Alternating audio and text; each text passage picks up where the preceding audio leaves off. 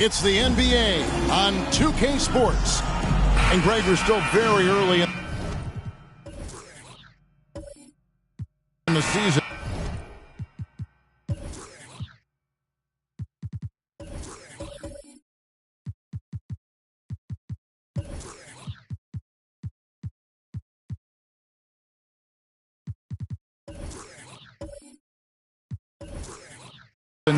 What are these teams right now doing to maintain success through the year?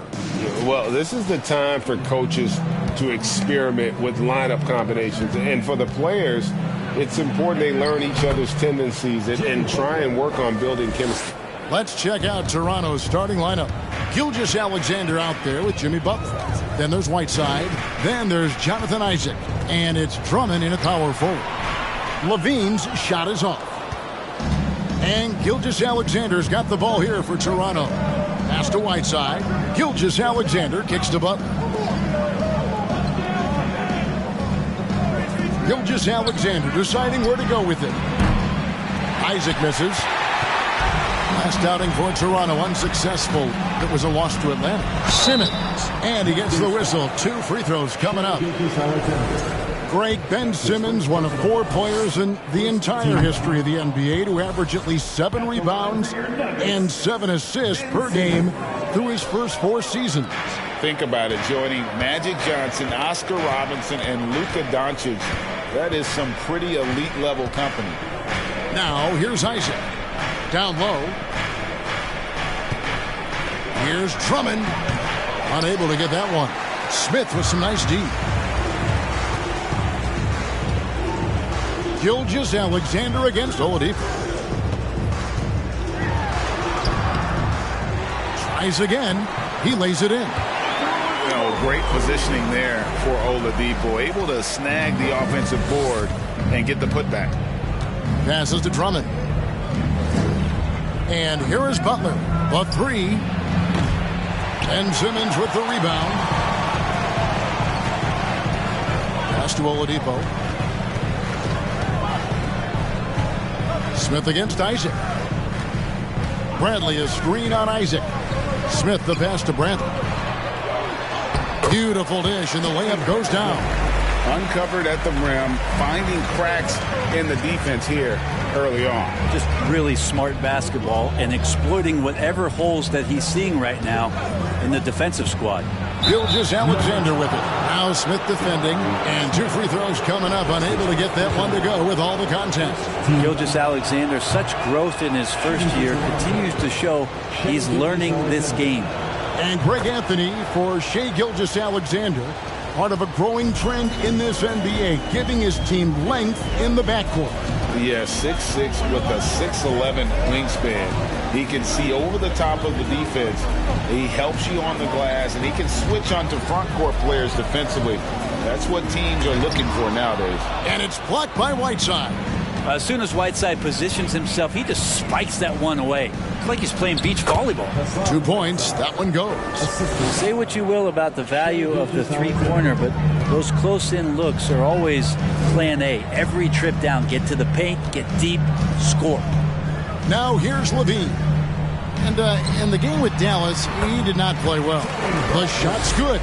Yeah, and with improving court awareness, LaVine continues to tap into his limitless potential when making plays. Gilgeous-Alexander, good. And if you're the guy who has to guard him, it is never going to be an easy night for you. Oladipo, the pass to Bradley. Smith up top. And that one, good. Guys back and forth this first half. And this could continue to go back and forth the entire way. Gilgeous-Alexander kicks to Whiteside. Butler on the wing. Guarded by LaVine. Here's Gilgeous-Alexander. No good that time.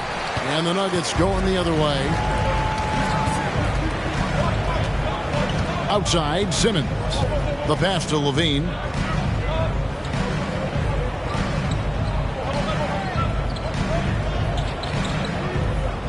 Just 5 on the clock. From deep 3-point range. Rebound by the Raptors. He missed that one, but I've seen him drill shots from that distance in warm-ups. Oh, no, I know he can make it, but that's warm-ups, so maybe just a step too far. Now, here's Gilgeous-Alexander. With his average of more than 32 points a game, he's giving opponents nightmares with his firepower. And it's slammed in by Whiteside. Yeah, there's not a rebound that Whiteside cannot get to when he's floating around the charge circle, reaches up, snatches that one down.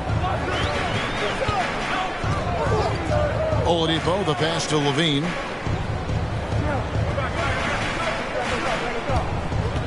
Smith sets the pick for LaVine. Gets the 3-pointer to fall. And you got to run LaVine off that line. He's a legitimate threat to do damage from deep. And Drummond kicks to Gilgeous-Alexander. And here is Butler. And he can certainly fill it up when they need him to. He's averaging almost 21 points a game.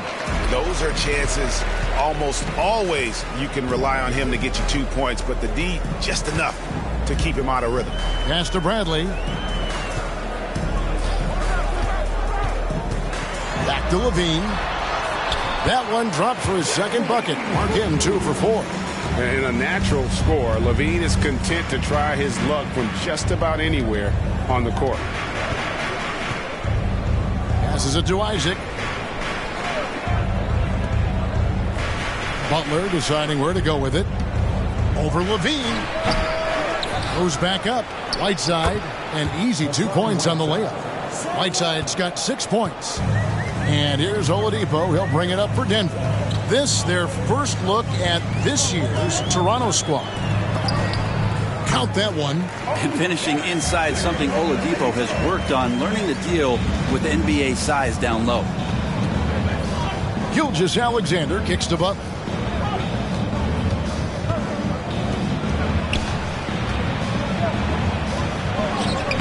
Banked in off the glass. Denver's gone 1 of 2 from long range in the first quarter. Levine against Butler. Simmons trying to get open. Levine's shot is off. The Raptors have gone 6 of 13 from the field, just under the 50% mark. Isaac outside. Pass to Drummond. The shot goes down and it gets this game back to even. Few players better in the key or take up more room than Andre Drummond does. Oladipo outside. Smith sets the pick for Oladipo. Smith right side for 3. Levine. Hassan Whiteside grabs the miss. Whiteside's got his 5th rebound in this one. Is it getting cold in here? This is a tough one. Crucial that he starts to work a little harder for a higher percentage shot. Now here's Gilgeous-Alexander to the paint, and the jam by Whiteside. Well, they're trying to take command of this game, but it's been competitive so far. Yeah, everybody trying to get away from one another, and the threads are keeping them close. This has been highly competitive. Levine finds Smith. Bradley, a screen on Isaac. Inside. The kick out to Oladipo. Shoots over Gilgeous-Alexander. And again, Denver no good. Raptors with the lead. Well, I think it's pretty clear, Greg, what the goal is for this Denver organization long term. It's simple, Kevin. Make it to the finals. The Nuggets have never been there. They've been close reaching a conference finals on more than one occasion. Here's what Denver's going with right now. Thompson, he's checked in for Bradley. Max Strus comes in for Zach LaVine. And it's Shaquille Harrison in for Victor Oladipo.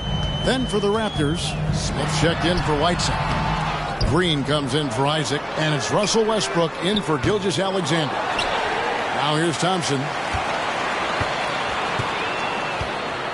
Here's Harrison. And there's a foul that goes on Jimmy Butler. That is his first foul of the game for the Nuggets. Anderson, he's checked in for Ben Simmons. And it's Pokusevski in for Smith.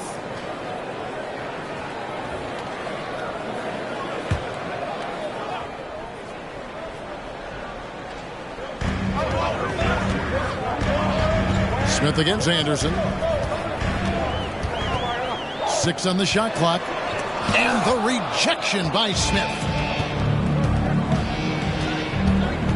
Now here's Westbrook, guarded closer.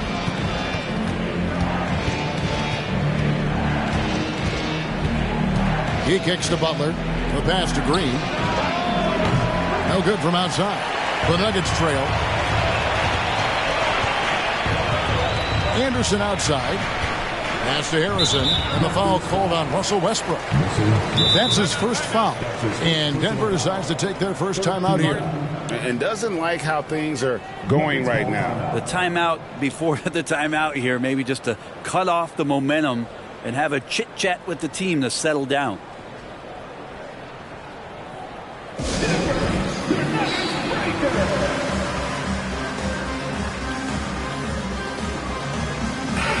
And quickly, let's look at the numbers for Russell Westbrook. Averaging about 16 points, 7 assists, and 5 rebounds. And a quality player. I love what he brings to the table at that backup point guard position. I think coaches appreciate a guy that comes in and knows how to run the offense with some intelligence. That's exactly what he does.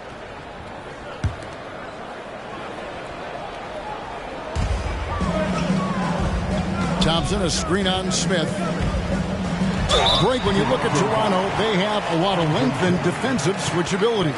They swarm opposing stars and tend to make it very difficult in those passing lanes. So a great profile for a modern NBA defense. Shooting 2.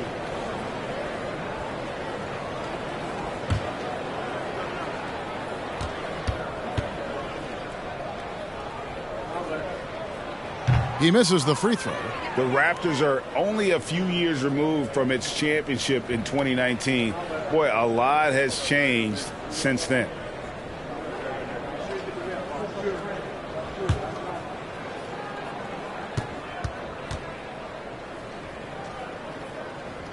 That one misses. A lot of change. Toronto is without some of the key pieces from that title team, and it wasn't that long ago. But, Greg, they haven't had to go through a full rebuild. There are some remaining parts. Listen, the talent they have is still undeniable. They've got a good mix of young up-and-comers and players in the prime of their careers. And, guys, he's not an easy man to stop when he's got the rim in his sights. Never has been, never will be. He is a determined finisher. Now, here's Thompson. Still getting warmed up offensively. No scoring yet from him. Shot clock at 6. The Nuggets with another miss. Toronto with the ball. They've outscored them 10 points to 2 during this run. Well, their pass is to Westbrook. A shot. The rebound by Anderson. Probably not the shot that was drawn up for that possession, but you can't pass it up and you can't knock it down. Passes it to Harrison. Now Strus from deep. Nothing that time. He's 0 for 2. And close to making the defense pay for the lax coverage that time. Feeds it to Drummond. Cuts off the pass. Pokusevski, the pass to Harrison.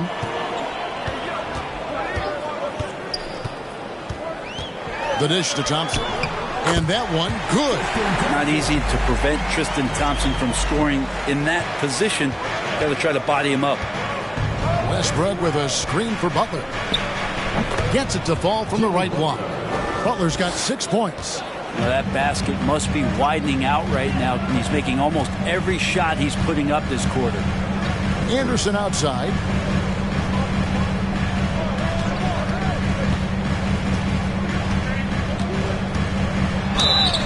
And foul on the shot, so he'll get a chance at the line. Playing games at altitude here in Denver, Brent, how does it affect the player? Well, you could say it's mental, but I could tell you from experience, Kevin, it is physical. I mean, it does hit you. And you got to get past that early burn before you can get back into the endurance part of your conditioning.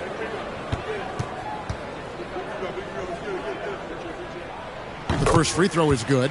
Tough to match up with Kyle Anderson because of how quirky he plays. Changing speeds, plays slow, but sees the floor remarkably well.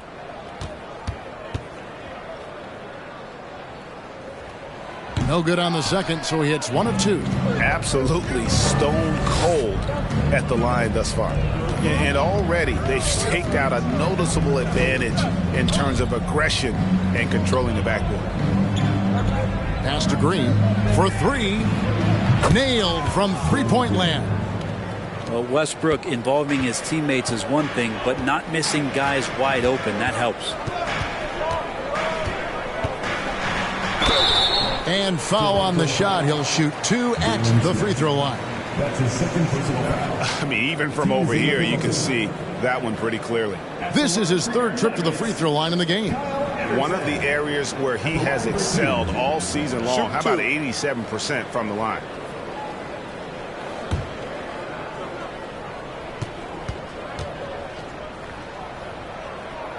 First free throw is good.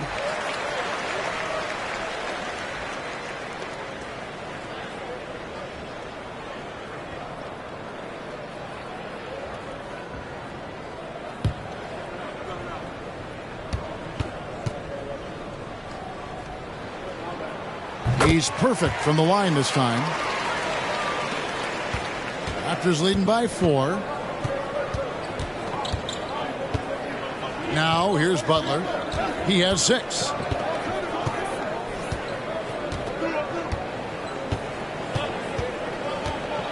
Seconds left, and contact on the shot, so he'll be shooting free throws here. Felt like he was getting more and more hungry as he got closer to the rim. Jimmy Butler just tenacious there. The Raptors shooting their 3rd and 4th free throw attempts of the game.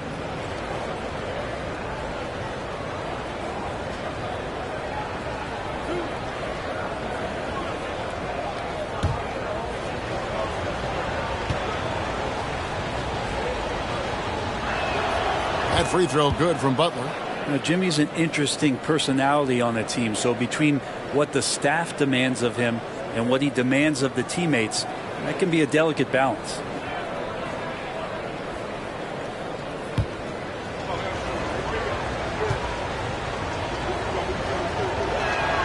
And that's good as he hits both of his shots. And what an advantage. You really feel like you can always trust him when he's at the line. And so it's the Toronto Raptors with a 6-point lead at the end of the quarter. Their shooting has been the big key. Their percentage from the field so far has been terrific. And we'll be back with you shortly.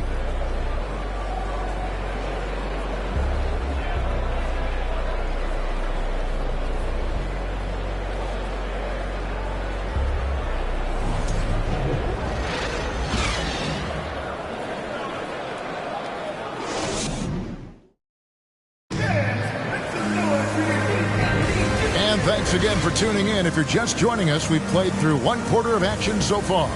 And guys, what's your take on Toronto so far? Well, in that first quarter, they were intent on just pounding the ball down low. And you don't see that all that often, getting down there and doing that much damage in a quarter. You got to respect the game plan. The Nuggets trail by 6. Levine is out there with Oladipo. Then there's Ben Simmons. Then there's Bradley. And it's Smith in at the 3, the small forward. That's the group for Denver getting going here in the second. Now here's Levine. Isaac with the steal. He feeds it to Butler. Gilgeous-Alexander, a screen on Levine. And it's Butler missing. Well, that's just enough defensive pressure on him to throw off that shot. I bet he gets a good look at it next time and hits it. So Oladipo will bring it up for the Denver Nuggets. They come into this one following the loss to the Mavericks. Yeah, tough game on the road. The guys you're defending, obviously comfortable shooting in their own building. You've got to find a way to break their rhythm. Yeah, they couldn't do it in that one. Always a step slow in closing out the shooters and maybe even recognition of who was on the floor. Just not enough energy, and that's a tough way to win on the road. Even if you're not shooting it, you like to see the effort level, and his tonight has been high. Well, he'll run through a wall to win, but sometimes Jimmy Butler can drive his coach up a wall. Despite that tendency, though, to embrace conflict, this guy is worth it. And Greg, last season, Butler and Spoelstra got into it on the sideline. We all saw it. It was an interesting moment. Yeah, I think that's a good way of phrasing it. That manic intensity perhaps necessary at times for a player who competes as hard as Jimmy.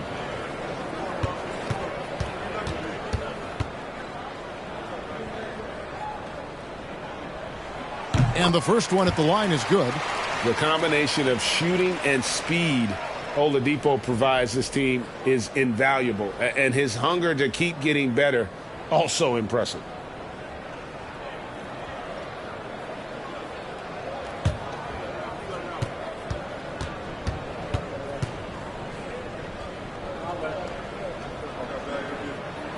Second free throw, no good. And you see players trying to get the officials to blow the whistle. Were players in your day, Greg, falling down as much as they seem to be doing now? Oh, it's way more common now. And let's face it, it's a copycat league. All the whistles slow the game down. I just love to see them let a little bit more go.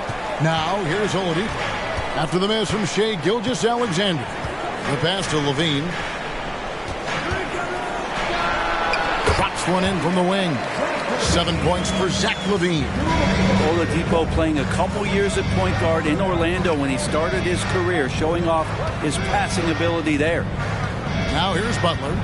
8 points for him.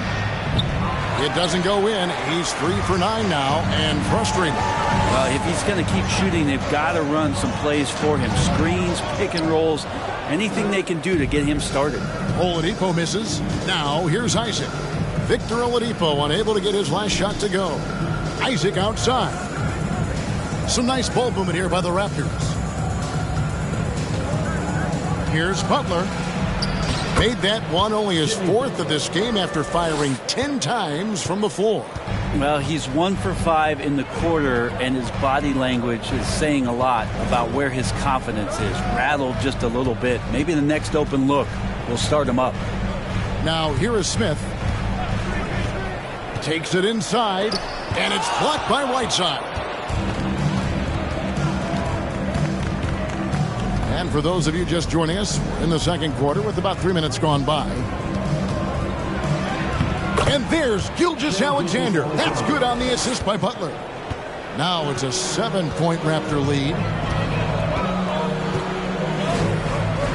Simmons with it. No points in the game yet for him. There's a good screen. Smith the pass to Brandt. And stolen by Whiteside. And here in the second quarter of action as we approach 4 minutes played. Drummond sets the screen for Gilgeous-Alexander. Simmons with the defensive effort. Man, I thought he was making that in so close. That's some aggressive defense. For 3, Levine. It's hauled in by the Raptors. Yeah, we're chipping some orange paint off the rim here, guys. He must be more patient on offense and trying to find ways to penetrate inside and get closer to the rim. I love watching Isaac find the open teammate. Has great floor awareness out there and just knows when one of his guys has a clean look. Here's Simmons. The Raptors getting the bucket. Back to Oladipo. Bradley a screen on Gilgeous-Alexander. Oladipo misses. Yeah, just a solid job on the backboard. They are really controlling the inside. And it's Butler missing. The Nuggets trail by 9. They need a good offensive possession. Yeah, they've gone a long time without a bucket. Oladipo against Gilgeous-Alexander. And Whiteside sends it back. And so it looks like Denver will retain possession here. And that kind of stifling effort on defense needs another look. And this is how you protect and grow a lead, by making a huge effort on that end of the floor.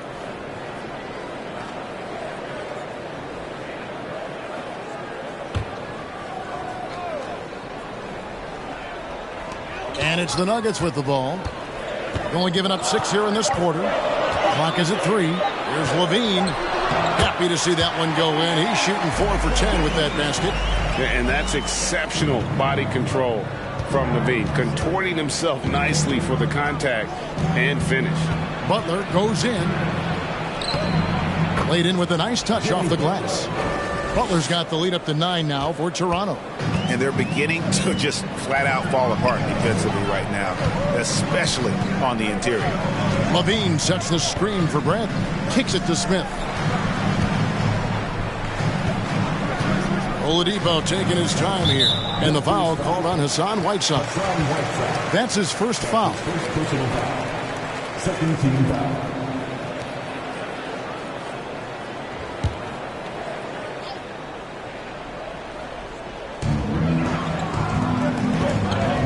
It's Oladipo on the wing. 5 points in the game. Shooting foul as the whistle blows. He'll shoot 2 free throws. That one on Gilgeous-Alexander. Oladipo, a good free throw shooter, so well served to seek out contact and get to the line. And a moment to look at the scoring approach in terms of where the points are coming from for Toronto. Tons of points off penetration so far, guys. They're driving at will on the defense, just taking whatever they want. Getting to the inside is really important, but it's how close you can get to the basket. It feels like these guys are all around the rim in their attack tonight. No good on the free throw.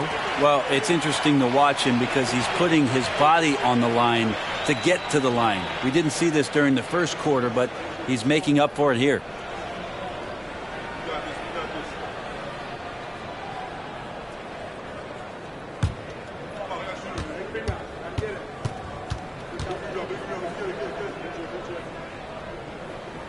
And he can't get the second one to drop either. Coming up empty that time. And they're controlling the boards, Kevin. That's +5 in that category. And the call on the shot that sends him to the line. I like seeing this aggressiveness from Isaac, utilizing his amazing length to his advantage to get to the line. Toronto shooting their 5th and 6th free throws of the game.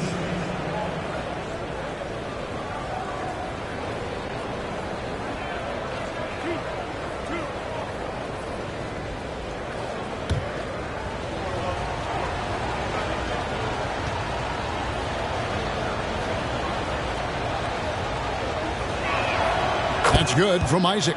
And Isaac really continues to intrigue you. A 6'10 forward who's just got great agility and can be a nightmare in transition.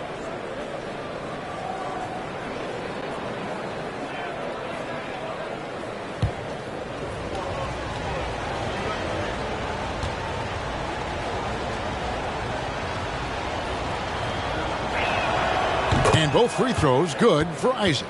And for a lot of up-and-coming teams, getting better defensively is the key to reaching, Greg, that next level. That being considered, what's the first step in that improvement? A lot of times it's bringing in a great defender, like a Pat Beverly or an Andre Iguodala, a defensive anchor who also inspires his teammates to take that challenge. Gilgeous-Alexander against Oladipo. Gilgeous-Alexander kicks to Butler. Back to Gilgeous-Alexander. Clock at 6. And he's fouled pretty hard on that shot, but he's got the chance to pick up the points at the line. He gets really smooth sometimes. Gilgeous-Alexander has some size, and he challenged the defense with it that time. This is his 2nd trip to the free throw line.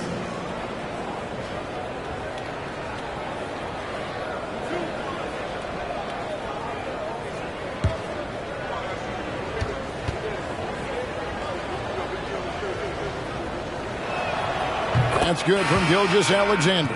And they have yet to miss a shot from the line here this quarter. Max Strus is checked in for Denver. Harrison comes in for Oladipo. Jalen Smith, he's checked in for Toronto. Russell Westbrook comes in for Jimmy Butler.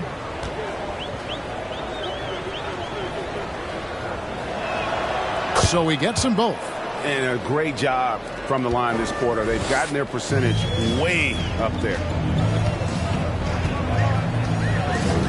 Al Simmons, he's been patient so far. Nothing on the scoreboard yet. To the middle, here's Bradley. The basket good off the assist from Simmons. Can't give Simmons a lane like that, especially in these pick and rolls. He is able to thread the needle. Outside Westbrook. Fires the 3. Rebound by the Nuggets. Simmons got 6 rebounds now in the game.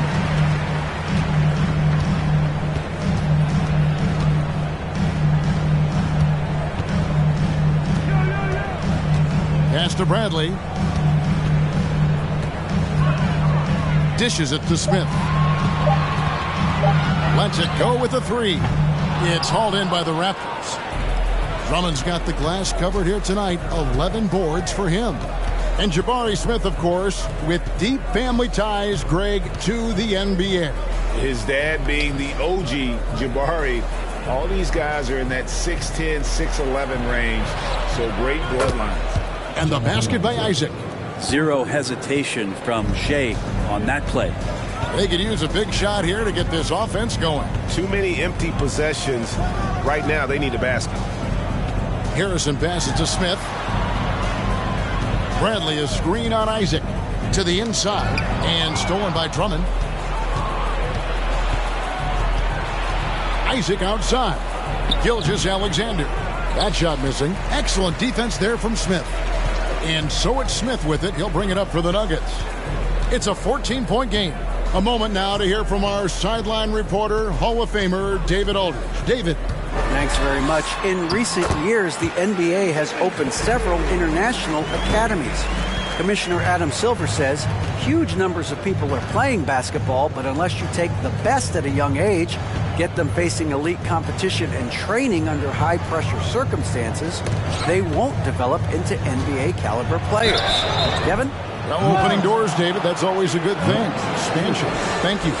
And they've done a better job at the line this quarter. They've got that free throw percentage up to almost 90%. He's made 3 of his 4 free throw attempts in the game. At the line for 2.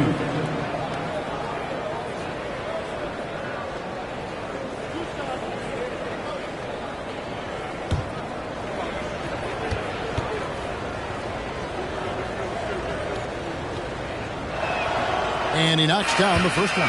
Such a long and versatile guard that possesses a very intriguing and exciting skill set. Gilgeous-Alexander, lots of room to grow. Here's what Denver's going with right now. Thompson, he's checked in for Tony Bradley. Anderson comes in for Simmons. And it's Bo Krzyzewski in for Smith. Gilgeous-Alexander hits them both. They've upped their percentage to around 90 from the line today. Great job this quarter. Time called here. The Nuggets decide to talk it over. And as the coaches go to the clipboard to outline their strategy during the timeout, the players getting a chance to rehydrate with some Gatorade. That's key to staying fresh all the way to the final whistle. And Kevin, it really is. And every one of these players knows it. They're all making sure to stay hydrated. It's impossible to play your A game if you're not getting enough to drink, especially towards the end of games when the physical toll of a long contest really starts to add up. Here's Harrison. He's been quiet so far. Still no points in the game. And it's Strus missing. And they've got a big lead, not just on the scoreboard, but really in the rebounding numbers as well. Down low. Here's Drummond. The shot's good. Gilgeous-Alexander making the play.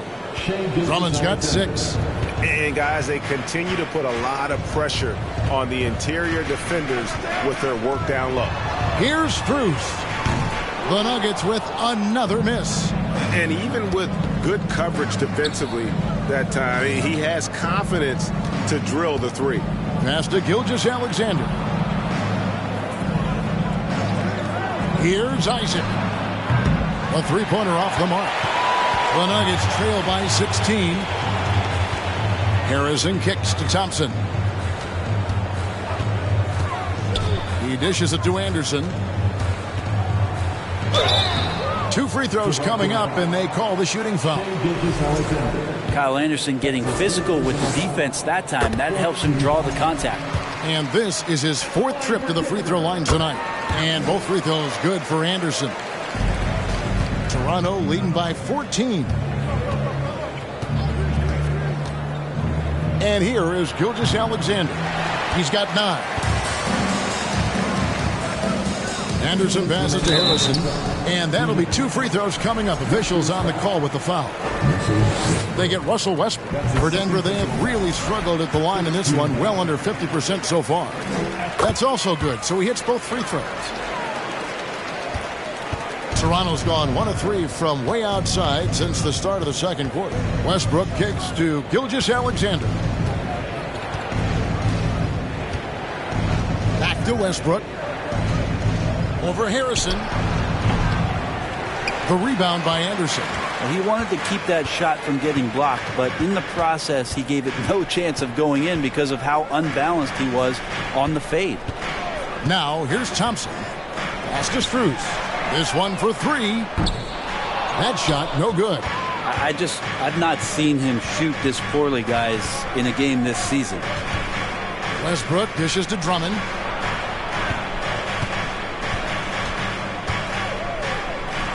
And no good that time. Now Denver takes it the other way. Here's Anderson. 5 points in the game. Pokusevski, the pass to Anderson. There's the pick. Takes the 13-footer. Rebound by Smith. Smith's got his 4th rebound with that last one here tonight. To the paint. Here's Isaac. And Isaac throws it down. Yeah, you got to push Isaac out of the paint. Once he's got that position, he is going to be all over the rim. Now here's Anderson. He averages a bit over 6 points a game. And it's Thompson with the jam. What elevation. He's a smaller but still determined big man. And he likes mixing it up with his impressive vert. Outside, Gilgeous-Alexander. Here's Westbrook. Outside for Gilgeous-Alexander. It's stolen by Strus.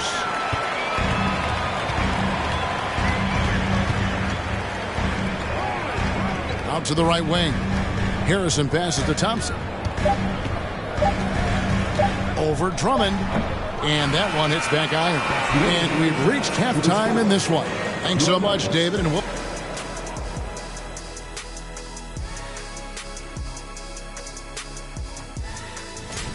Right now, they're getting anything they want.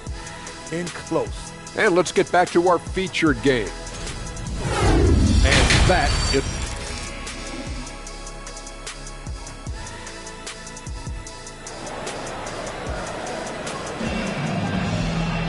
And with a big gap on the scoreboard, the second half begins with very different goals for these teams. One side trying to mount a comeback, one side trying to protect their lead. And here's Levine, who brings it up for Denver. Down by 12. And on the floor for Nick Nurse as we get into the second half. Right side is out there with Andre Drummond. Then there's Jonathan Isaac. Then there's Shai Gilgeous-Alexander. And it's Butler in at the two-guard spot. Now Isaac, after Zach LaVine missed from long range. And Butler gets it to go. Butler's got the first points of the third quarter up on the board for the Raptors. Now here's LaVine. Oladipo outside. Inside. Smith, no good. +8 in the rebound differential. One more reason why they're in control. Butler kicks to Gilgeous-Alexander. Butler on the wing. Guarded by LaVine. Butler passes to Gilgeous-Alexander. Down to 5 on the shot clock. And the Raptors tack on 2 more. And their balanced effort at both ends has hushed this crowd. All night long, in control of the pace, and you don't want to let go of that rope right now. Now here is Smith. There's the pass to Simmons. He kicks it to Oladipo. Simmons, a screen on Gilgeous-Alexander. Here's Oladipo. And it's Whiteside with the rebound. Whiteside's got 9 rebounds in the game. Getting it done. Raptors moving the ball around. Here's Drummond, and he drops in the layup off the glass. Drummond's got 8 points. Well, the talk at halftime must have been a good one. Right now, 3 straight buckets to start the quarter. Oladipo, the pass to Smith.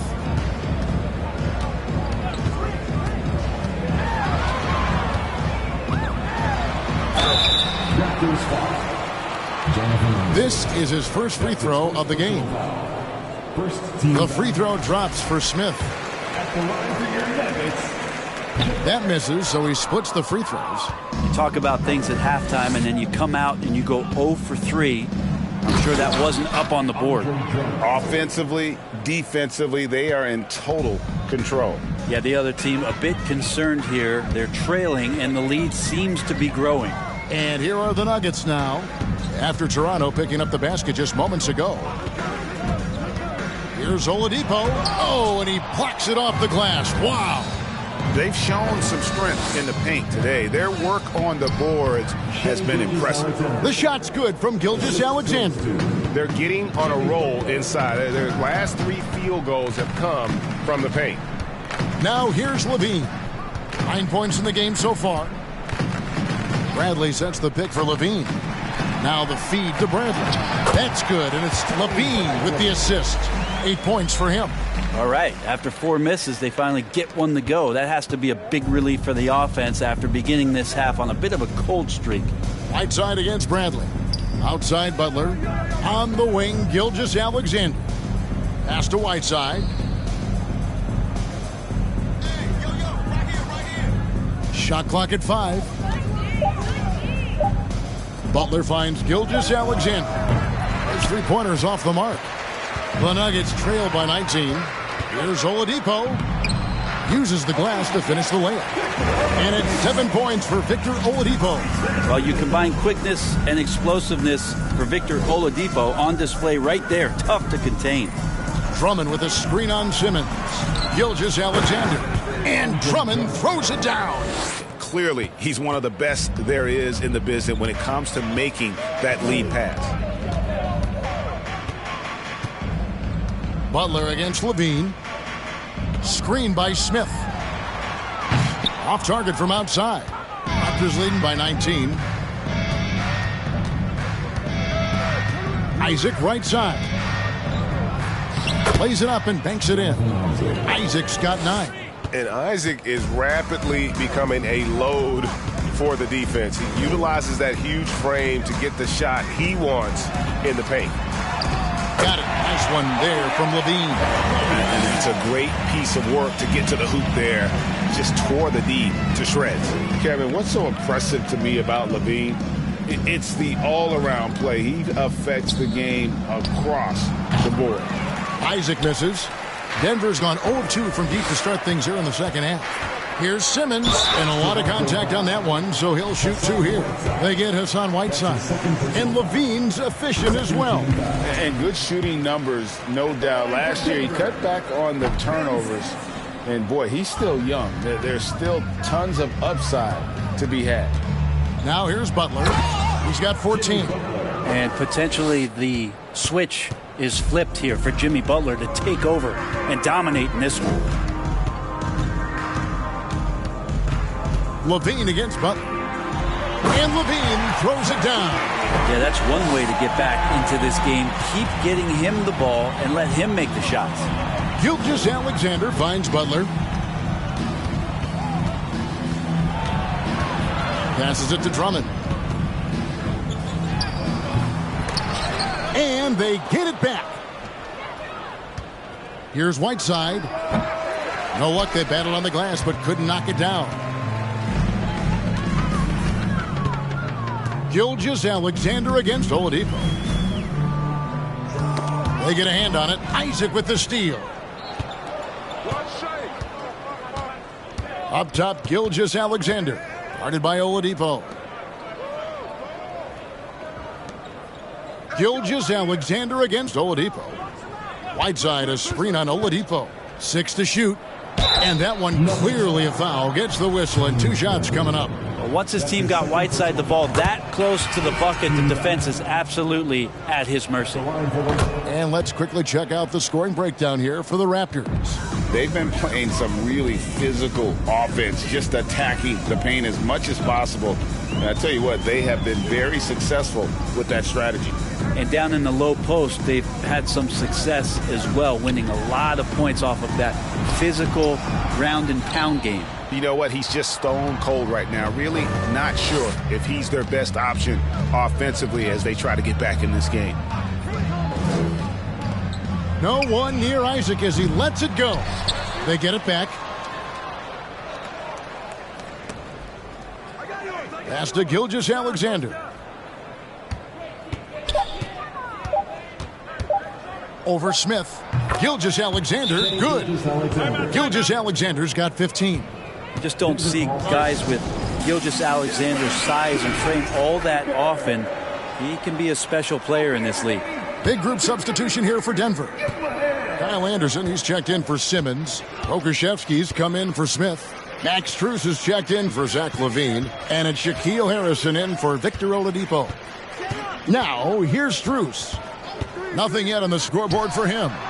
Cranes it from beyond the arc. That's pretty much not how they want to defend the three-point line. Somebody's got to shadow him out there.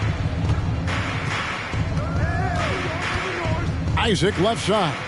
Out of bounds. Denver takes possession. And now a chance to look at Jimmy Butler. Unbelievable play for him over the last month. 12th in free throw percentage. And his playmaking ability, unquestioned. One of the top 15 assist men in our league. And back to what you said. Top 5 in steals this year. Quick hands and great anticipation. Thompson sets the pick for Anderson from 12 feet out. Fires the 3. It's hauled in by the Raptors. Isaac's got 6 rebounds now in the game. Outside Butler. The dish to Whiteside. Gilgeous-Alexander passes to Whiteside. Some nice ball movement here by the Raptors. And there's Gilgeous-Alexander. That's good on the assist by Butler. Butler's got his 4th assist in this one. Drummond working against Anderson. Over Drummond, and it's sent back by Drummond. And if you're looking for the main reason that they're trailing in this game, well, look no further than his shooting. I mean, he has hit exactly 0% of his shots. Here is Anderson. Jimmy Butler making his last shot. Thompson, it's good. Thompson's got 6. Anderson has great vision as a point forward. Exceptional court awareness. Isaac with the ball. He's got 9. Now, Gilgeous-Alexander. Basket is good. He'll get a chance for one more at the line. They're finding lanes to the hoop now with consistency. 5 buckets in a row from the paint. He shot 5 of 6 at the foul line. Gotta admire what he's been able to do at the free throw line this season. How about over 90%? Now, here's Thompson. He has 6. And there's the pass to Anderson. Over Drummond. It's hauled in by the Raptors. Well, he's just really struggling right now. And with everything he's throwing up, nothing really helping out in terms of his confidence. I mean, these ones aren't even close. Boy, a fierce competitor. Jimmy Butler puts his heart and soul into the game. There are not a lot of opponents or players in this league that are going to outwork Jimmy Butler, and he does. He impacts the game in so many ways, and he's all about winning. Catching up on the changes for Denver. Zach LaVine's checked in for Max Strus, and Simmons subbed in for Harrison. Then for the Raptors, Jalen Smith, he's checked in for Whiteside. Green comes in for Drummond, and Russell Westbrook subbed in for Gilgeous-Alexander. For 3, Westbrook. Thompson with the rebound. Thompson's got his 5th rebound in this one. LaVine deciding where to go with it. 2 minutes remaining in the third. 2 minutes. Over Green. LaVine's shot is off.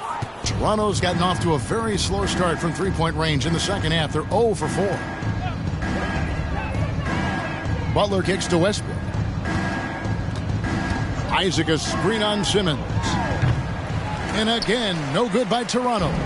Well, he wants to shoot his way out of this cold spell, but the struggles continue. Yeah, he's got to move on, forget about this sequence here, and try to find a way to get on the board. And one of the strengths of LaVine's game, that ability to lure the D into fouls. Get into the wrong position, and he'll make you pay. Some changes for Toronto. Whiteside's checked in for Smith. Andre Drummond comes in for Green, and Gilgeous-Alexander is subbed in for Russell Westbrook.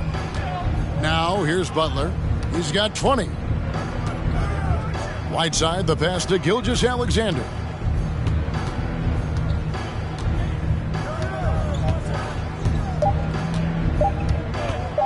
Can he keep it going? It's hauled in by the Nuggets. And here's LaVine. 15 points in the game. 54 seconds left to play in the third. No good with the triple. Well, if he wants to make the defense work, he's got to start knocking down the threes. Only one so far in this game for him, and none since halftime. Now here's Butler, and he can certainly fill it up when they need him to. He's averaging almost 21 points a game. His shooting has been outstanding. Definitely one of the reasons they're up in this game. Here's Simmons. Hassan Whiteside made his last basket. Thompson sets the pick for Simmons. Over Whiteside, and it's Toronto with the rebound. Whiteside's got rebound number 17, if you can believe that. Back to Isaac from deep. Rebound collected by LaVine. Here's Pokusevski. And some nice defense there to end the quarter. Shai Gilgeous-Alexander, guys, has been on display for the Raptors. And let's take now this moment to bring up our State Farm assist of the game. And the winner today, the big fella here with the sweetest of dimes. What a plus it is to have a post player who's got this ability to find. You know, anytime a guy's in the post and the teammates know he's unselfish, great player movement can create an opportunity just like that. And as we head into the fourth, we'll see if there's a comeback in the works or if it's more of the same from the first three quarters. They've got Max Strus. Anderson is out there with Thompson. And it's Pokusevski in at the small forward. That's the group on the floor for Denver. From the top of the key, that one a little long. Well, shots like that drive coaches batty. I'll be shocked if he attempts that shot again. Left side, Westbrook. Kicks it to Green. Pass to Len. Takes the three. And they turn over the 24-second buzzer, signaling the shot clock violation. Here's a look at what's coming up for Toronto. On Wednesday, they'll be matching up against Kyle Lowry and the Brooklyn Nets. Then on Saturday, they'll be facing Kyrie Irving and the Dallas Mavericks. And it's going to be home game after home game after home game for this group. So they got a great chance to string together a number of wins given how strong they've been playing. George Niang, he's checked in for Kyle Anderson. Strus's shot is good. Thompson with a nice job finding the open man, creating for his teammate. Prince, the pass to Len. Here's Smith to the middle. Here's Green. Yes, and it's Smith with the assist that time. And defensively, guys, they've been unable to shut down the middle. Here's Harrison. Passes it to Pokusevski. Three-pointer. Len grabs the board. For Toronto, they've gone 1 of 3 from the field to start the fourth quarter. And we're about 2 minutes into the fourth quarter now. Prince misses. And it's Harrison with the ball for Denver.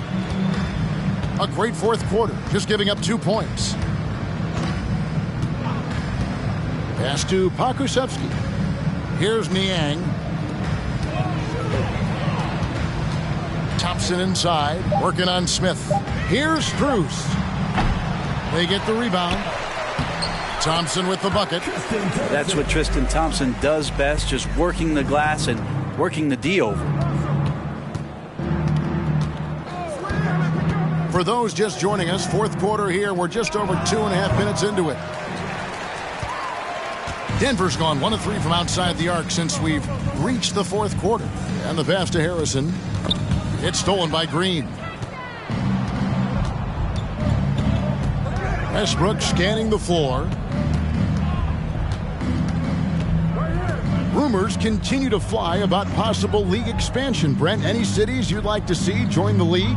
Oh, man, there's a lot of great options out there, Kevin, but I would like to see the league go to 32 and have 16 in each conference. I think that would be great. And there's a city in the Pacific Northwest that deserves a team, and I think you know where I'm talking about. Seattle.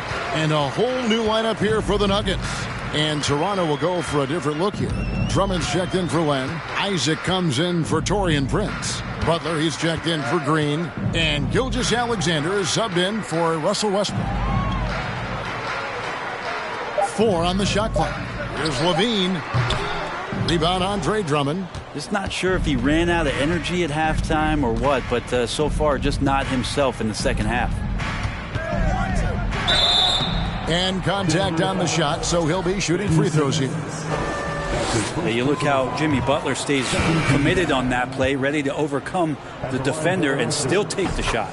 Whiteside's checked in for Jalen Smith. The Nuggets have gone just 33% from the field in the fourth quarter so far. They are 2 of 6. Time called here. The Nuggets decide to talk it over. And now, a moment to present the New Balance Player of the Game, Hassan Whiteside. And his focus, guys, has been laser sharp, and his touch from the field, flawless. The teammates have worked hard to get him the ball in some good position, and boy, has he rewarded them with a spectacular shooting performance. Great call to keep running all those sets for him. Here's Levine. Here's Bradley. And that comes off the assist by Levine. And really, one of the facets of Levine's game that's developed is his ability to see the play. Pass to Isaac. Shoots the three. Drills the three-pointer. Well, that equals his three-point total from the first half. He had one before the break, and that's his first three of this half. Outside, Levine. Smith with a screen on Powell. And foul on the shot, so he'll get a chance at the line. Greg, you read about Jimmy Butler starting his own coffee company, and he did that in the NBA bubble, and he drinks, he say, about 5 cups of coffee a day. Do a lot of NBA players drink coffee to keep them going and get that extra burst? Absolutely. I remember drinking coffee on the bench late in my career. It's kind of a comfort food, warms you up a little bit. All good things that can get you ready for action, I'm for. And he's one of the best in the league at just grabbing those O boards, and we've seen him do it year in and year out. Levine against Powell. Launches it. Denver keeping it going. A new 14-second clock. Maybe there are ways to contribute that don't involve shooting the basketball. That's the best way that maybe he can help them out trying to win this game. And foul on the shot. He'll shoot 2 at the free throw line. That's his second personal foul. And the first one drops. Shooting for Toronto. Gilgeous-Alexander hits them both. Nuggets have gone 3 of 8 here in the fourth quarter. Gilgeous-Alexander against Oladipo. Smith sets the pick for Oladipo. And again, Denver no good. Toronto's gotten just 1 of 4 three-pointers to go down for them here in the fourth. Gilgeous-Alexander against Smith. Gilgeous-Alexander kicks to Isaac. And a great assist by Gilgeous-Alexander as that one goes in. Gilgeous-Alexander's got his 8th assist in the game. Levine up top, guarded by Powell. Can they get it? And the jam by Levine. The effortless vertical of Levine. It gets off the ground with such ease on those throwdowns. Butler on the wing, guarded by Simmons. And it's Butler missing. Nuggets have gone 4 of 10 here in the final period. Not the time to go cold. Tipped away. Butler with the steal. And here we go. Powell heading to the hoop. And the dunk by Powell. Such a dogged defender as Butler's instincts right there get him the steal. Outside, Levine. Dishes it to Smith. Passes it to Brantley. Oladipo with the ball. Simmons on the wing. Just 5 to shoot.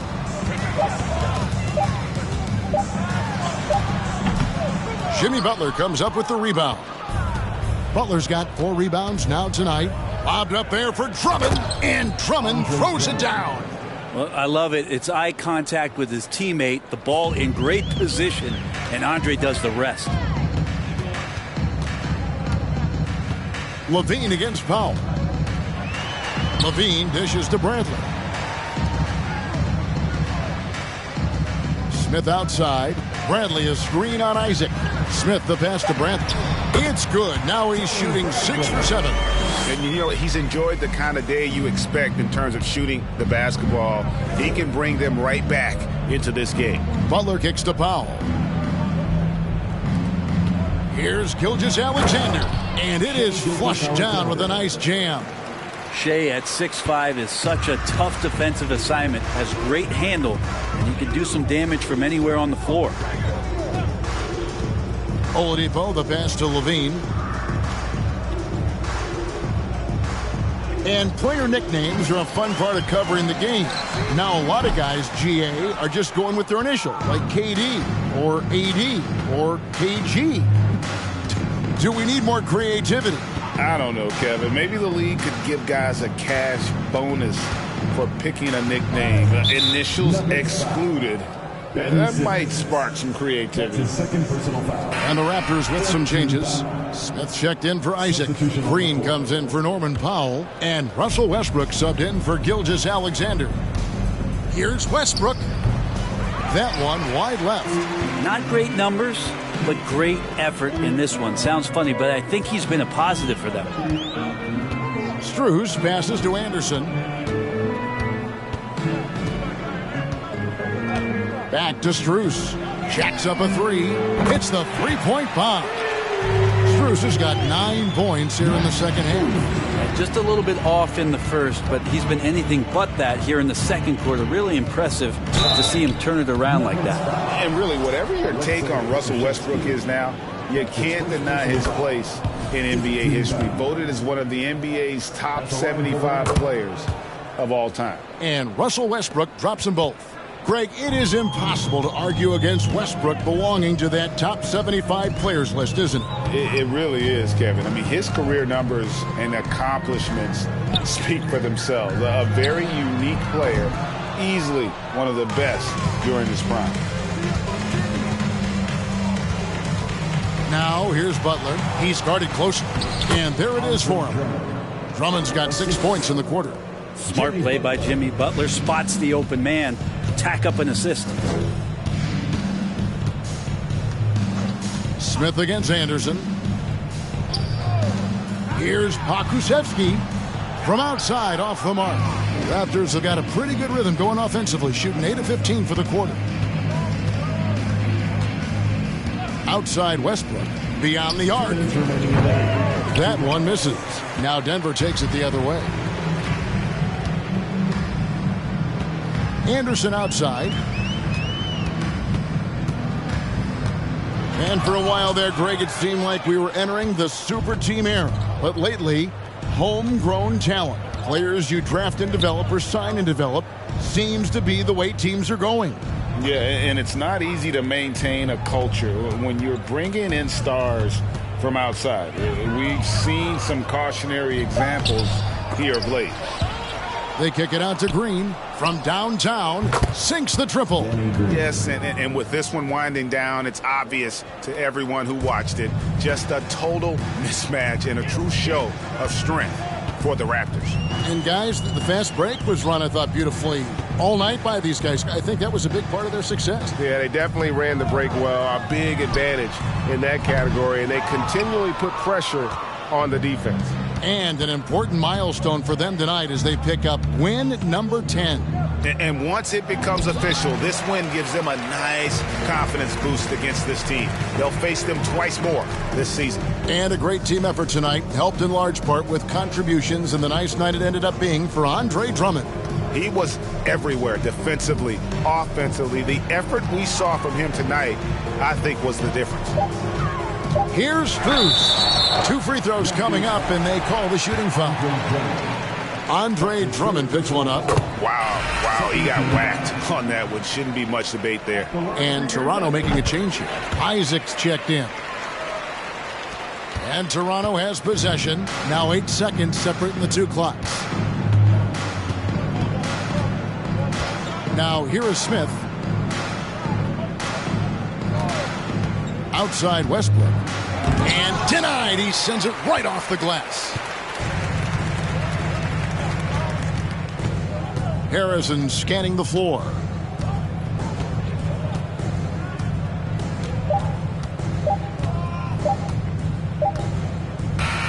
And so Toronto takes this one, but by a big margin.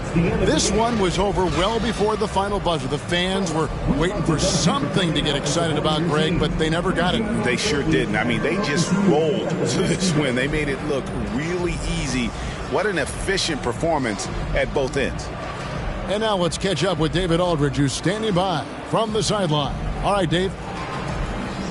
Thanks very much, Shea. Balanced scoring for you all tonight. What is working offensively? Thank you, David. Great interview once again. Thank you for joining us. That'll do it.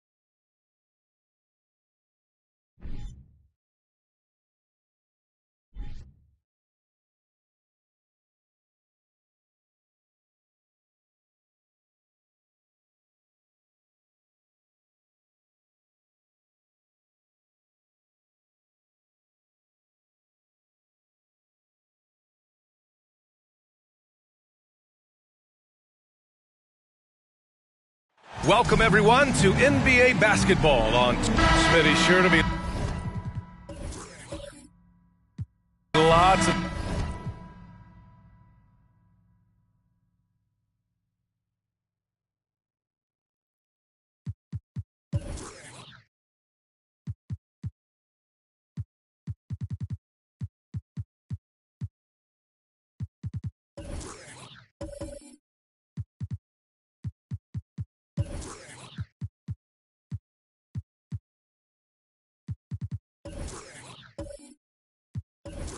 snappy ball movement in this one. These teams have incredibly strong passing games. Yes, they do, B.A. Some great basketball minds on both teams who can just pick you apart with their playmaking. I'm sure they won't make it easy on each other. Now the starting group for the Houston Rockets. Tyrese Halliburton is out there with LaMarcus Aldridge. Then there's Okongwu. Then it's Montrezl Harrell. And it's Embiid in at the 5 spot. Here's McCollum after the Rockets picked up the basket a moment ago. Offline with a 3. Here's Okongwu. Noel covering. Pass to Aldridge. Halliburton outside. Harrell, a screen on Young. Here's Halliburton. That one is off. Now the Jazz take it the other way. Coming off a win against the Blazers. And as a rule of thumb, the road can really test your team's depth. But they all stepped up and collectively produced a lot of points. It was really that second wave in the rotation that took the offense to another level. And count the basket. He was fouled, and he's going to the line for one more. That'll send Domantas Sabonis to the free throw line. It's going to be on Tyrese Halliburton. And guys, what I like about the Rockets, they have stockpiled talent. I know they're young, but they focused on getting as many pieces as they can. Now here's Halliburton. We saw him with 19 his last time out. Embiid, the rebound by Carter. I'll tell you what, I think he thought that was going in. I sure did. McCollum on the left side. Over Aldridge. Here's Sabonis. He's in his comfort zone. 2 for 2 to start this one. Prolific on the glass. I mean, Sabonis turning that board into points. So what do you think the most important thing for young teams like the Rockets?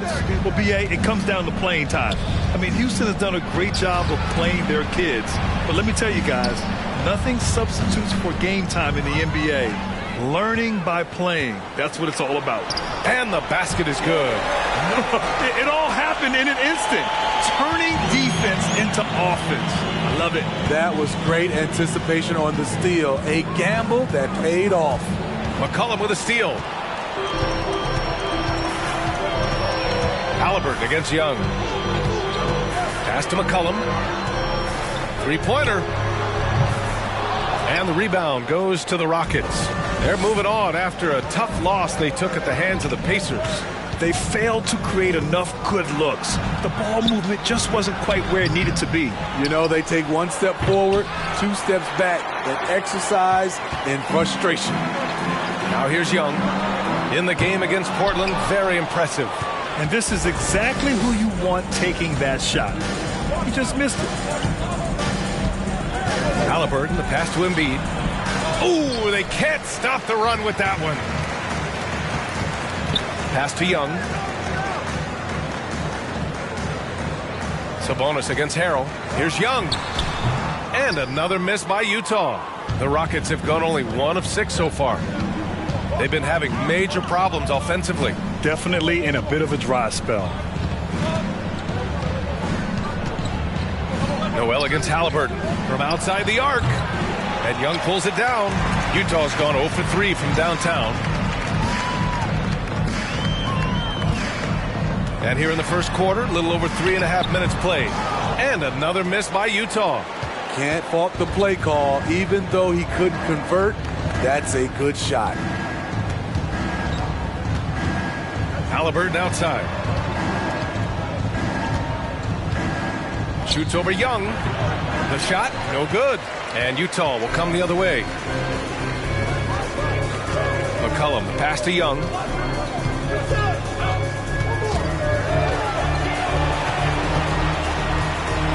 Back to McCollum.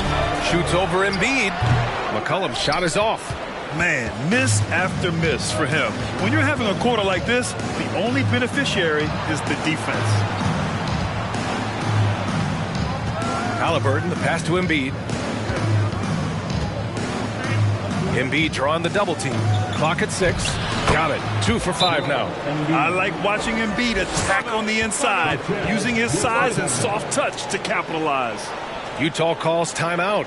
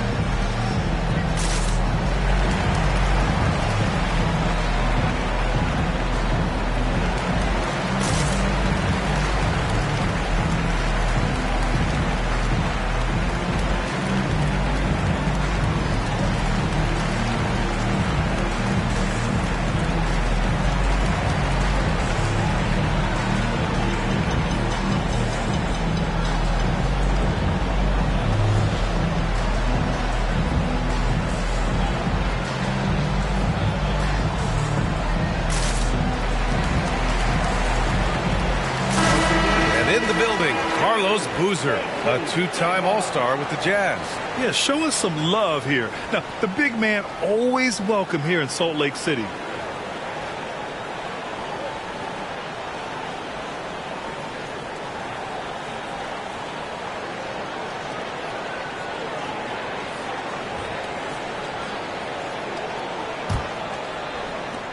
Utah leading. McCollum outside. Outside Young. Lets it fly. The Jazz with another miss. It could be a little disheartening when you do everything right and come away with nothing.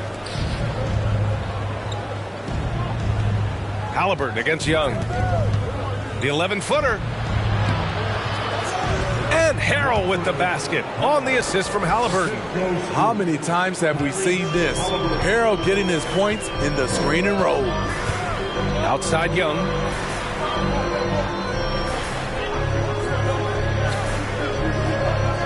Noel with a screen on Haliburton.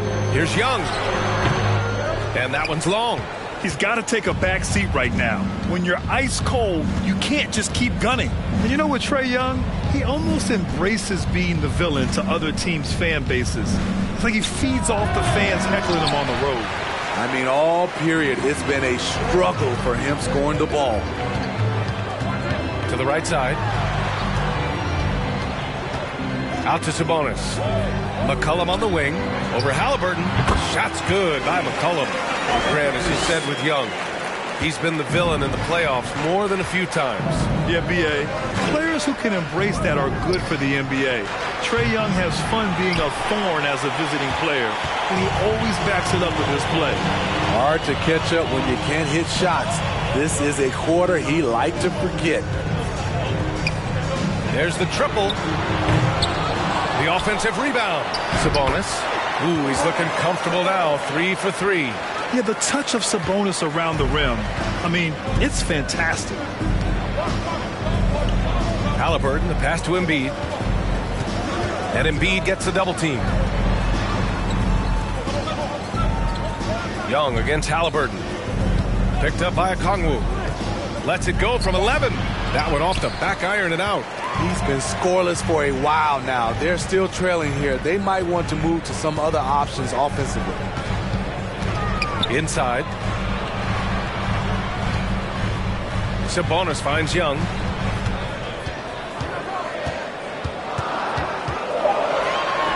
And there's another one for the Jazz. The shot chart would tell you this isn't Young's favorite spot, but with a little effort, he makes it work.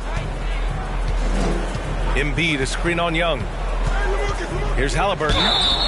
And the shot counts. He's fouled, and it's a chance for a three-point play. The ideal guard in today's NBA, Tyrese Haliburton, has length at 6'5". Now, he can run the offense, plus Tyrese is an excellent three-point shooter. Plumlee's checked in for Utah. Clarkson comes in for Young. Hernan Gomez is checked in for Houston. Green comes in for Aldridge.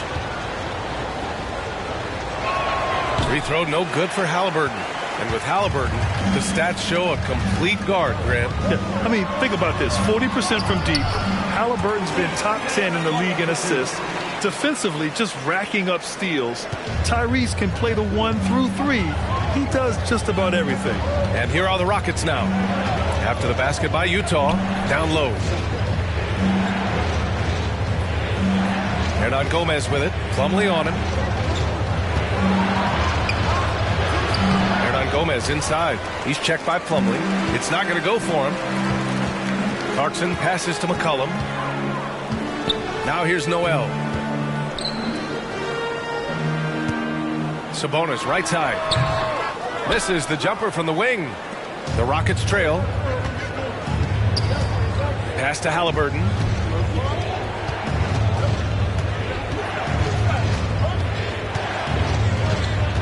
And here's Hernan Gomez.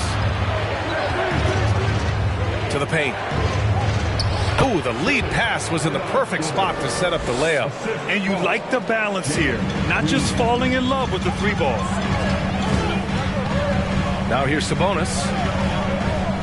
Back to McCollum. Shoots over Halliburton, and it's McCollum. That time on the assist from Sabonis. McCollum's got 6. This is why you have to stay attached to C.J. McCollum. He can bury it from anywhere on the floor. Hernan Gomez sets a screen. Here's Green. Tries again. And no problem for Hernan Gomez as he finishes at the rim. That's how you want to see them crash the glass. They've been out-hustled so far. Noel with a screen on Halliburton. From the baseline. That one doesn't drop. And Houston will come the other way. It's amazing. All night he's been out of sync on the offensive end, yet they continue to lead.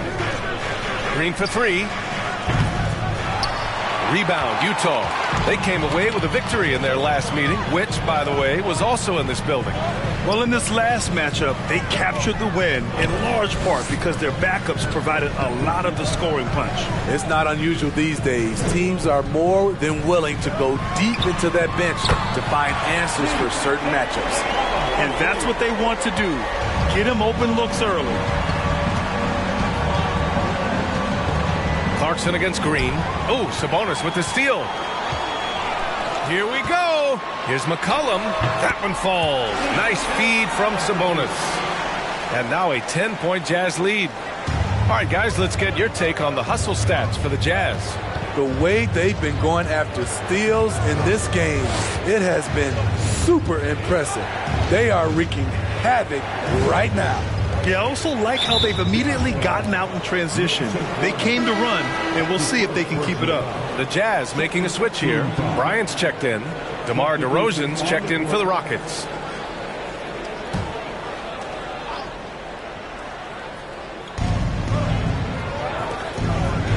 Now here's Hernan Gomez. He's checked by Plumlee. Just 5 on the clock. And another miss by Houston. Utah's gone 1 for 5 from three-point range. A cold start. Pulls up on the wing. Another shot. Pass to McCollum. It's stolen by Halliburton. In transition, here they come. DeRozan with the ball. And Clarkson picks him up defensively. And Harrell throws it down. DeMar's a magnet for defensive attention. You see the overreaction leading to a wide-open man. Back to Bryant. McCollum with it. Defended by Halliburton. To the middle. Bryant, pass to Clarkson. Here's the screen by Bryant. And it's Harrell with a rebound. I love how they've attacked the boards here in the first quarter. Shoots over Noel. And the dunk to finish it off. A beauty. And B.A., he takes his rebounding so seriously. This dude is such a grinder. His teammates appreciate the effort. Just goes all out on the glass.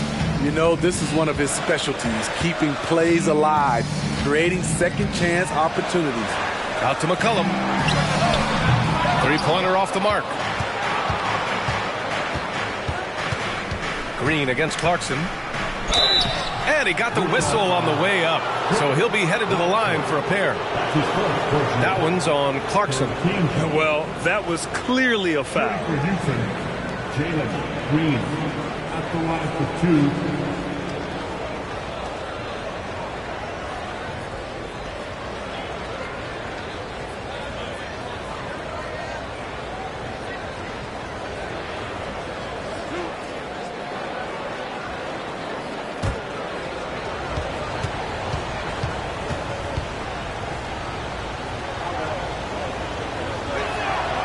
No good on the free throw.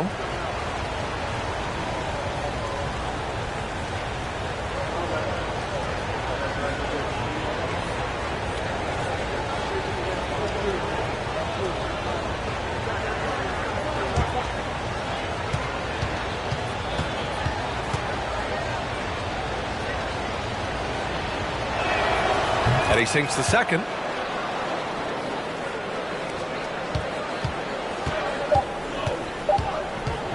Here's McCollum, and off the left side of the rim, it swirls in for him. McCollum's got 13 now. C.J. McCollum has been leading the charge for the Jazz. His fingerprints were all over that quarter. 13 points, leading the charge. Back after this.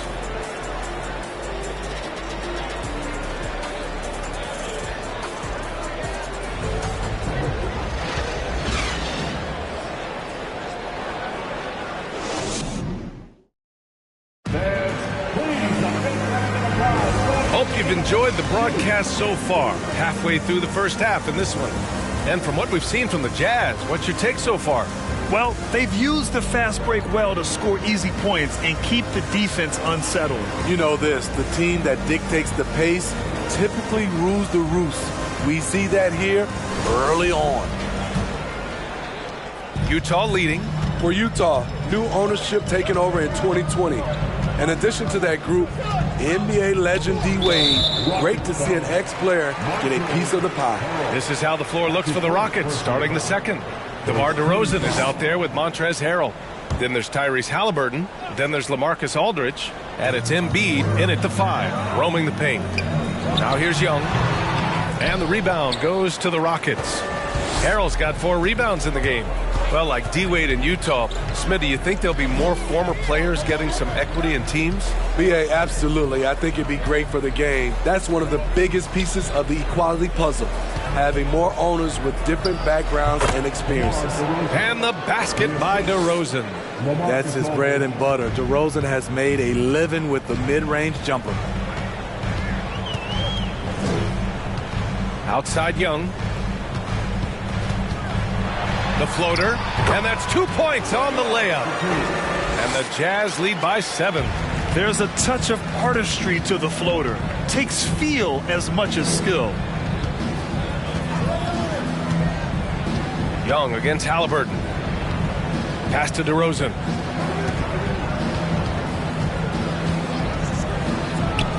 Another one falls for Houston.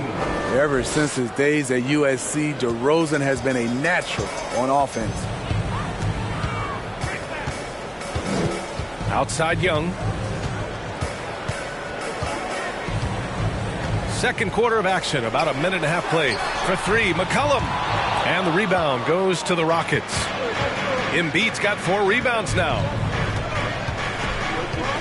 Pass to DeRozan. Now here is Harrell, covered by Bryant. Harrell, no good. The Jazz have gone just 1 of 3 to begin the second quarter. McCollum finds Young.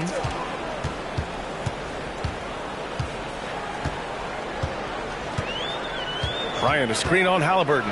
Young from long range, and it's Harrell with a rebound. Harrell's got a rebound number 5 here tonight. Halliburton, the pass to DeRozan. Shoots from the baseline. The rebound by Carter. Carter's got his 5th rebound in this one.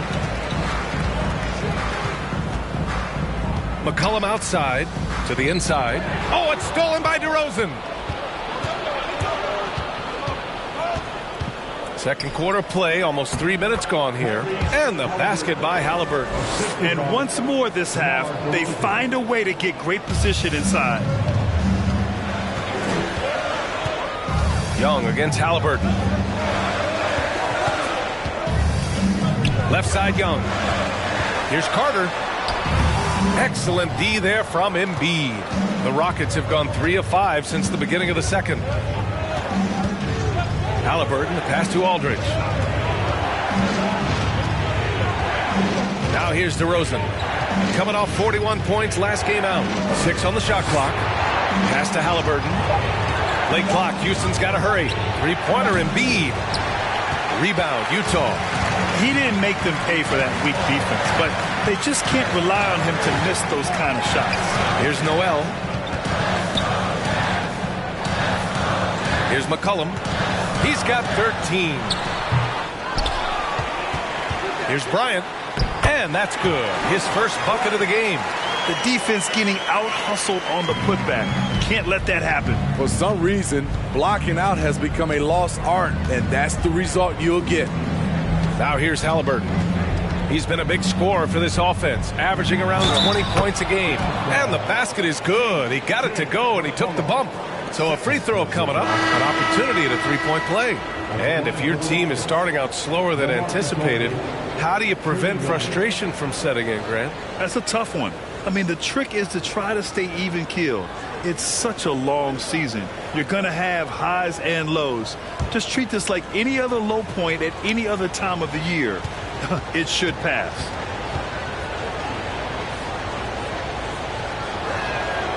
And that one falls for Aldridge. Well, the past few seasons, the Jazz have become serious playoff contenders.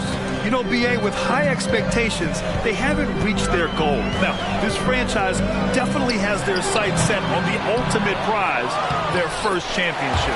And there it is for him. Right there, Carter using his instincts and motor to track down the miss and convert into second chance points. Now here's Halliburton. The Rockets with another miss. Young against Halliburton. Young, the pass to Sabonis.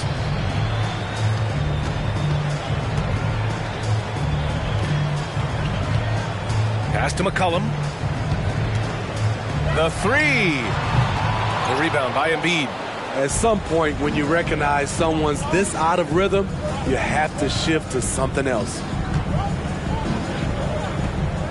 Now DeRozan, guarded by Young. DeRozan against Young. And the basket by DeRozan. DeRozan's got 6 points. Shutout in the first quarter. He's heating up now. I like the aggressiveness. Here's McCollum. Unable to get that one. And Houston will come the other way. DeRozan with the ball. He has 6. Oh, it's no good. That would have tied it. Inside. And Noel hammers it down. I just love Trae Young's feel for the game. Oftentimes, he can see the play develop before anyone else. Pass to DeRozan.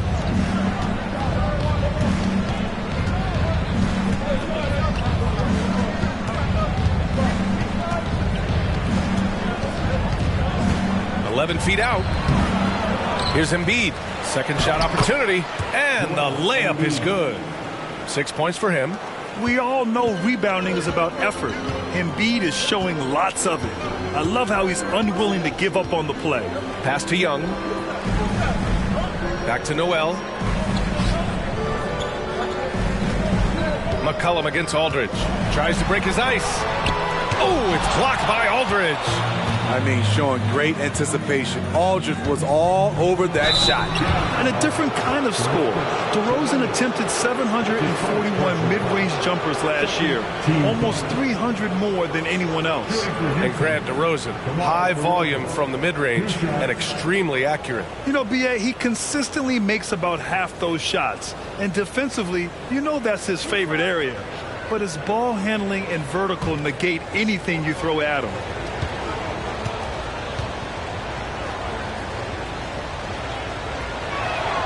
The first one falls. DeRozan, a raw athlete entering this league. He's worked on his skill to the point where he's now a perennial all-star candidate. All right, the Jazz making a change here. Clarkson's checked in. And the Rockets making a change here as well. Green's checked in for Aldridge.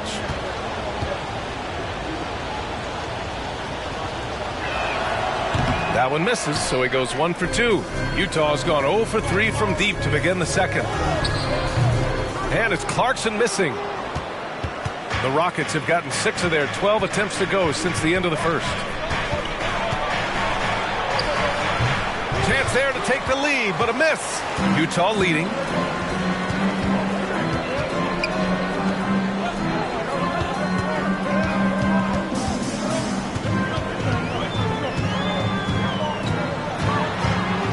Sabonis outside.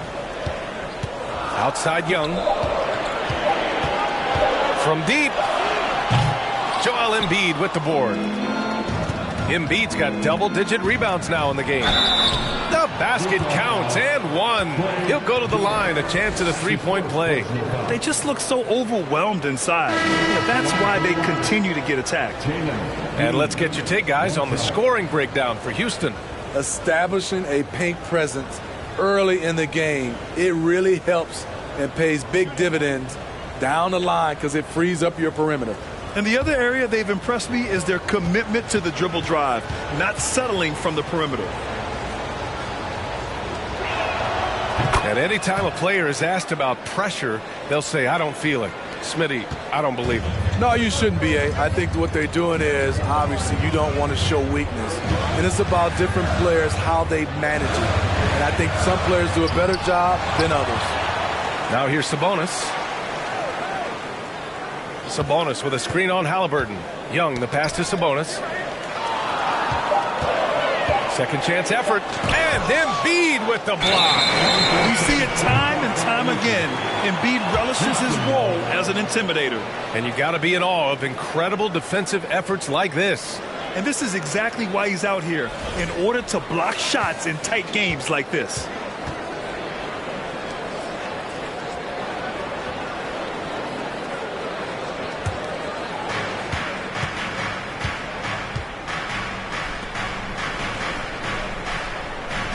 Outside, Green fires for three. Rebound, Utah. Sabonis has got rebound number 8 now. One reason this game is so tight is because both teams are hitting the boards with reckless abandon. Now here's Sabonis. 7 points in the game.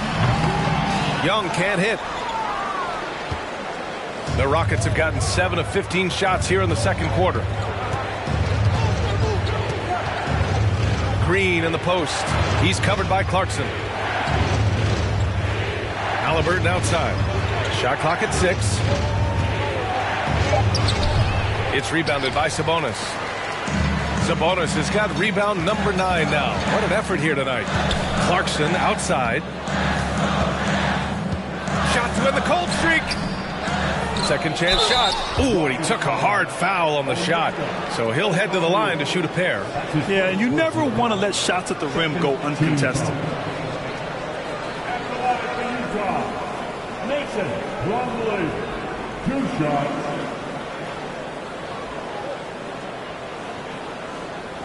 Take a break. Take a break. 2 shots.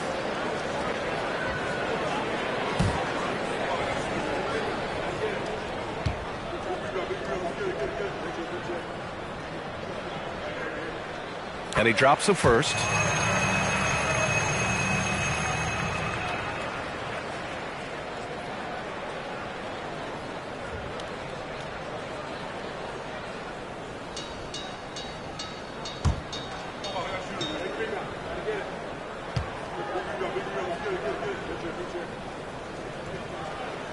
That one's no good.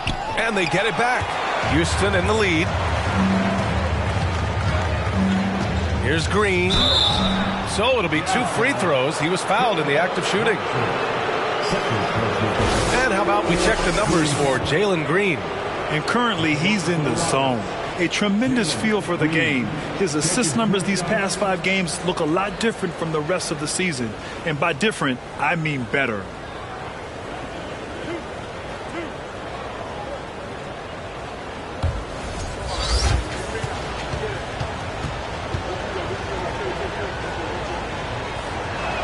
That free throw misses.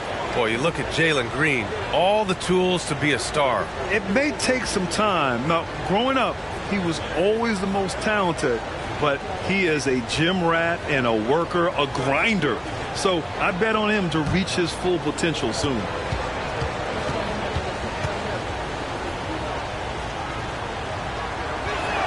So neither attempt will fall that time for him. I can't believe he missed those shots. Wow, he is usually lights out from there. Oh, and he got fouled on his way up. He'll head to the line to shoot 2. I mean, Jordan Clarkson is huge in the Philippines.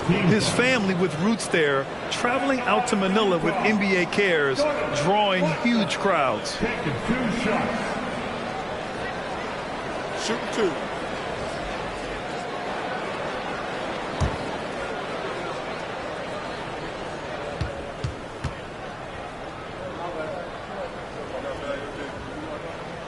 First one falls for him. And Clarkson in 2018 suited up for the Philippines national team. NBA Clarkson's NBA games are a must-watch in the Philippines. Kids watching Clarkson's games in the morning before heading to school. They say, forget the cartoons, we want to watch hoops.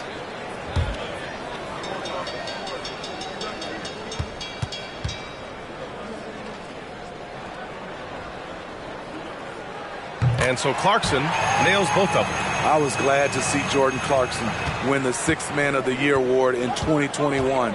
He did more off the bench that season than most starters. Now here's Green. coming off a 16-point game against Indiana. And not only was he creating for himself, he was setting up teammates with good shots. Here's Young, and it goes out of bounds. That went off Young. And you know, that six-man trophy for Clarkson was probably long overdue, Smitty. It was, B.A. He embodies that award. An impact guy, an instant spark when he comes in. Jordan can swing the momentum their way in a hurry. Now here's Haliburton. And here's Embiid. He's checked by Plumlee. And a foul called on the way up. So he'll take 2 from the free throw line. It goes on Mason Plumlee. He can be such a physical force. It's so hard to keep Embiid from getting to the free throw line.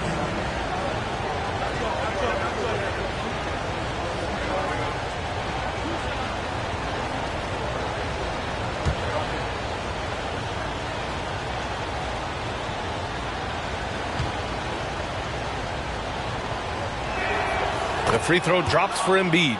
And last season's scoring champion, Joel Embiid, the first center to lead the league in scoring since Big Shaq way back in the 2000 season.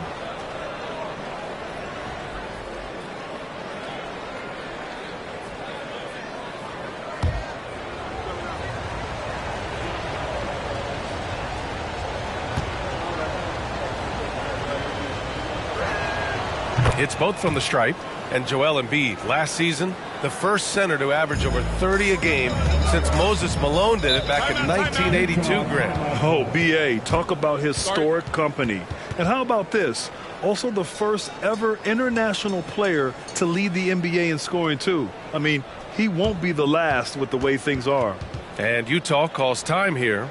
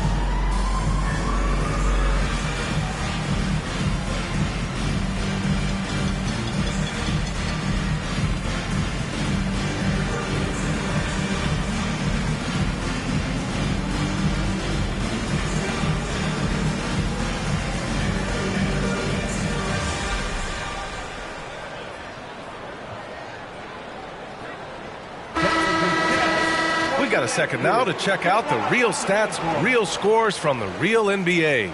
Here are the field goal percentage leaders. Mason Plumlee, 4th. He's been fantastic scoring the ball, shooting it at a high clip.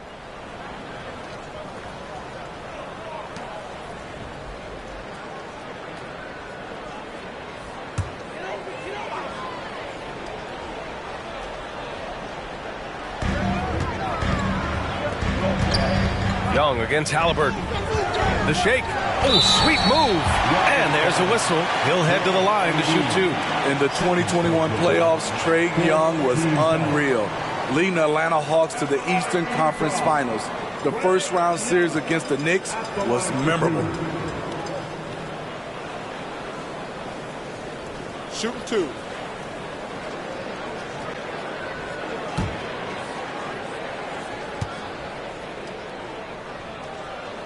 First free throw is good. And Smitty, Trae Young in New York, electric against the Knicks. He was, B.A. He was taunting the crowd in the Mecca. We saw another level of Trae Young, the ability to be the man in a series, doing it on the biggest stage in New York City. He's perfect from the line this time. It's not luck that he's so steady at the line. It's through repetition and hard work. Embiid, a screen on Young. Young against Haliburton. Pass to Embiid.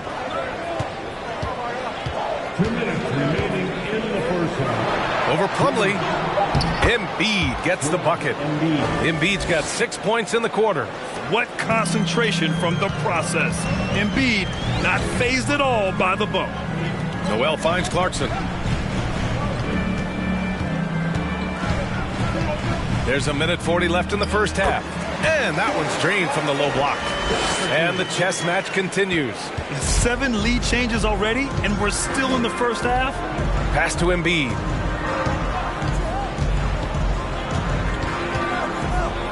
Crafty move. Goes back up. And he lays it in. Embiid's got 12. He's hot this quarter, getting the shots he wants, and he's delivering. Picked by Sabonis. Here's Young to the middle. And Sabonis slams it in. So dangerous in the pick and roll. Trey makes quick reads and great decisions. Young against Halliburton. Hernan Gomez sets a screen. Halliburton, the pass to Embiid. 6 to shoot. Over Plumlee. And there's Embiid. That one's good. And the assist from Halliburton. Halliburton's got 4 assists in the game. Noel with a screen on Green. Pass to Sabonis. Clarkson outside. Here's the 3. And the rebound goes to the Rockets. Green in the post. He's covered by Clarkson. Beautiful setup on the alley-oop. Great catch, great flush. Halliburton against Young. Noel with a screen on Halliburton. Joel Embiid, he's feeling it tonight and has been the driving force for the Houston Rockets. And he ends the quarter with a double-double, doing whatever his team needs. All right, now let's check in with Allie LaForce. Allie, what do you have? Joel, the reserves have been awesome so far. What are you seeing from them? The bench has helped us a lot. They've come in, they scored the ball, they've gotten stops, so we're going to need them to keep it going. Helps to have backup. Good luck in the second half. Thanks very much, Allie. And folks, we'll be right back to start the second half of this game.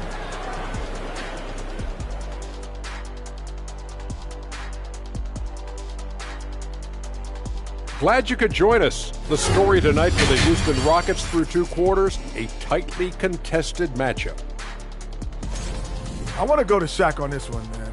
Points in the paint. No one did it better. All right, big fella, I'm giving you a compliment. But what do you see these guys doing to get such good looks? I wouldn't know, Kenny. I was born with good looks. Don't know that it's exactly what he was talking about. Of course it was, Ernie. But you do make a valid point. And let's take a look at the standings as the Western Conference starts to come into focus. Taking a look here at the Rockets, they knew it was going to be a tough year. And I got to say, it's been hard to watch them fight, looking through all these challenges. You hope they're learning something out there. Challenging times for the franchise. And that's a wrap on halftime. Thanks for watching as we send you back to BA to call the second half.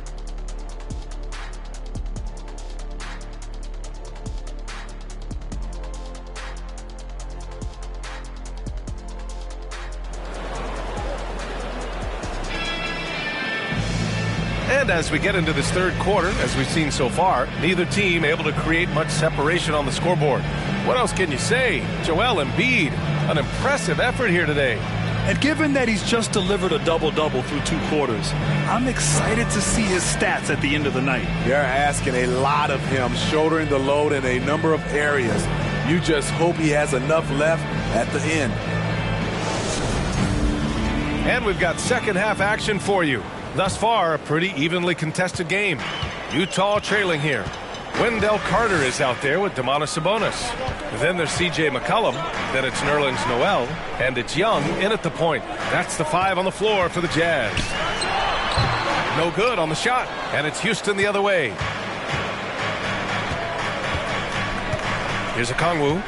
Boy, he's been patient so far. Nothing yet on the scoreboard. Embiid misses. That's his shot. Close to the basket. Had the defense on his heels. Kicking himself right now. Pass to Young. And there's the lob. And Noel hammers it down. Oh, great teamwork right there. Hey, you got to love the finish. Bringing it down with some attitude. Halliburton outside. Aldridge with a screen on Young. Halliburton with the ball. McCollum covering. Ooh, rejected by Noel. Pass to Young. And here in the second half of play, we're just over a minute in. McCollum outside. The three is up. And Young is good for three. Young's got 9. We don't see a ton of Young in the corner. Trey might have tricked the D right there. Screen by Embiid. Here's Halliburton on the money from 12 feet away. Rock solid screen right there. The defender got completely lost. Hey, if you're not going to fight over, you're essentially giving the shooter the look he wants. Now here's McCollum. He's got 13. Young against Halliburton. And a nice finish on the layup. 11 points in the game. Doing great things at the offensive end. 3 for 4 to start this half. Halliburton, the pass to Aldridge. That's good. And Halliburton gets the assist. Halliburton's got 6 assists now in the game. Outside Young.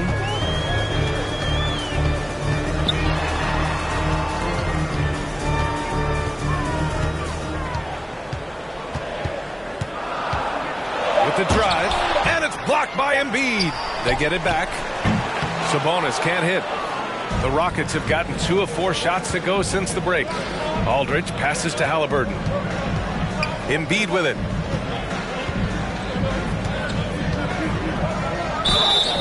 Oh, and there's the whistle on the shot. So 2 free throws for him coming up. A fun-loving player on and off the court. Embiid continues to get better. One of the league's top big men. Embiid at the line for 2. Shooting 2.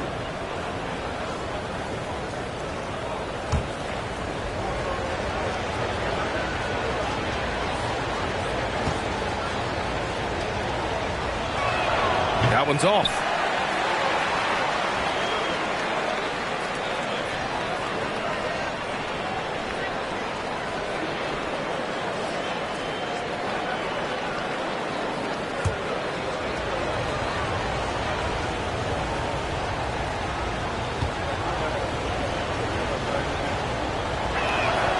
Good on the second one.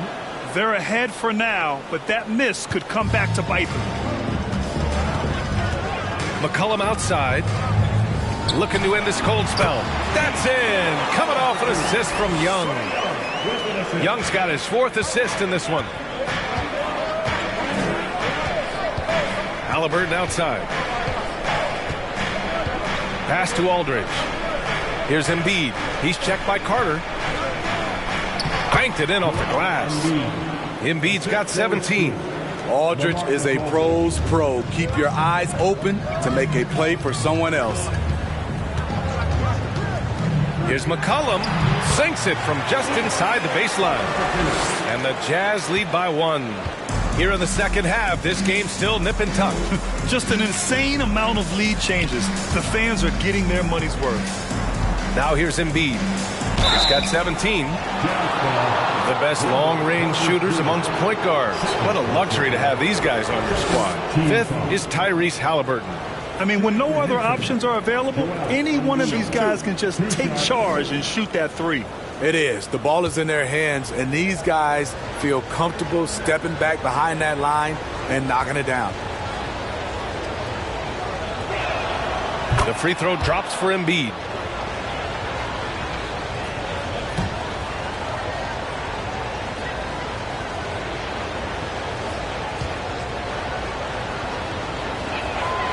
And Embiid drops them both.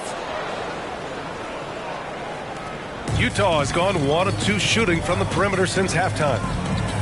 McCollum, the pass to Noel. Now here's Young. Shoots over Halliburton. Again, Utah. When Trae Young is feeling it, he can rip up a defense. Quick release and a confident stroke. Pass to Halliburton. Now Aldridge. And Aldridge with the slam. Making sure of it with the two-hand slam, B.A. Yeah, I don't blame him. With the score this tight, you cannot take a chance here. Young, the pass to Sabonis. Back to Young.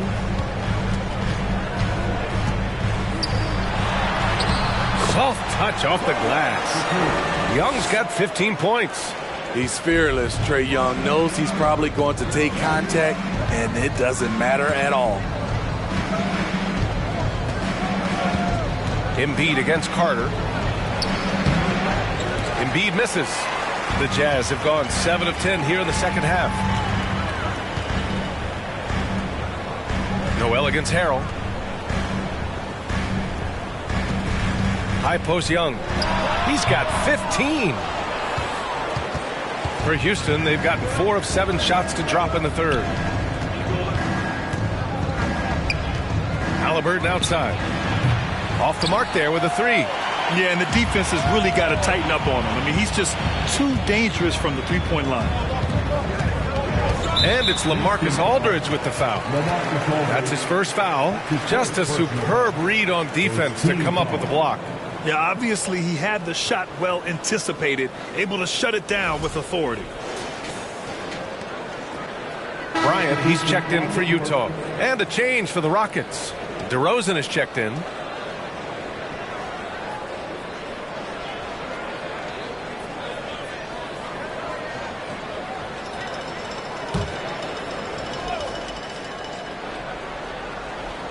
On defense, the Rockets. They trail by 1. Young with a screen on Harrell. 6 on the shot clock. Bryant. And he was fouled while in the act of shooting, so he'll take 2 free throws. No debate there. He got hammered. At the line for Utah, Thomas Bryant taking 2 shots.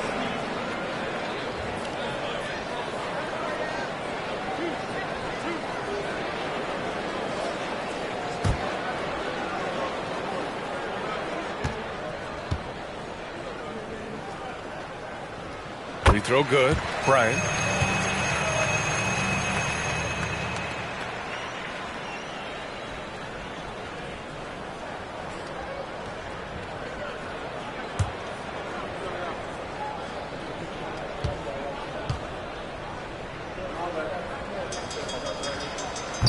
And he makes the first, but misses the second. The Rockets trail.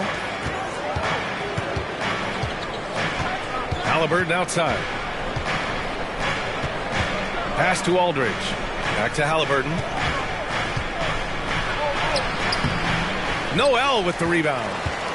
Noel's got 7 rebounds in the game. McCollum on the wing. There's the 3. Aldridge pulls down the board. Well, the Rockets shooting at a 44% clip in the third. Halliburton against Young. And here is DeRozan. Looking to get it going. The basket is good. Off the setup from Aldridge. DeRozan's got 9. He's so explosive. DeRozan able to make plays inside, causing the defense to have to make a tough decision. Pass to McCollum. Puts up a 3. No luck on that one. And Houston will come the other way. He's been of no help stretching the floor tonight. Just 1-3 in the first half. Nothing in the second. Not the tallest center in the league. He more than makes up for it with those crazy hops. Got it. Good job in the low post. He's 6'10 with a 7'4 wingspan. Carter is a monster in the paint. And B.A., when you think of C.J. McCollum, not only a superb scorer, but an intelligent and clever passer, too. Halliburton misses. Something's off about him this quarter. And it also shows you how difficult this game is. He's just a little bit off, but it can result in missing everything. McCollum against Aldridge. Halliburton, the pass to DeRozan. Fires from deep. Offensive rebound. Tries again. And so he draws the foul. Headed to the line to shoot a pair. That's on Wendell Carter. Crazy intensity of Montrezl Harrell, using it to perfection in order to get calls. Taking 2 shots. Take a break. Take a break. 2 shots.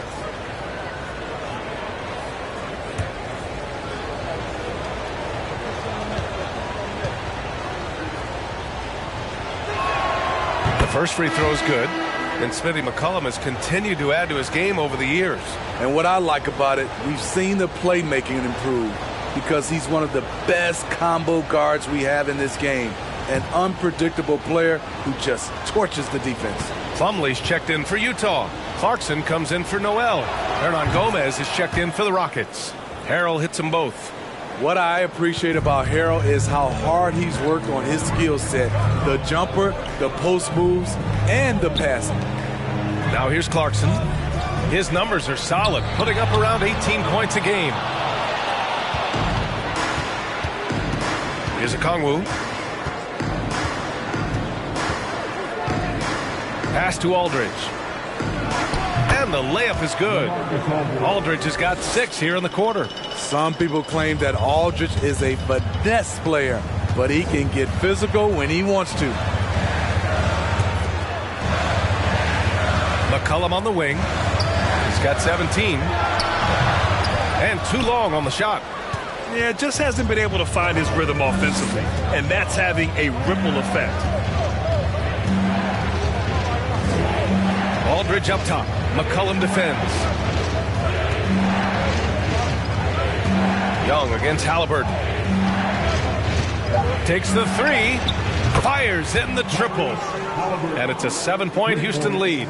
Terrific play. This is why you run your offense through him and live with the results. Clarkson finds McCollum, looking to end the run. Oh, tried to dunk it home, but he drew the foul, and he'll go to the line. And C.J. McCollum getting more on-ball action after his move away from Portland, Greg. And McCollum has showed that's where he's best. Great at breaking down defenders and setting up others. He looks very natural as the primary playmaker.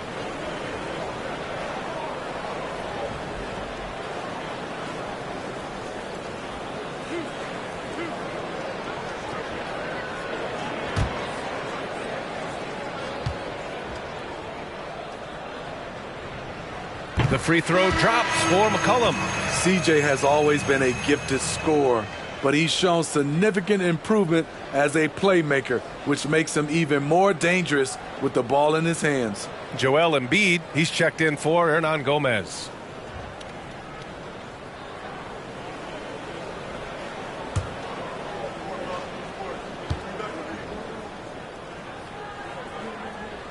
That's also good, so he hits both free throws. The Rockets have gone 8 of 15 in the third quarter. Embiid, a screen on Young. Here's Halliburton. Pass to Embiid. And it's stolen by Plumlee. McCollum against Aldridge. Now here's McCollum. He's covered closely. Can't connect from 13 feet out. I know he's on a cold streak, but he can't let that get in his head. And his rhythm, it's been way off. The goal now might be to get him something easy at the rim so he can just see the ball go in through the net, and that helps. Yep, that one's good. They're not messing around. 5 of their last 6 buckets have come from the interior. Outside Young. Pass to Clarkson. McCollum outside. Oh, it's blocked by Aldridge.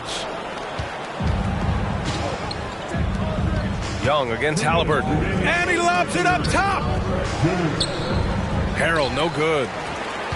Utah trailing here. They need something good to happen here. Yeah, they've gone way too long without a score. And a look now at the Utah Jazz's upcoming schedule. On Monday, they'll be matching up against Kawhi Leonard and the Los Angeles Clippers. Then on Wednesday, they'll go back home and will be hosting the Detroit Pistons. And for their matchup with the Suns, it's going to be a hard-fought battle.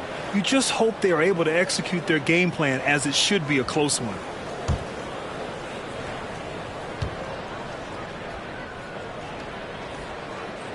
The free throw drops for McCollum. Sabonis, he's checked in for Bryant.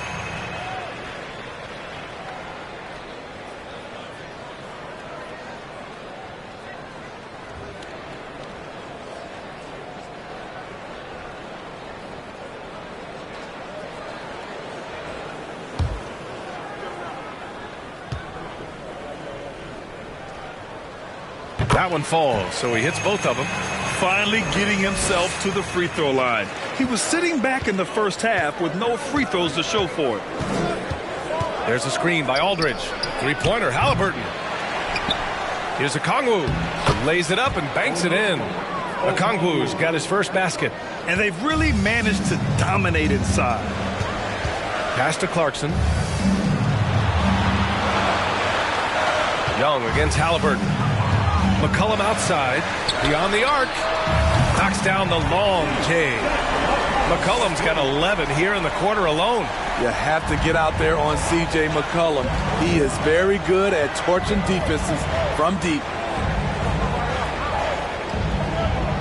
Halliburton outside. From the arc. He drops it from range. Halliburton's got 12 points. His first half performance, somewhat forgettable, but now he's pouring it on. Outside Young.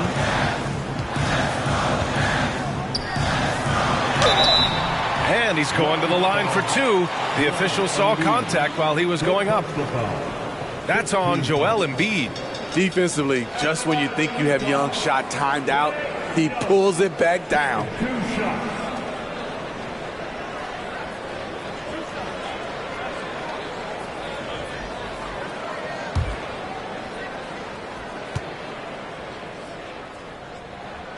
Free throw's good. Young. You know what? You forget that he's small in stature. Trae Young's skill set is exactly what every team is looking for.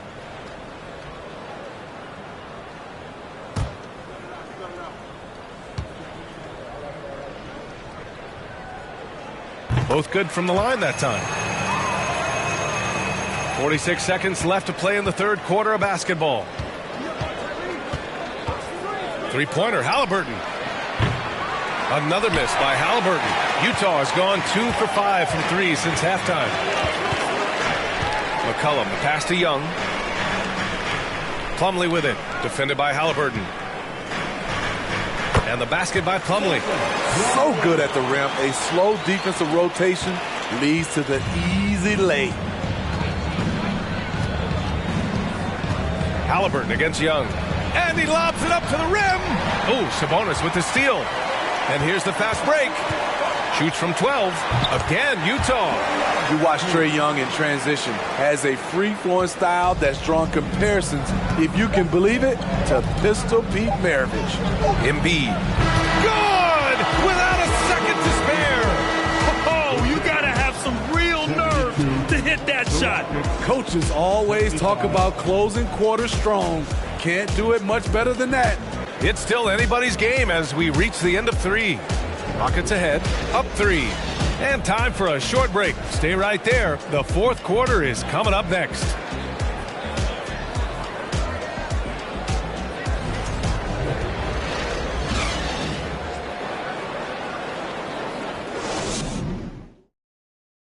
And a moment now as we take a look at our State Farm assist of the game. You can count on him to deliver a few assists like this one each and every night. You see why they trust him with the ball in his hands. He can make the simple play, and he can pull off the spectacular.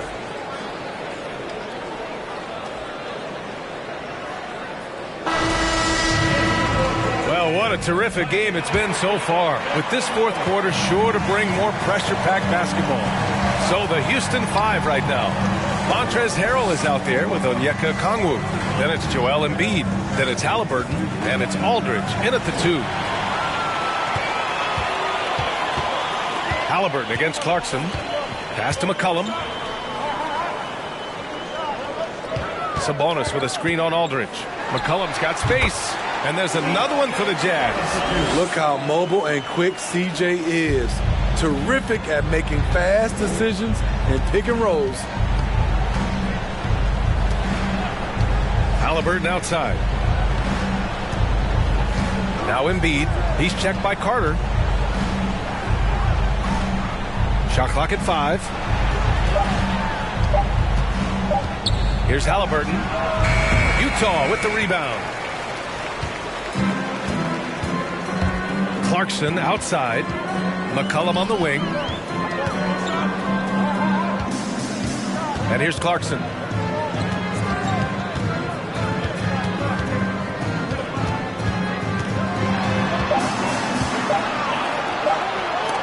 Embiid with the block. And it's a Okongwu off the drive. Jazz foul. Miller. That's his first personal foul. All right, a look at how the points have been generated so far. A scoring breakdown for the Rockets.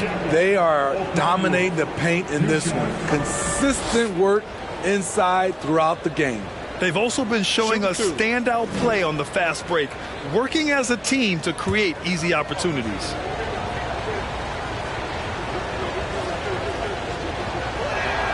And he makes a first. All right, the Jazz making a change here. Young's checked in.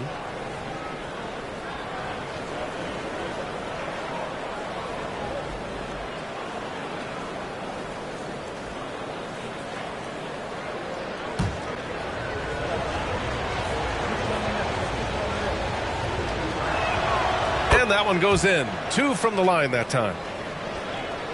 We've gone about a minute and a half into this fourth quarter. And he banks in the layup. Young's got 15 points here in the second half. Whether it's on the drive or from the outside, Trae Young is a problem, a dangerous scorer. Houston in the lead. Now Halliburton, Harrell, a screen on Young. Halliburton, the pass to Embiid. Up and over Carter, and there's Embiid. That one's good. And the assist from Halliburton. Yeah, a real versatile big man with multiple sweet spots out on the floor. Embiid is definitely on a roll. Young against Halliburton. And it's blocked by Embiid. And that'll be Utah's ball as it goes out of bounds. Jazz able to keep possession.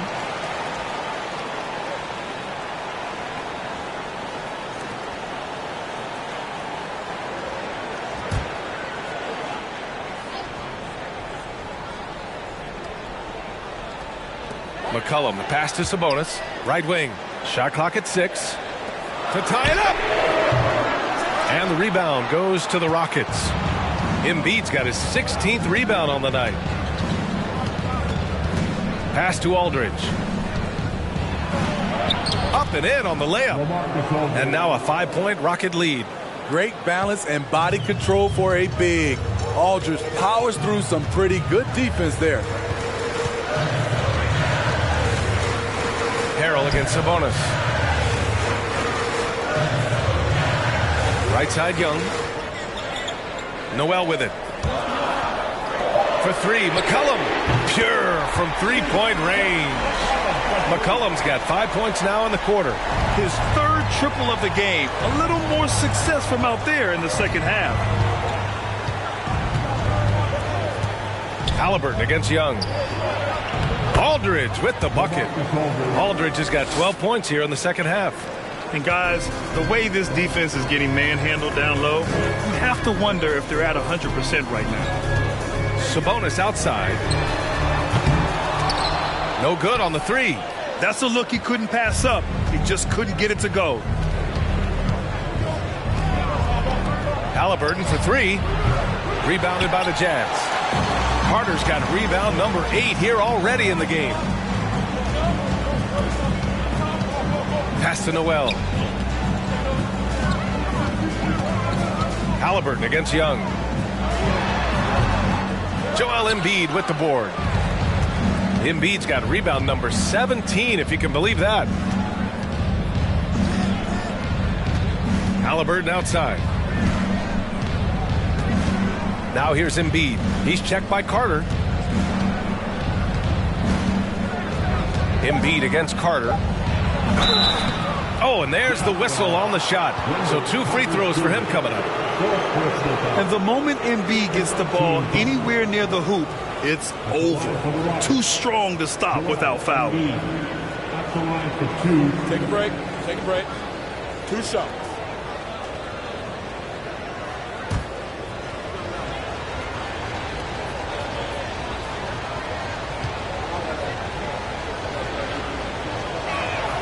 And the first one at the line is good.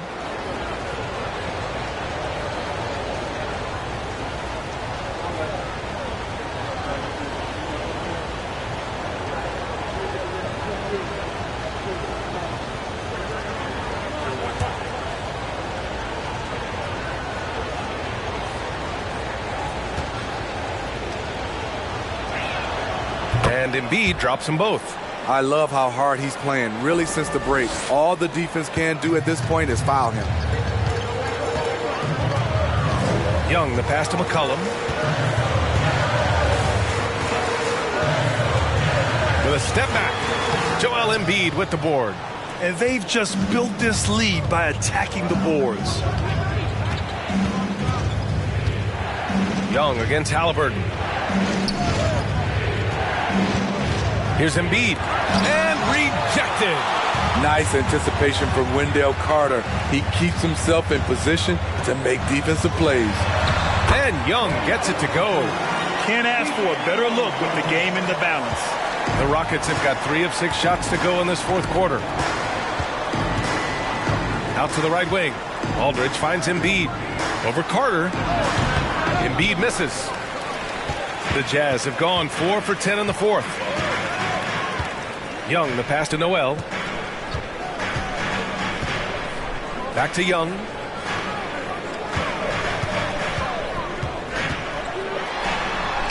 Carries it down low. Now just a 2-point Rocket lead. Ooh, that teardrop, one of Trae Young's signature shots. He could teach a course on it. Halliburton, the pass to Aldridge. Score that basket. His 8th out of 9 shots here today. Adding to this lead, he's been dependable and consistent at the offensive end. Outside Young.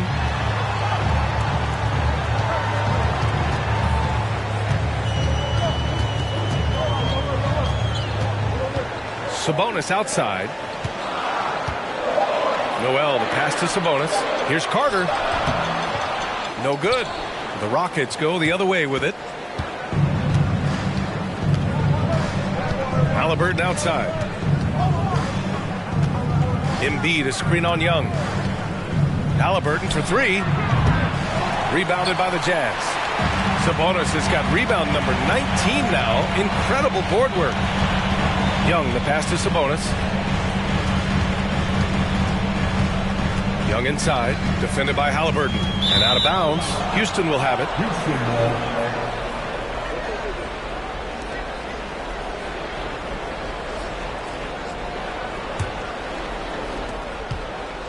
Houston has gone 0 for 2 from outside here in the fourth quarter. Aldridge with a screen on Young. Halliburton with the ball. And it's Young picking him up. I'll tell you what, he's been off target all night, and his teammates have had to rally. McCollum outside. 4-3. And the rebound goes to the Rockets. Here's Okongwu. Pass to Embiid. Over to the wing. Aldridge with it.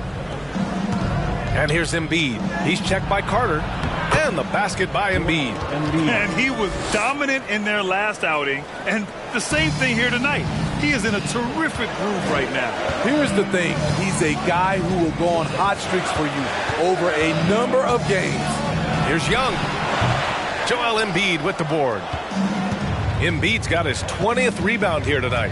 To the paint. Here's Okongwu. And it's blocked by Noel. Back to Halliburton. Lets the 3 fly. They get it back. I love the relentless attitude he showed there. Got himself in great position under the glass. He had the presence of mind to know exactly where the rebound was going. And the Jazz call time here. And I'm sure the players will be staying hydrated with some Gatorade during this timeout. It's so important that they maximize their ability to recharge during a short break like this.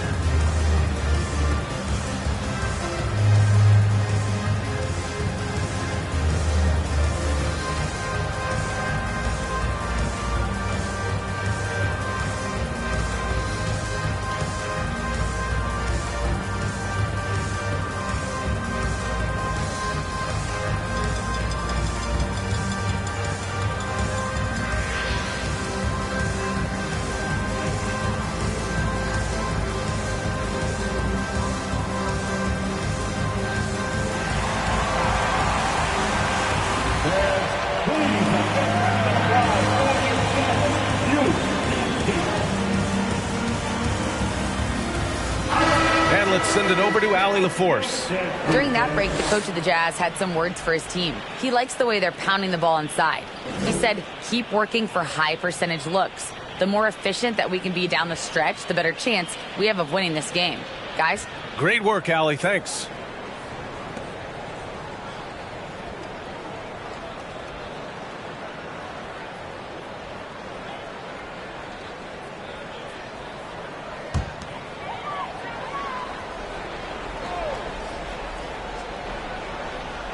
Here's Young. Pass to McCollum. To stop the drought. That one's good, and it's Young with the assist.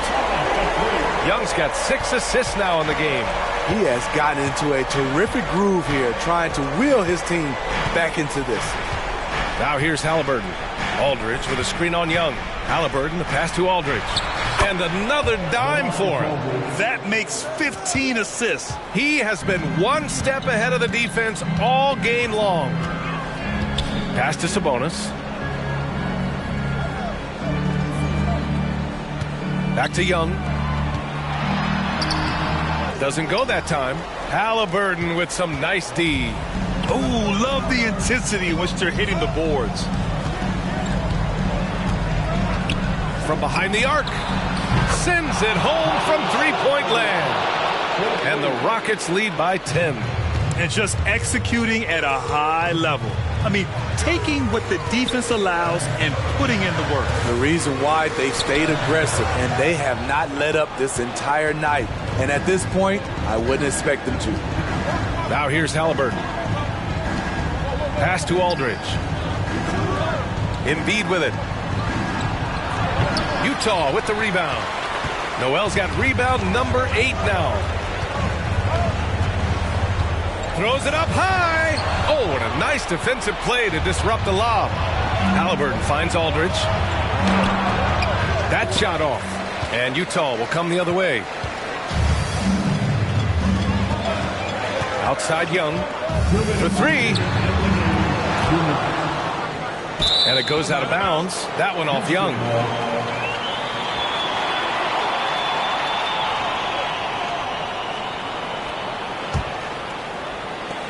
Houston has gone only 1 of 4 from the perimeter here in this fourth quarter. Pass to Embiid. Back to Halliburton. Now Harrell. Down it goes, and a great assist by Halliburton. Continuing to polish his offensive skill set, Harrell's become a go-to scorer from this range. Young against Halliburton. He hits the back iron and sinks it.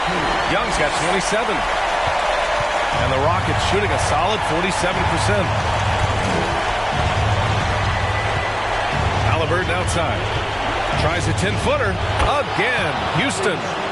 Rock solid screen right there. The defender got completely lost. Hey, if you're not going to fight over, you're essentially giving the shooter the look he wants. And that one good. You have to admire Young's determination and toughness. He's not just a perimeter threat. Both sides are simply waiting for the clock to make it official. This is going to end up in the books as a nice win for the Rockets. I think it was their play in the paint that got them the win tonight. And the defense seemed powerless to stop them down low, resulting in plenty of high percentage shots for them. And they pick up their 4th win of the year. Every victory so sweet in the association. And they've now won themselves a 2-1 advantage in this season series. We'll see if it's the same story when these two meet one last time. And we get spoiled sometimes, but we should take a second to appreciate what a sensational performance this has been for Joel Embiid. And you have to love how he controlled the key, piling up blocks and putting fear into opposing shooters. Here's Young, following the score by Houston. 5 on the clock. And Joel Embiid pulls it down. The Rockets on offense. They're on a 19-7 run. Young against Halliburton.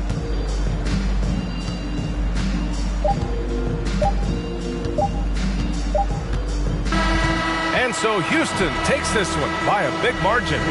Exceptional effort on the road. They were ready and they were focused. Focused indeed. I mean, it takes a strong mental approach to block out the distractions. These guys stepped up 100%. And now let's check in with Allie LaForce with the player of the game. Allie. Joel, congratulations. A quality win tonight. What enabled you to secure it? Oh, we played. We were tough tonight. We won soft. We shared the ball defensively. We were really good. And that's what we got to do the rest of the season. The toughness showed and paid off. Thanks, Joel. All right, Allie, good stuff there. Thanks for that. Well, folks, that's going to do it for now. For Allie LaForce, Grant Hill, and Steve Smith, this is Brian Anderson with our 2K Sports crew signing off as we present our New Balance Player of the Game, Joel Embiid.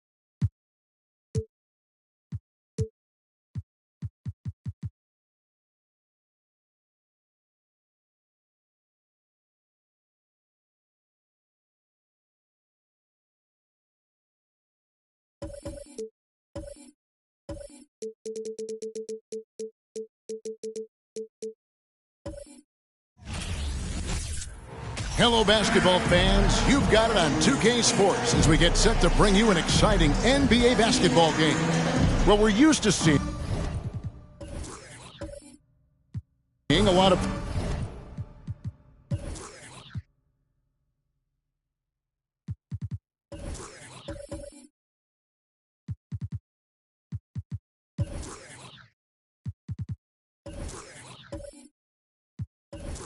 player movement in the off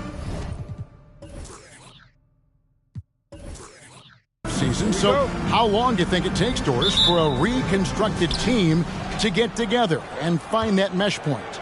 Kevin, that is not an answer we will know. A season has to play out. Look back to the Boston Celtics, who were 20-21 at one point before going on to the NBA Finals. Chemistry, how you're going to play, new faces, all of these things have to find a way to come together. Now a look at Philadelphia's starting lineup. They've got Gary Payton II. He's out there with Devin Booker. Horford is out there with Keldon Johnson. And it's Bassey in a power forward. Payton passes to Booker. Fades away. The three-pointer is right on target. How about that? Devin Booker says anything you can do, I can do better. 3 in the books. Barnes against Booker. Here's Brown, and Brown throws it down hard.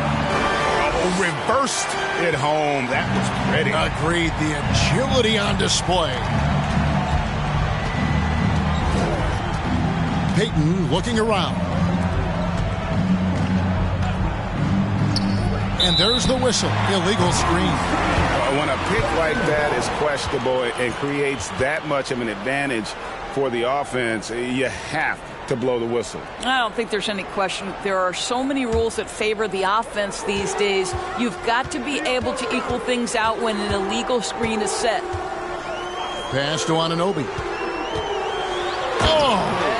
Goodness. Oh, and that one, no question, powered it down. How special can OG Anunoby be? Show off and show out. Now the pass to Booker.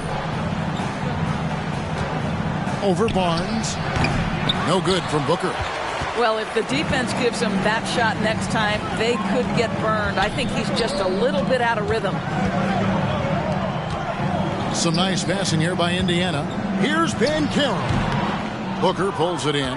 Listen, we know the mid-range game is in this guy's arsenal, but you wonder, should he have moved it just one pass more? Pass to Johnson. Over Banchero. Offensive rebound. And Davis sends it back. The incredible length of Davis uses it to perfection to come up with the block. Passes to Banchero. And Brown now atop the key. That 3 off the mark. The 76ers trail by 4. And Jaylen Brown is such a force on the offensive end. Hard to keep that guy out of the paint. Terrific finisher at the rim. Here's Booker. The 76ers with another miss. Indiana's gone 1 of 2 from long range in the first quarter. Pass to Banchero. Down low. And there's Barnes. That's good on the assist by Brown. And maybe the only weakness for Brown is his handle on the ball. And it's something that he's worked on every offseason. Still, though, susceptible to turnovers while dribbling. That's one of the very few weaknesses in his game. And the 76ers decide to take their first time out here. Who wants a free t-shirt?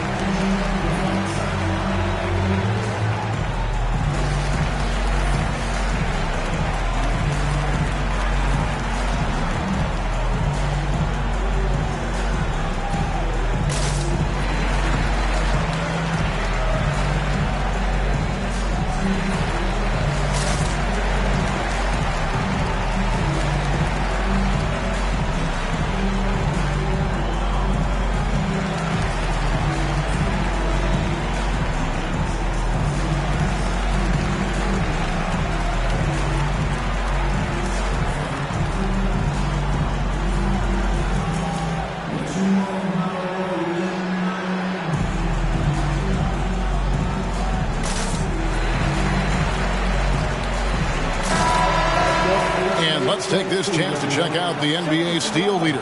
The real stats, the real scores from the real NBA. OG Anunoby, number 1. Defensively, his intensity just never drops. You match that up with his incredible timing, and you can see why he's atop the list.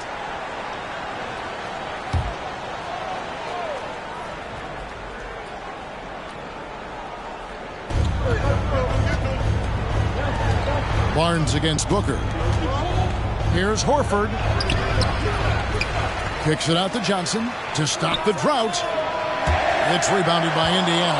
They come into this one having outplayed the Magic last game. Yeah, and that one, their intensity on the offensive end was not matched by their opponent. That led to some easy buckets. Well, let's give some credit to the coaching staff as well, recognizing the weaknesses in that defense and going after each one of them. Booker the pass to Bassey. Horford with it. It's tipped. It's stolen by Brown. And here is Barnes coming off a stellar performance against Orlando. That's tipped. Outside, Davis. Anunoby in the corner. Lets the 3 fly. Drills it from outside. Anunoby's got 5. Building up a big early lead. They have taken charge of this game. And they've been doing it largely at the offensive end. If the defense does not adjust, this could be a blowout. He couldn't believe how open he was. He just couldn't convert it. Barnes with it. The scoring numbers have been solid for him. He's averaging just under 14 points a game. Booker against Brown. And oh boy, a lot of contact there, but he gets the call and will shoot 2. You know, Greg, the league trending towards small ball, but some teams are having success playing 2 bigs up front. And I think the key is having versatile big men. If they can space the floor and play in space, also be able to cover smaller players, why not get the added rebounding and rim protection?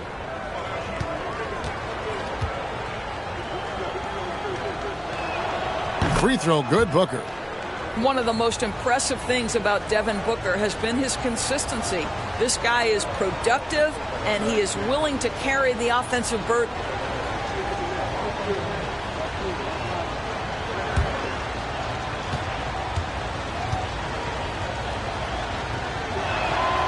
And that one goes in. 2 from the line that time.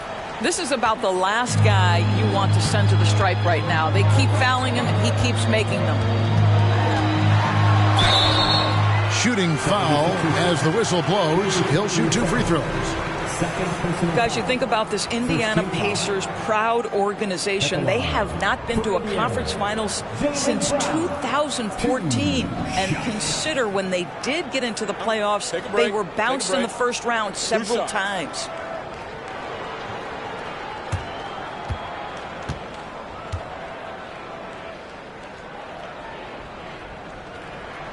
First one falls for him. And for this Pacers franchise, Doris, they took a step backwards last season. Kevin, there's no doubt about it. Their worst record in over 30 years. But you know what? I really like what they did. They shuffled the deck player-wise. They brought in a new head coach. Sometimes you have to take that step backward to go 2 steps forward. And so Booker will bring it up for the 76ers. 11-point game. Their last encounter was in Philadelphia. And they did win that last game in this matchup. And it seemed they got the benefit of the whistle. Ball's knocked loose. 5 on the clock. Johnson for 3. And the 3 ball is good. Assertive 3-point shot by Johnson. He's working towards being an efficient long-range scorer. Booker against Barnes. Brown, good, and it's Barnes picking up the assist. Brown's got 11. And you can see their strategy coming in. They want to control the paint. They have used their size and their strength to get off any shot they want. They've dominated on the interior. Timeout called the 76ers.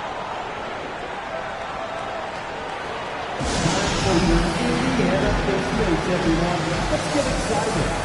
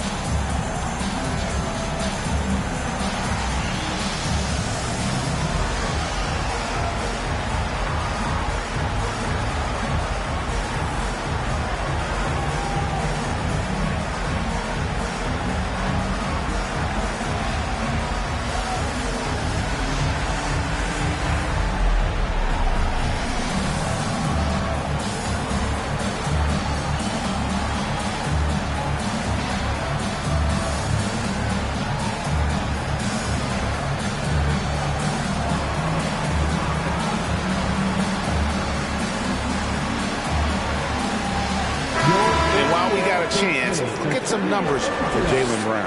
Averaging 25 points per, 6 rebounds, and 3 assists. He's been nothing short of fantastic during that stretch. Offense coming very easily for him. And so much of it to me is his ability to read the floor, make the right decision, and then go right after the action he wants.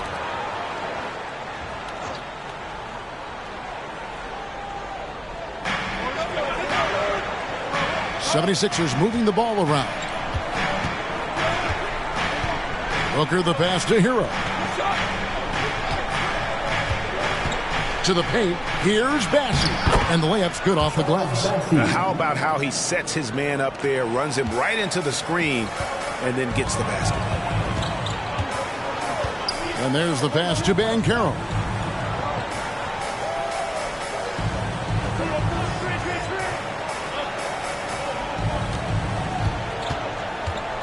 Five to shoot.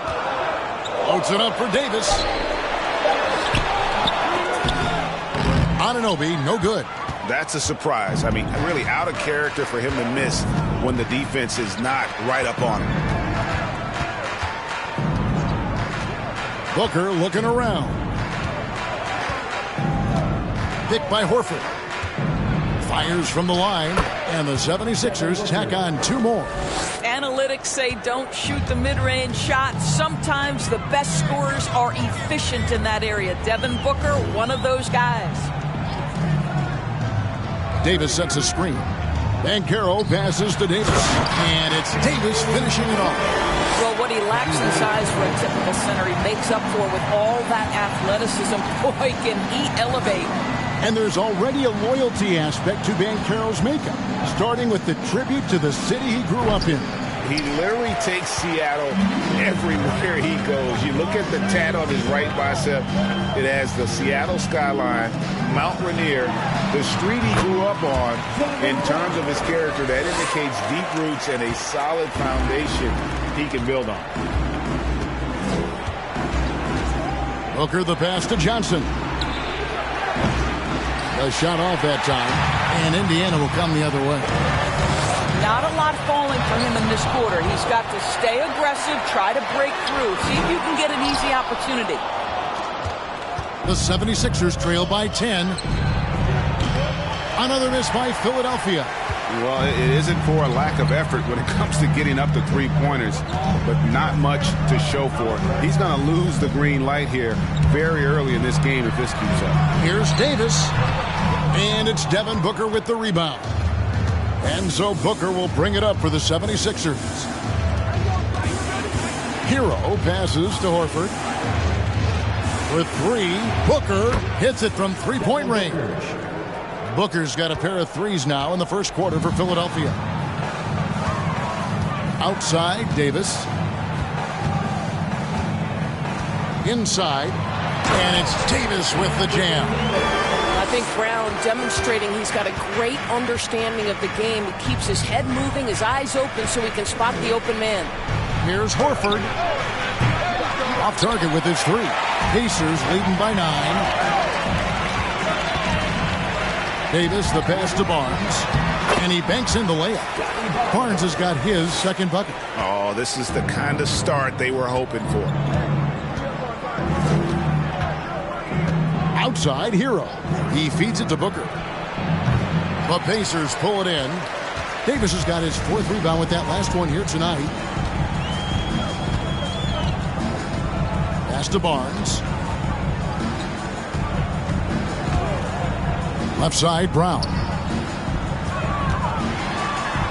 Shoots over Hero. And it's wide right. Hits off the rim. The 76ers trail by 11. Booker with no one around. The 76ers with another miss. The defense there got away with a major lapse. 17-foot shot on the way. Davis with the bucket. Davis has got 6. Defensively, they've got to pick up the intensity. Hard to win surrendering this high a field goal percentage. No good from Booker. I'll tell you, most of the time this guy's going to finish that. But that was tremendous defense that prohibits him from completing the play.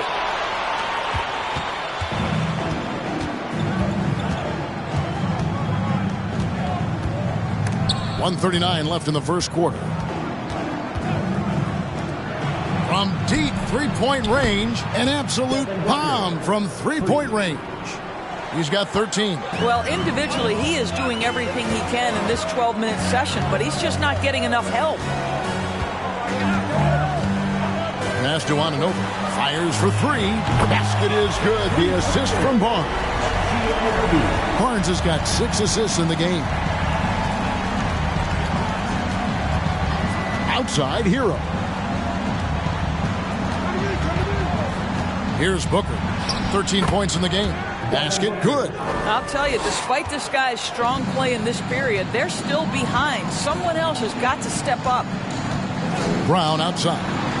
Shoots over Hero, and he gets it to go, hitting off the back of the rim. I'll tell you, the team is simply riding the hot hand. This guy has been lights out. Hero passes to Booker. And the 76ers tack on 2 more. Well, Devin Booker, one of the rare guys in the NBA, the ability to score at will, and he's rolling right now. It's Brown on the wing. He's covered by Hero. Clearly a foul. First personal foul. Pacers have been perfect at the line so far, albeit just 2 for 2. And they've done some really nice work at the foul line, knocking down 80%. Shooting 2.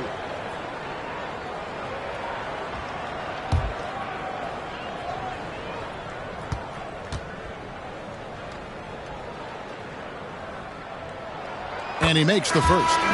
And like the greats before him, AD has taken the time to develop all aspects of his game. You have to respect that. Jackson Hayes, he's checked in for Indiana. Kentavious Caldwell-Pope comes in for Brown. Nick Richards, he's checked in for the 76ers. Dosunmu comes in for Booker. And he can't hit the second. Well, you have to like their work on the boards, Kevin, particularly here to start the game. Now Hero, still looking for his first bucket in this one.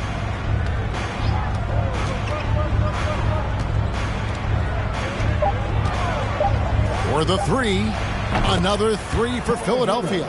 And a legitimate threat to connect from deep. Hero doesn't lack confidence trying his luck from there. Oh, we've seen some great shots in the first quarter. No shortage of offense. Pacers lead by 9. The second quarter coming up right after this break, so don't go anywhere.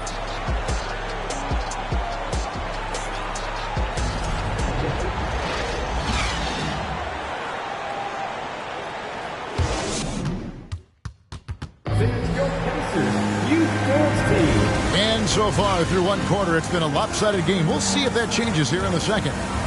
And what do you guys think so far about the offensive approach for the Pacers? So far, they've moved the ball well, leading to open, high-percentage looks. Lots of assists in this one. I think the other thing they've done a great job of is making their presence felt inside, converting tons of paint opportunities. And here's Caldwell Pope. He brings it up for the Pacers. 13 points was their biggest lead in the game. So to begin the second quarter for the Philadelphia 76ers, we've got Johnson. Gary Payton II is out there with Dosunmu. Then there's Horford. And it's Richards in at the 5 spot. Caldwell Pope outside. They get it again. And finished off by Davis. Terrific physicality from Davis on the offensive glass, creating another opportunity and scoring.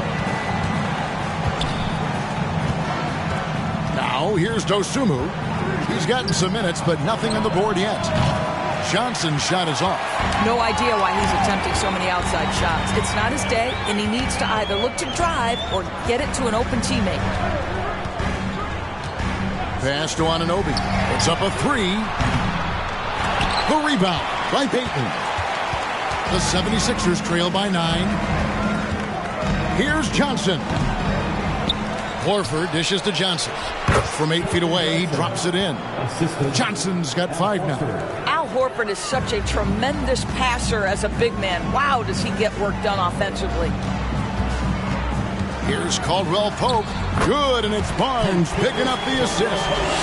And the Pacers lead by 9. I mean, the number of points they've scored in the paint already here is eye-opening. Johnson against Anunoby. Johnson, the pass to Horford. Got a piece of it. And here is Davis. He's got 9.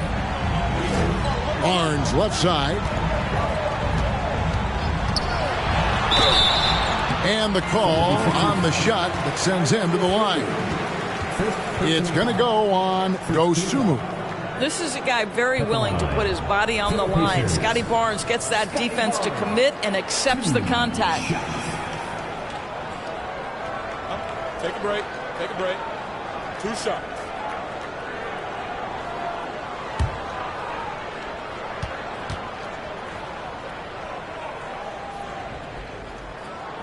The first one falls, and you hear the term point forward. But then, Greg, you had Magic Johnson, 6'9", but still a point guard. So what's the difference? Well, when you talk about a point forward, it's someone whose versatility extends to their playmaking. Magic is the rare talent who redefined the point guard position. It's so hard, isn't it, Doris, to define Scotty Barnes's position? Point forward would probably, I guess that'd be correct. I guess, Kev, and it almost doesn't matter, right? Because what we know about Scotty Barnes is he's got big-time talent. He can make plays, he can get downhill, he can rebound and run with the basketball in his hand. And think about it. He is a guy still with so much upside. Imagine when he locks in completely and understands the NBA game. Sky's the limit.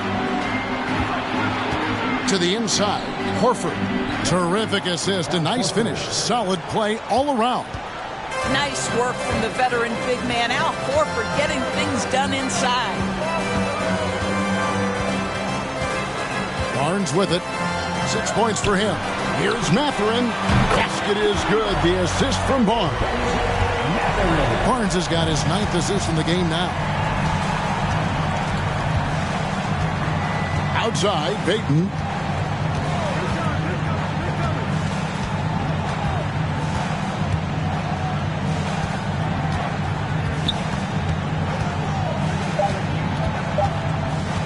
From the stripe.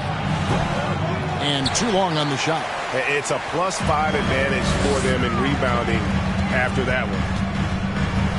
Here's Caldwell Pope. Fouled in the act of shooting. Gets the bucket anyway, so a 3-point play chance for him. Yeah, shaky defense there. Giving up the bucket plus sending KCP to the line. And he'll be shooting his first free throw of the game here. Jaylen Brown's checked in for the Pacers.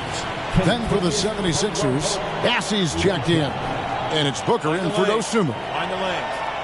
1 shot.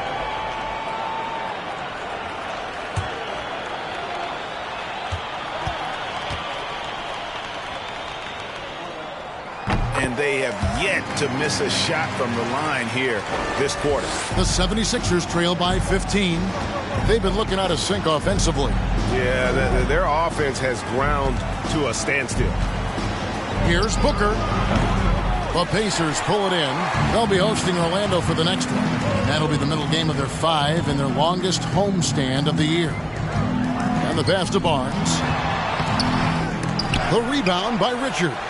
The 76ers have gone just 33% from the field in what's been a cold second quarter for them. Just 3 of 9.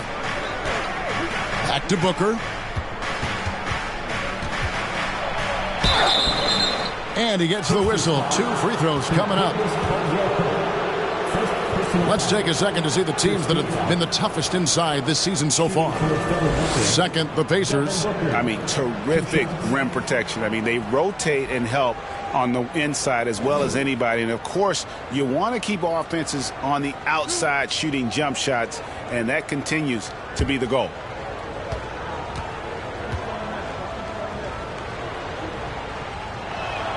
Free throw good, Booker. And Indiana making a change here. Banchero's checked in.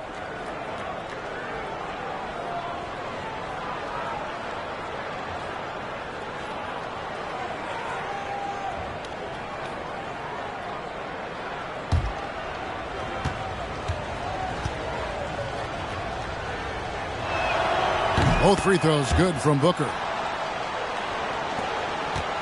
Indiana leading by 13. Here's Barnes. He's got 6. Here's Mathurin. It's blocked. Now Booker. He kicks to Payton. Back to Booker. Inside. And that one's good. Richards. Instinctual playmaker. Booker very crafty in distributing to his teammates. Pass to Banchero. Brown dishes to Hayes.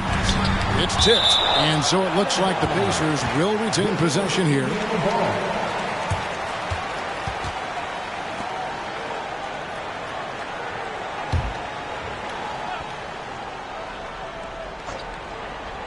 Here's Barnes.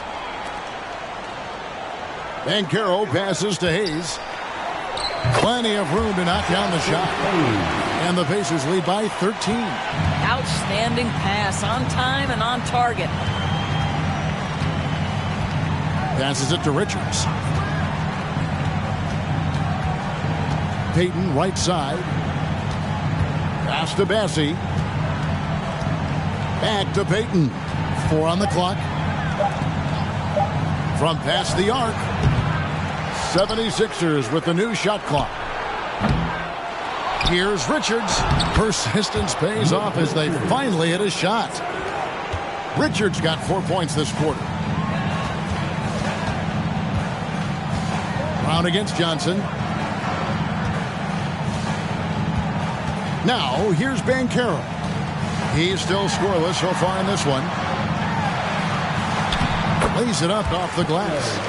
When you allow good scorers to get uncontested shots at the rim, no wonder you're losing. To me, this has simply stated been a complete lack of defensive attention and focus all night long. And now the latest from our reporter, David Aldridge. Thanks very much, Kevin. Not that long ago, of course, the analytical team shot way more three-pointers, and they found a temporary edge. But now every team shoots a lot of threes, and it's more about personnel. When it's a superstar shooting the ball, that mid-range jumper can be very efficient. Guys? And, D.A., we see it all the time. Brandon Ingram with the New Orleans Pelicans. KD. The 2 players in Phoenix with Chris Paul and Devin Booker. DeRozan in Chicago. We'll hit those all day long. David, thank you. And he has really come to life here after a slow start in that first quarter. The pass to Barnes.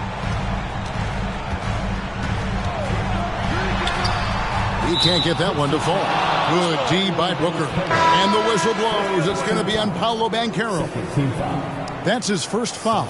Ivy's checked in for Scotty Barnes. And Philadelphia also making a switch. Heroes checked in. The 76ers trail by 11. Pass to Richards. Back to Hero. Good on the shot, and that shaved the lead to single digits. Hero's got 5 points so far. Oh, and the touch on the interior. Hero can hit jumpers as well as capitalize in close. Down low. He's guarded by Johnson. And it's Brown missing. And so Booker will bring it up for Philadelphia. Outside, Hero.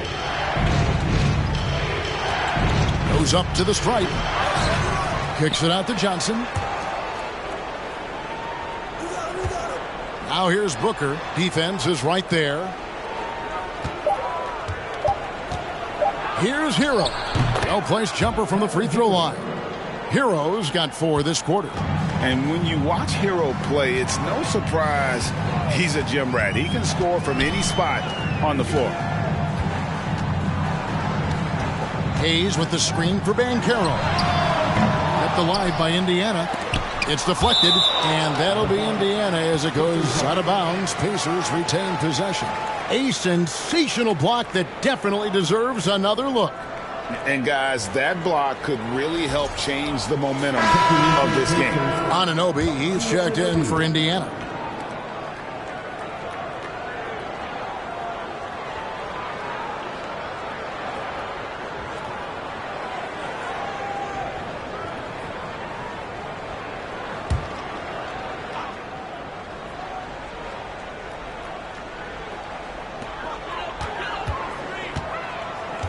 Hero against Brown.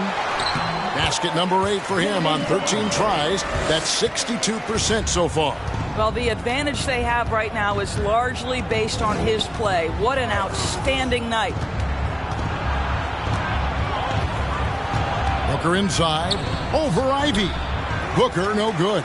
This guy cannot get started, and the offense overall has been a struggle because of it. And the call on the shot that sends him to the line. An elite prospect with very few holes in his game. Banchero can score from all 3 levels, makes plays for others, terrific rebounder, and the list goes on and on.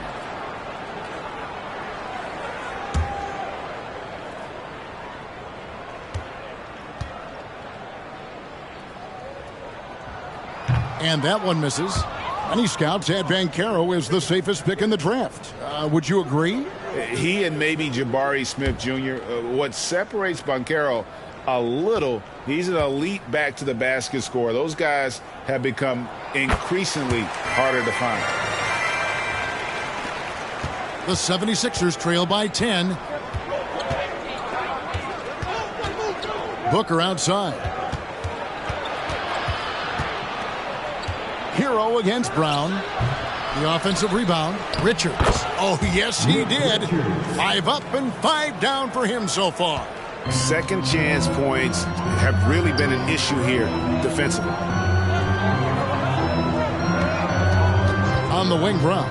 He's covered by Hero. Hero against Brown. Just 5 on the clock. Shot from 12. That one off the back iron and out. Philadelphia's gone 0-3 from beyond the arc to start the second quarter. Johnson kicks to Hero.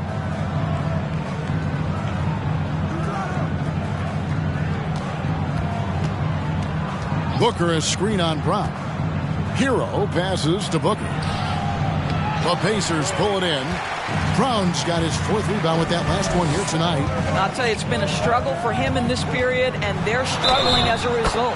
Fouled on the shot and picks up 2 points, so 1 free throw coming up. So it'll be Jaylen Brown shooting. It's going to go on Keldon Johnson. For Indiana, they have made 7 out of 9 when they've stepped to the line. The Pacers making a switch here. Davis is checked in. And then for Philadelphia, Horford comes in for Nick Richards. And it's Dosunmu in for Booker.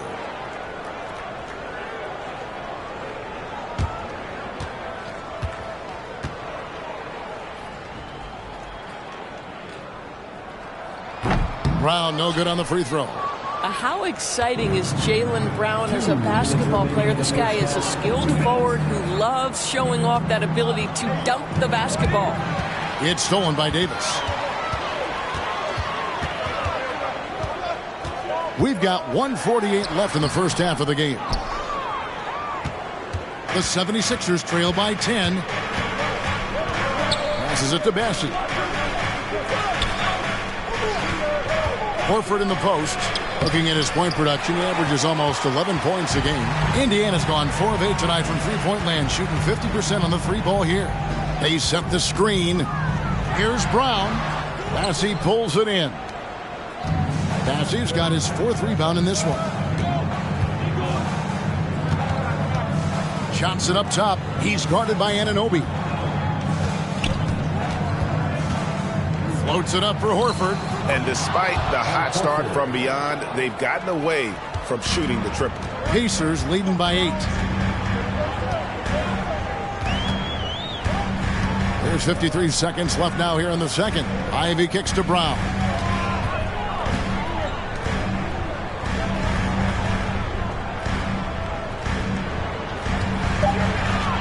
Takes the 13-footer, and it's Philadelphia with the rebound. Johnson's got 4 rebounds in this game. Outside, Hero. Pass to Bassey. And the whistle blows. It's going to be on Paolo Banchero. That'll be his 2nd foul of the game. And that's foul number 2. And maybe you don't sit him at this point, but you really have to be careful to not pick up another beforehand. And it's the 76ers with the ball. Trailing here by 8. Outside, Horford. Just 4 to shoot. From 15 feet away, Bassey no good. Well, defenses are content to give up the mid-range, right? It's not the high percentage restricted area or the 3. You can see they're prepared to give up that shot. 57. The 76ers, 49.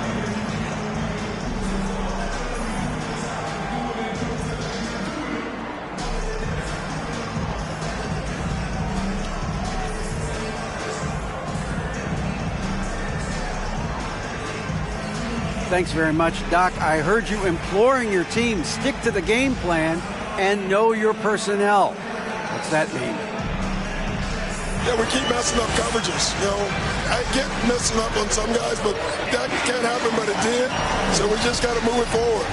We'll see if the communication picks up. Thanks, Doc. Back to you guys. Thanks so much, Dave, for the great interview. Don't go away, folks. We'll be back for the second half of basketball right after this.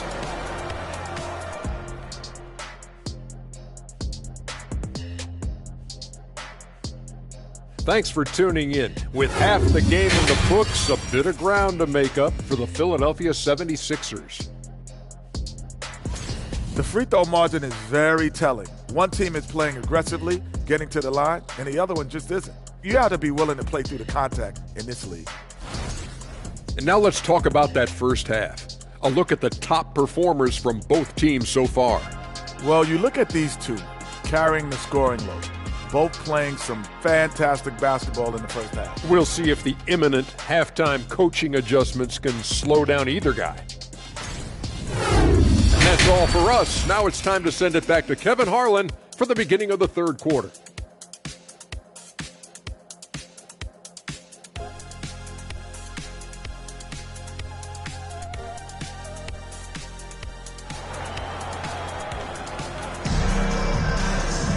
And we've got third quarter of basketball for you. 2 quarters in the books. It's been a clinic out there by Jaylen Brown. Man, how about the amount he's contributing in the scoring column through 2 quarters? He has been terrific. And one would expect that the defense made some adjustments at halftime, but he has the ability to answer right back. Anthony Davis is out there with Banchero. Then there's Brown. Then it's OG Anunoby. And it's Barnes in at the 1 spot. So that's the group out there for Indiana. Payton passes to Johnson.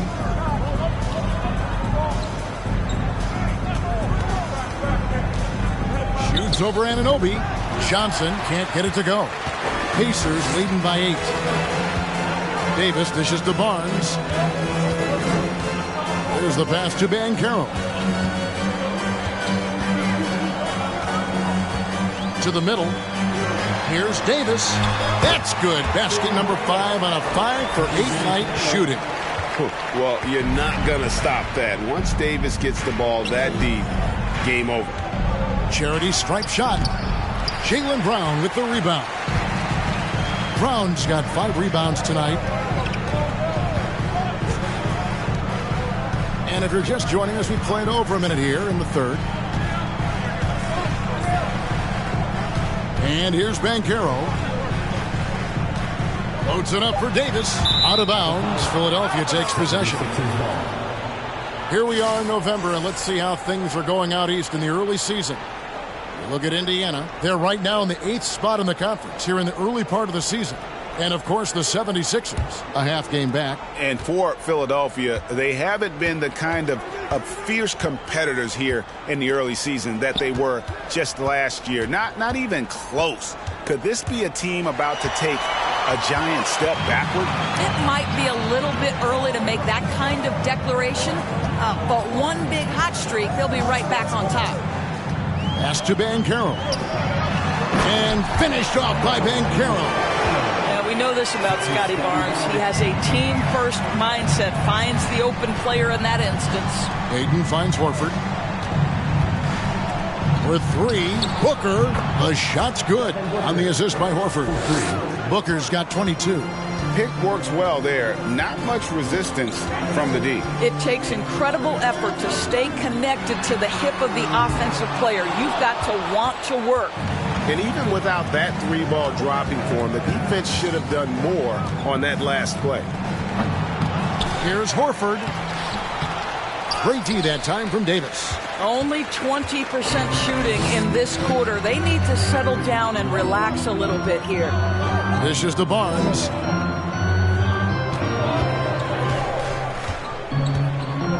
Passes to Banchero. Davis setting the pick for Banchero. No one covering. Banchero's got 4 points now in the quarter. Unwilling to let up even for a moment. That's his killer instinct, just fanning the flames. One thing I enjoy is watching players who don't pay attention to the score. You lock in on the moment and play the right way. I'll tell you, this guy is doing absolutely everything he can to get himself going, but the team is struggling because he's struggling. Barnes outside. Trying to find Davis. He's got it now. Bassey pulls it in. Bassey's got his 5th rebound right now in the game. Pass to Payton. Horford against Davis. Booker fires from way outside. The shot misses. And Indiana will go the other way with it. The biggest lead of the game, 15 points. Anunoby with it. 8 points for him. Brown outside.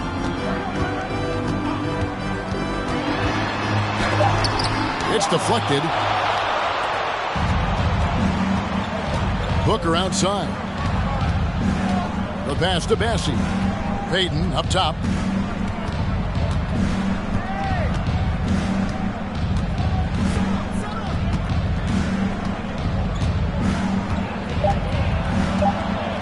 And the dunk by Payton.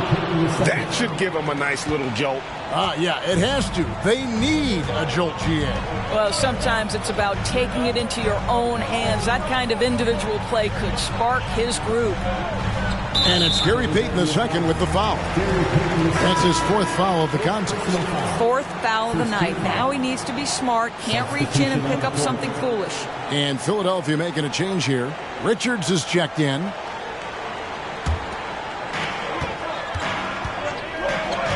Barnes outside. Down low. Clock at 6. And Hayes kicks to Davis. Over Horford. And once again off the mark by Indiana. And so Booker will bring it up for the Philadelphia 76ers. Their defense has only allowed 6 points in the second half. Payton passes to Booker. That's good. And it's Payton with the assist. Booker's got 5 points now in the quarter. You've got to be shot ready in this instance. On the catch, prepared to shoot. Devin Booker, yes, sir.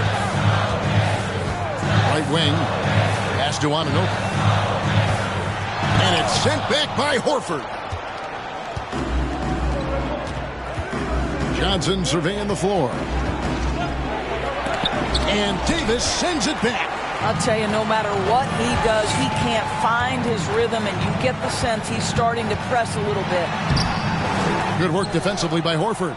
The 76ers trail by 7. And with the struggles AD has had to stay healthy, and you wonder, though, if the team's going to focus on having him be at his best for that postseason run and try to manage the wear and tear. Here's Davis. He's got 11. Kicks it to Barnes. Here's Anunoby. And he's good on the 3-ball. Anunoby's got 11 points. Boy, just tremendous concentration on deep range. OG Anunoby is really coming along as a shooter. Horford dishes to Payton. Nice pass. Led him to the rack perfectly for the layup. And when Davis is on the floor, Greg, he is a force. But how do you keep him healthy into the playoffs? That is the question. I mean, sustaining his output over a full season isn't easy, but Davis has had a bit of bad luck with the injury, so you have to mitigate ways to keep him available. The 76ers trail by 8. Now Booker, 24 points for him. Booker draws the double.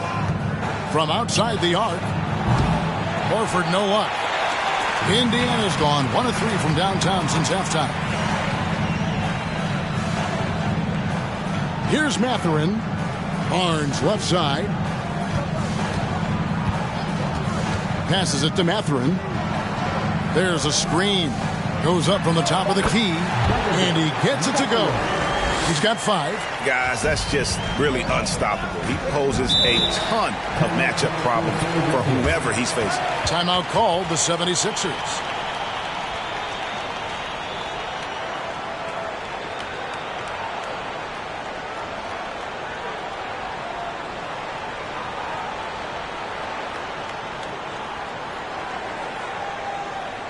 Here comes your Pacers favorite dancer.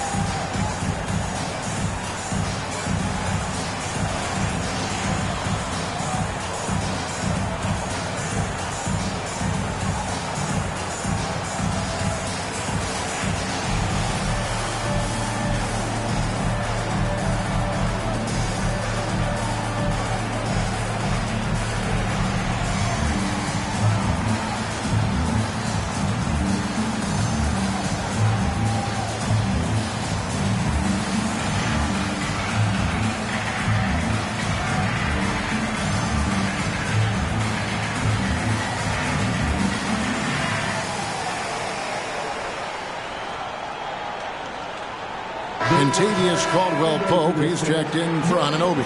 Then for the 76ers, Heroes checked in for Payton, and it's Dosunmu in for Johnson.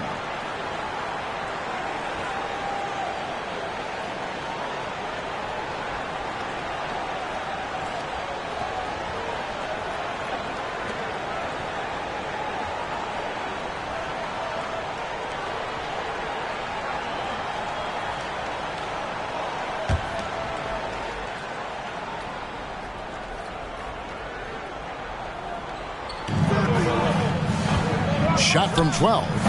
Booker, no good. Indiana leading by 10. Barnes left side. Trying to get open is Davis. And plenty of contact on the shot. So 2 free throws coming up.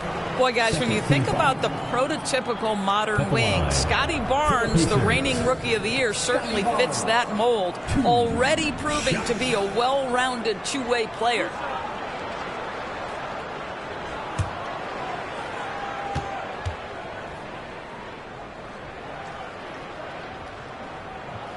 That's good from Barnes. And with Barnes, he's only scratching the surface of how good he can be. GA, there is no question about that. Barnes is on the fast track to becoming a star. Why? Because he can score, defend, rebound, and even serve as a playmaker if need be. This is about developing those skills continuously and becoming more consistent. Barnes hits them both.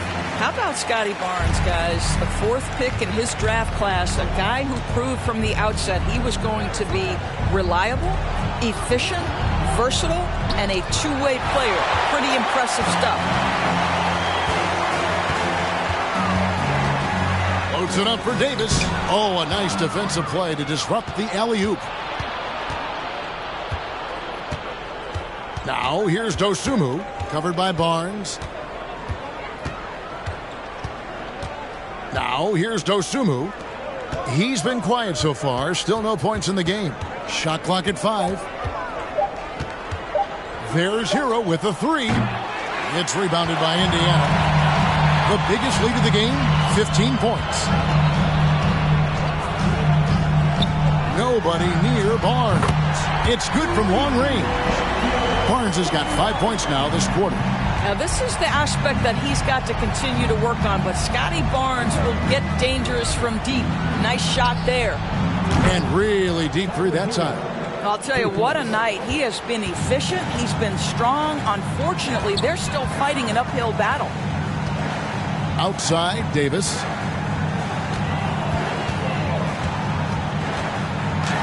And he finishes nicely on the way. Davis has got 13 points. And you're not going to pass up that kind of thing. And here is Dosunmu. Outside, Hero.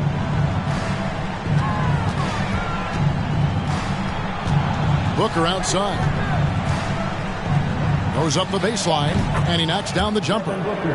Booker's got 26 points. Well, comparisons are always difficult, but hard not to see some Klay Thompson in Booker's game.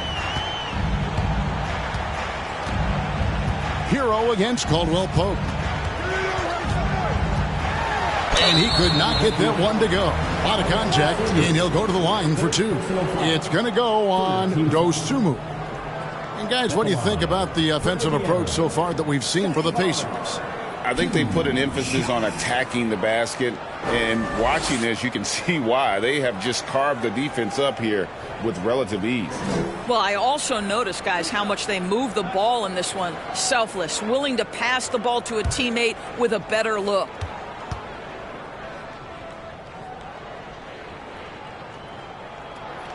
That's good from Barnes. Jaylen Brown's checked in for the Pacers. And Philadelphia also making a switch. Bassey's checked in.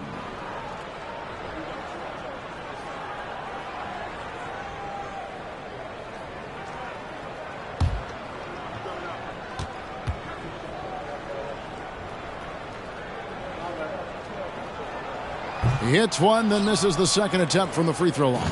And even when the stats aren't there, Horford still just finds a way to have an impact on the game. Al is such a high IQ player, right, GA? He always puts himself in the right position. He's an exceptional defender. He's cross-positionally able on the defensive end. He can space the floor as a three-point shooter. You can put him at the 4 or 5 spots.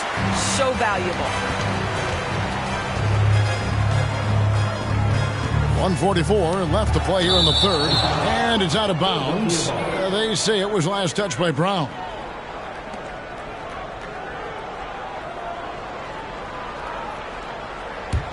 The 76ers trail by 13. Up top, Hero. He's guarded by Caldwell Pope. Bassey, no good. And it's Barnes with the ball for the Indiana Pacers. Pass to Hayes. Feeds it to Davis.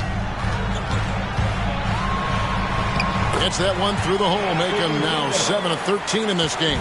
Well, we've seen that movie a few times, haven't we? An easy bucket in the paint. The pass to Hero. It's rebounded by Hayes. Hayes has got his 8th rebound here tonight. Brown against Booker. Now here's Brown. He's guarded closely, and there's the feed to Davis. Good, and it's Barnes picking up the assist. 17 points for Davis.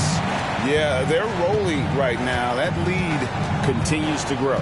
And one of the things that's helped that is they're getting it done on both ends. Terrific focus on offense, and they're locked in defensively.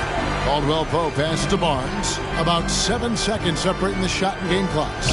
And Tyler Hero gets the whistle that time. That's his first foul.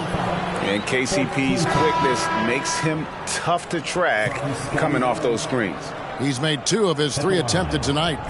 And with a percentage of 82, he's been one of their more dependable shooters from the line. Banchero's checked in for Jackson Hayes. And Philadelphia also making a switch. Johnson, he's checked in for Dosunmu. That free throw good from Brown. And they didn't shoot it very well from the line in the first half, but they've gotten much better since halftime, and it's helped them to secure the lead. Booker with it. He's got 26.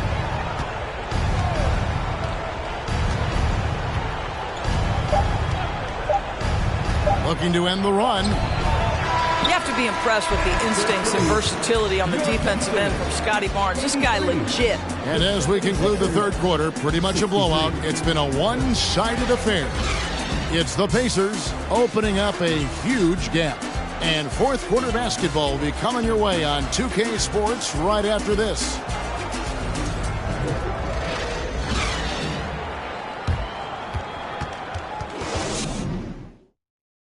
And it's time now to bring you our State Farm assist of the game. And definitely deserving of the prize tonight. How about the read he made here? Looking like a point guard. Put the pass right on the money. He's got the size to survey over the top of the defense and find the open man. That was beautiful.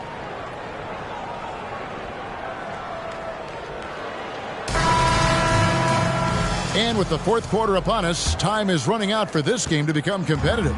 The 76ers trail by 20. Taking a look at the 76ers. They've got Gary Payton II. He's out there with Tyler Hero.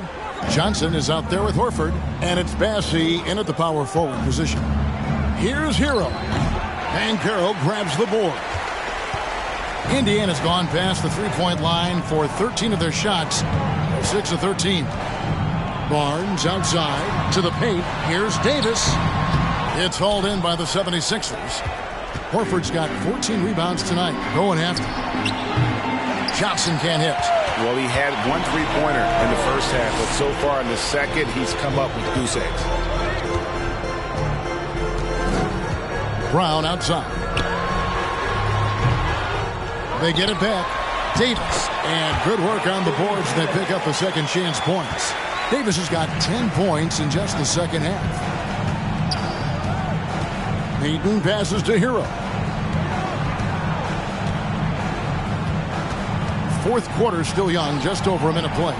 He dishes it to Horford. Back to Hero. Fires from deep. Jaylen Brown with the rebound. Brown's got 6 rebounds now in the game. Now Barnes. Pass to Anunoby.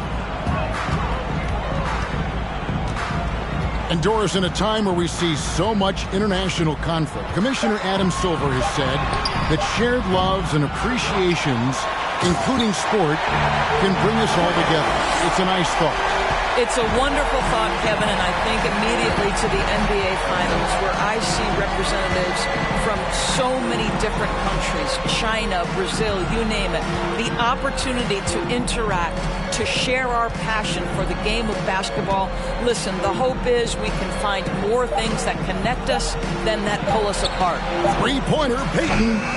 The Pacers pull it in. And Banchero passes to Barnes. Now here's Brown. Some nice passing here by Indiana. Shooting foul as the whistle blows. He'll shoot 2 free throws. And to the line goes Davis. So long and talented. Most years, he's top 10 in free throw attempts. 2 shots.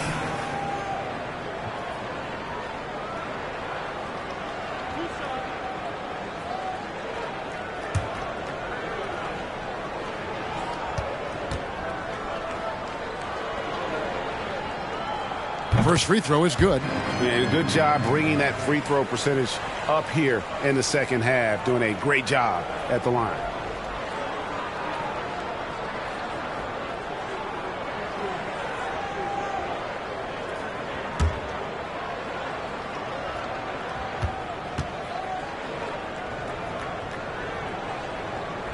And both free throws good for Davis. And one difference this half is that when they get to the line, they're converting. And the 76ers call time here. In recent years, Doris, we've really seen the Players Association stepping up and address player needs and, at the same time, global social issues. Kevin, it's been absolutely inspiring to see the players use the tools they have at their advantage and their disposal. They want to create needed change, represent themselves, their communities, their organizations. Leadership at its absolute finest.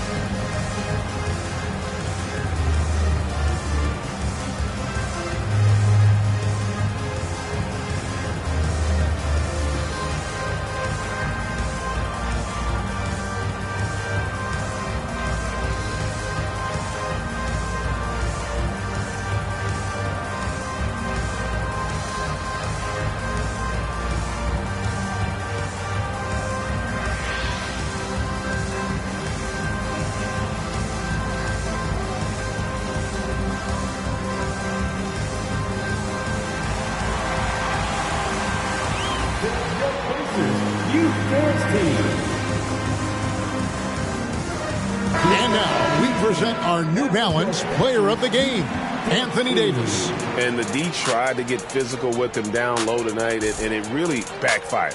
Instead, he's just throwing them up. He was aggressive, inviting the contact, and really just taking it straight to him. What a connection he has to these fans. They love him here. And the more he has games like this, the deeper that connection gets.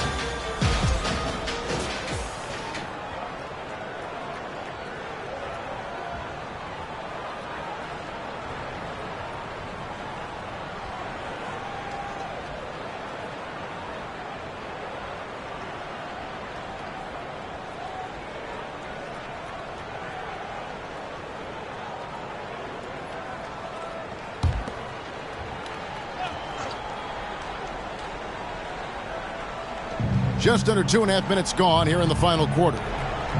Reed the pass to Dosunmu. Last year, as we know, the NBA, Doris, named the members of the 75th anniversary team. Any players that were missed that you think should have been on that list? I mean, the one guy that comes to mind immediately is Klay Thompson, who will go down as one of the great shooters in NBA history.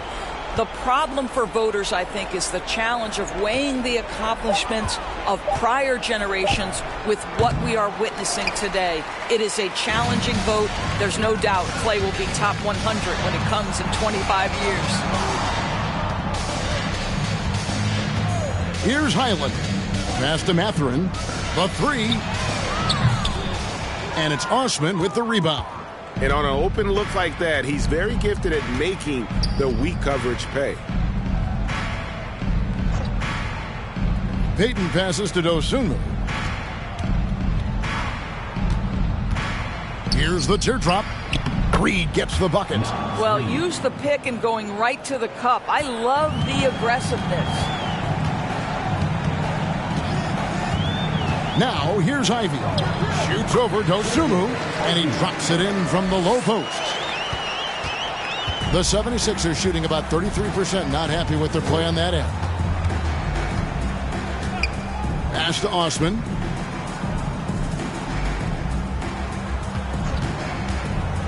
To the inside, and Davis sends it back. Here's Mathurin. The pass to Highland. A three ball. That shot off. Philadelphia with the ball. They've given up just 8 points in the fourth quarter. And there's the bucket from Dosunmu. It makes up for a lack of speed with just tremendous effort and hustle. on that play. And here's Ivy. Here's Highland. Buries it from three-point range. Highland's got himself going with the triple, his first basket of the game. Outside, Payton. Pass to Osman. Here's the screen. And they recover it. And they get it back again. I mean, how many rebounds offensively have they had? Everything's going right for them today. Indiana's gone outside a lot tonight. 17 times, in fact. 7 of 17. Here's Highland. Poke loose. Passes it to Mathurin.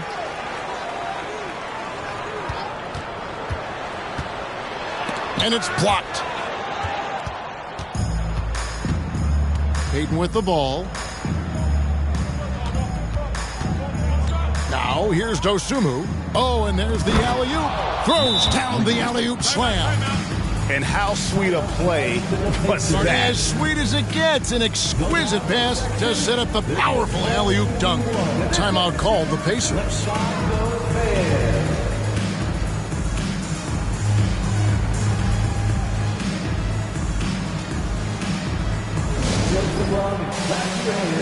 Here they are, your Indiana Pacers.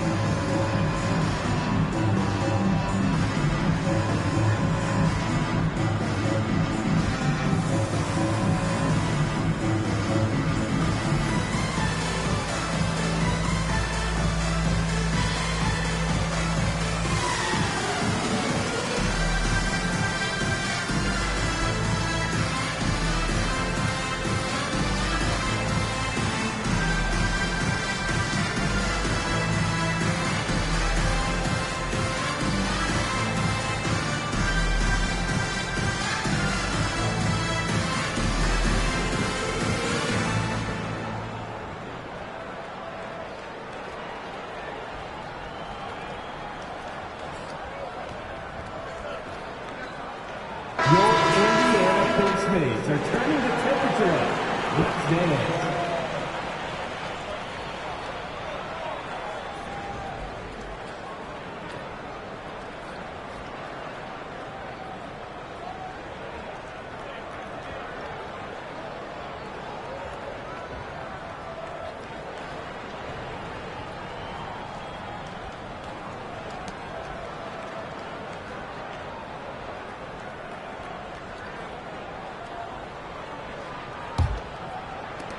Pacers leading by 23. Floats it up for Davis. Outside, Payton. Pass to Booker. Over Barnes. No good from Booker. Just a solid performance on the interior. The rebounding has been off the chart. And again, another assist. That makes 15 assists. He's been one step ahead of the defense all game long. Now, Booker. We know the NBA is exploring alternate broadcasts for selected games, allowing users to pick their commentators. Doris, should you and I be nervous? Kevin, I'm always nervous, and you will always be the A-team. Come on, my man. The fans know they need to listen to Kevin Harlan. You are, Doris, way too kind. Coming from you, a Hall of Famer, you kidding me? I'll work with you any day, and I'll do the analyst, and you can do the play-by-play. How does that sound? Kevin, love it. There's the pass to Brown.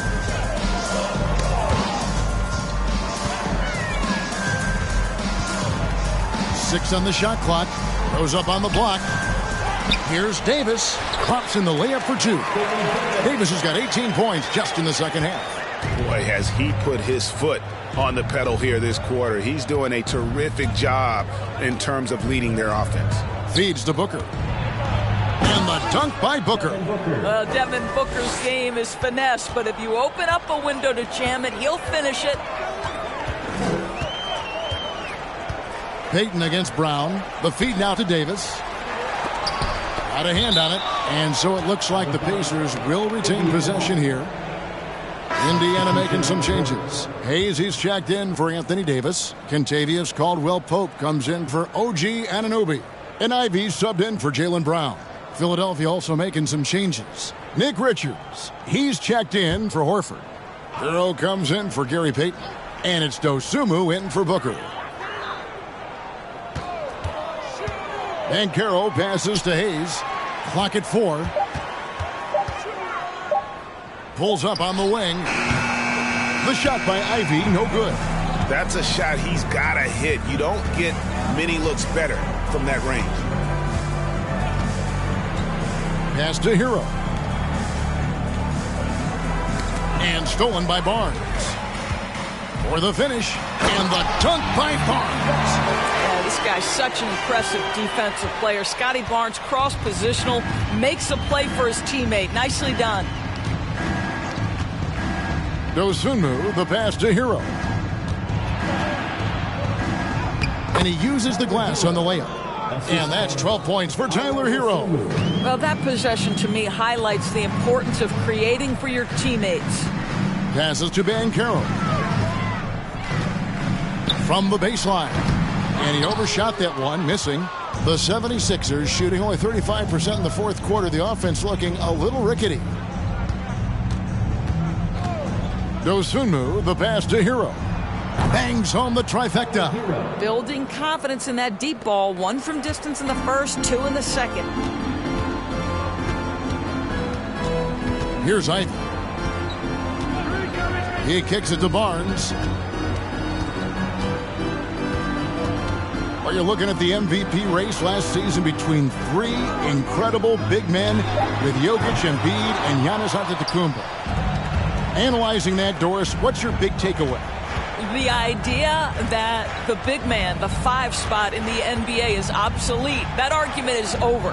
What impresses me is the skill level of NBA players, particularly manning the center position in the modern age.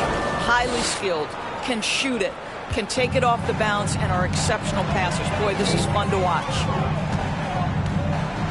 Pass to Banchero. 2 minutes remaining. Back to Barnes. 5 on the clock. Hayes with the screen for Caldwell-Pope. Trains the three-pointer. Yeah, and Caldwell-Pope pretty effective in that pick and roll. Hero on the wing. Now the pass to Dosunmu. There's the 3. And that one is off. And Indiana will go the other way with it. 1:29 left in the fourth quarter. To the middle. Here's Ivy. And they call the foul. So he's got the and one chance here to make it a three-point play. And so it's going to end up in the record books as a blowout, a dominating performance for Indiana. Free throws were a big factor in this one. You know, it's always great to get a lot of shots at the line, but the key, they were able to convert tonight. You start making free throws, and it can get you the win. And with this effort tonight, grabbing their 8th win of the year. And guys, one of the steady and outstanding players putting in another impressive performance, it was a big-time outing for Davis. He did all the dirty work that they needed, clearing out space underneath and securing rebounds. Dosunmu, the pass to Hero. Pulls up on the elbow, and it's Anthony Davis with the rebound. And it's Barnes with the ball for Indiana. Pass to Ivy. Back to Barnes. Passes it to Hayes. Davis with a screen on Johnson. That shot by Caldwell-Pope, no good. Here's Hero. The rebound by Caldwell-Pope. This could get even more out of hand if they continue to put up points. Wow, Kevin, what a performance we are seeing. Going inside. Indiana again missing. Hero passes to Dosunmu.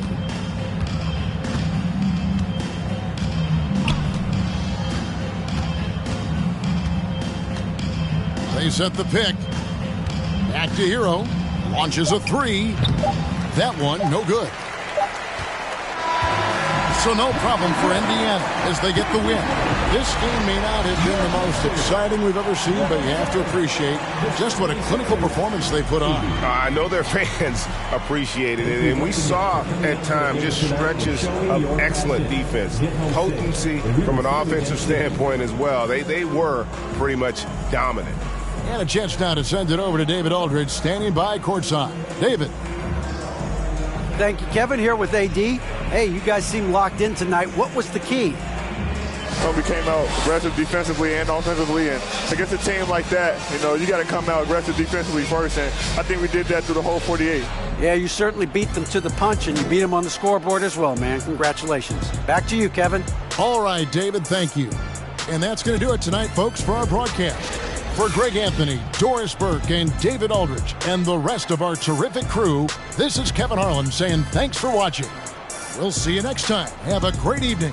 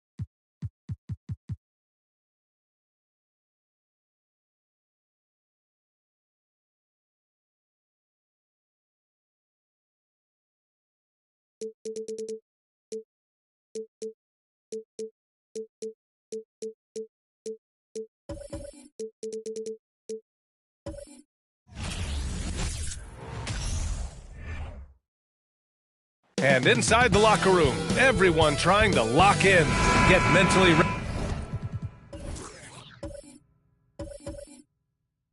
ready for another.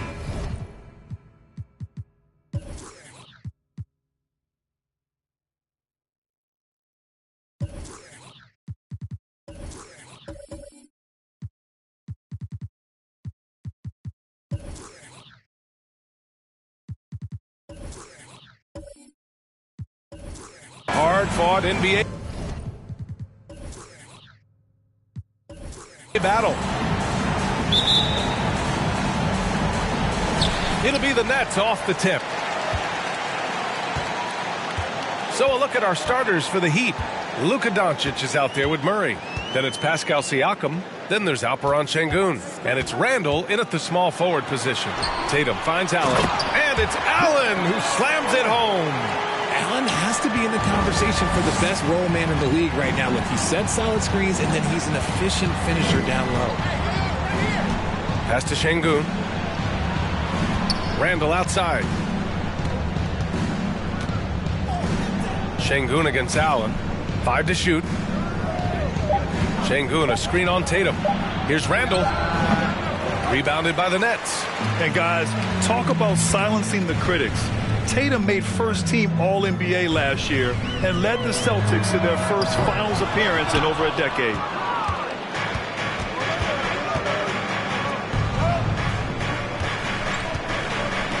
Murray against Lowry. Pass to Siakam. So it'll be 2 free throws. He was fouled in the act of shooting. They'll pin that one on Jared Allen. You can see the length come into play whether Siakam's facing up or back to the basket. And he can't get the first one.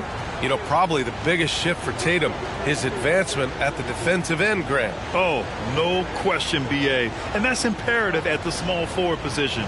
Think about it. You have guys like LeBron, Kawhi, KD. Now Jason Tatum is in that elite two-way group as well. And you have to put Jimmy Butler in there as well. He hits the second from the line. And in 2021, when the Nets traded for James Harden, they became the favorites. And after it all fell apart last season, many were left wondering what might have been. Now here's Tatum. Big-time offensive force he's been. He's averaging just over 31 a game. An accurate shooter from distance. Tatum's teammates want him to keep looking to pull the trigger. Porter against Doncic. Goes up on the baseline. Count it. 1 for 1 to start the game. You know, for the Nets, history repeating itself. Think back to 2013. Their trade with the Celtics, creating another star trio. It didn't work out. And it set the franchise back for years, RJ. Yeah, but credit the front office. They made something out of nothing. They got young assets, and they got them these stars. And they are still in a relatively strong position because they got a ton of picks in return. Now here's Doncic. Well, you look at his scoring average of 34.5 points a game. Very impressive. Sengun, a screen on Lowry. Here's Murray. And no good. The Nets go the other way with it. They come into this one having outplayed the Grizzlies last time.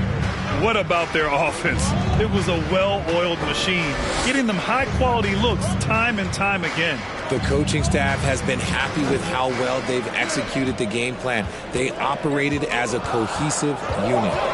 Now here's Lowry. 9 points for him in his last game. And he comes up with a bucket. Allen's got his second basket of the night. Nice job by Allen inside, getting the ball in a good spot and finding a way to execute. Siakam, the pass to Doncic. Now Randall, hounded by Tatum. Back to Murray. And it's Murray finishing it off. He is a big guard at 6'4". Murray getting up. Lowry with it. They look to him to score consistently, averaging around 13.5 a game. Porter's shot is off. And he might have thrown himself off when he saw how much space he had from 3. Murray finds Doncic. Jacks up a 3. Claxton with a rebound. For Brooklyn, they've gone 3 of 6 from the floor. Pass to Lowry. First quarter of play, and just over 3.5 minutes in. Outside Porter. Fires the 3. Second chance shot, and Allen lays it in. Allen's got 6. He is an elite offensive rebounder. Allen is especially good at getting ideal positioning on that glass. Sengun, a screen on Porter. Here's Doncic. Porter pulls it in. I'd like to see him a bit more efficient. Lowry. It's hauled in by the Heat. Outplayed in their previous game on their schedule, losing to the Cavs. Defensively, they weren't up to the task. Didn't play as a cohesive unit, and it really hurt them. Boy, they looked like they were asleep on that end of the floor. No one was talking. No one was paying attention. Yeah, it was rough. Trust Doncic to make smart moves with the ball. He puts it in the hands of a guy with a wide-open shot. Lowry, the pass to Tatum. Down low. Here's Claxton. Count the bucket. Coming off a perfectly placed pass. Pounding it inside early and often, setting a physical tone. Murray finds Doncic. Şengün, a screen on Porter. With some arc. A nice shot by Doncic. This is Doncic's pure shooting ability in action, making it look easy with that nice floater. Murray against Lowry. Outside Porter. Three-pointer. They get the rebound. Allen. And that one's good. A nice job on the glass as they picked up 2 on the second effort. He still hasn't missed. 4 for 4 to start the game. Doncic against Porter. Now here's Doncic. The D's right on him. Siakam, no good. With the defense absent, that was a great opportunity, but no go. Outside Porter. Out to Lowry. Screen by Claxton. Lowry with it. Siakam covering. And he's going for the lob. And it's Allen who slams it home. Well, we've got a lot of players seeing their first NBA action. Richard, do you remember your rookie debut? 100%. Do you want to know why, Ryan? Please do tell. Because I still have the box score to my rookie debut. And ever since then, when somebody gave me a framed box score, I kept it because it's just a beautiful thing to have is your first game. So anytime I have a rookie on my team, I take the box score from him, I hand it to him, and I'm like, hey, frame it. Remember this. This is your first NBA box score. And what did that box score have to say about your rookie debut? It said that I scored like 11 points, and we beat the Pacers, and Jalen Rose had 40 on us, but that was my rookie year, and we led the Eastern Conference from start to finish. Miami has gone 0 for 3 from downtown. Doncic passes to Şengün. Now Murray. Doncic on the wing. Again, the Heat misses. And usually that's a bucket for him, but look, nobody's perfect in the mid-range. And it's Allen who slams it home. And this is how dominant Allen can be. If you continue to feed him, he will reward you. Trying to find a spark here.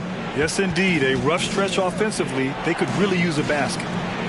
Now here's Randall. They really needed more from him in the loss to Cleveland. Pass to Murray. To end the drought. He's off on that one. So Brooklyn will take it the other way. This, their first chance to take a look at the Heat this season. And these two teams will face off against one another 4 times. It should be fun. Yeah, you know, each team wants to take it to the other. I'm sure we will see a lot of toying around with lineups and see what types of matchups work best. I love how they've attacked the boards here in the first quarter. Pass to Claxton. Lowry left side. Knocks it loose. Miami trailing. Siakam right side. And he got the whistle on the way up. So he'll be headed to the line for a pair. And now it seems Siakam is in his prime. How do you see his place in the league, Grant? Well, I really like him, but he seems to be an elite second option. Not sure if you want to build an entire offense around him, but certainly has proven to be an important piece to a championship-level team.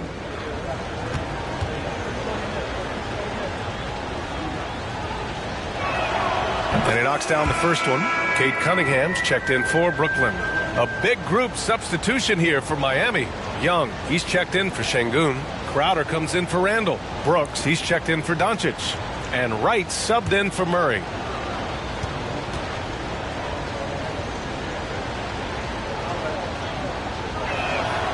Siakam hits them both. Now, guys, when you think about this Miami Heat team, you hear a lot of talk about their ability to score. But how about the way they play on both ends of the floor? Now here's Cunningham. You know, his impact on offense has been terrific, scoring just around 20 points a game. Now Siakam.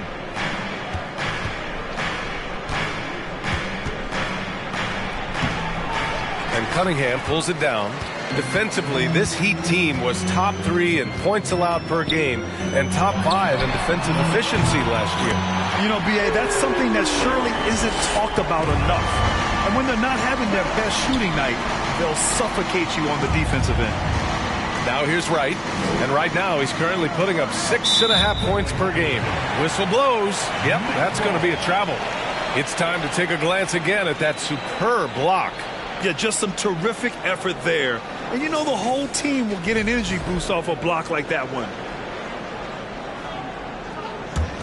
The Nets with a lead.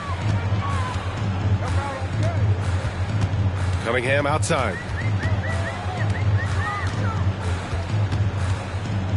The ball's knocked loose. Wright with a steal.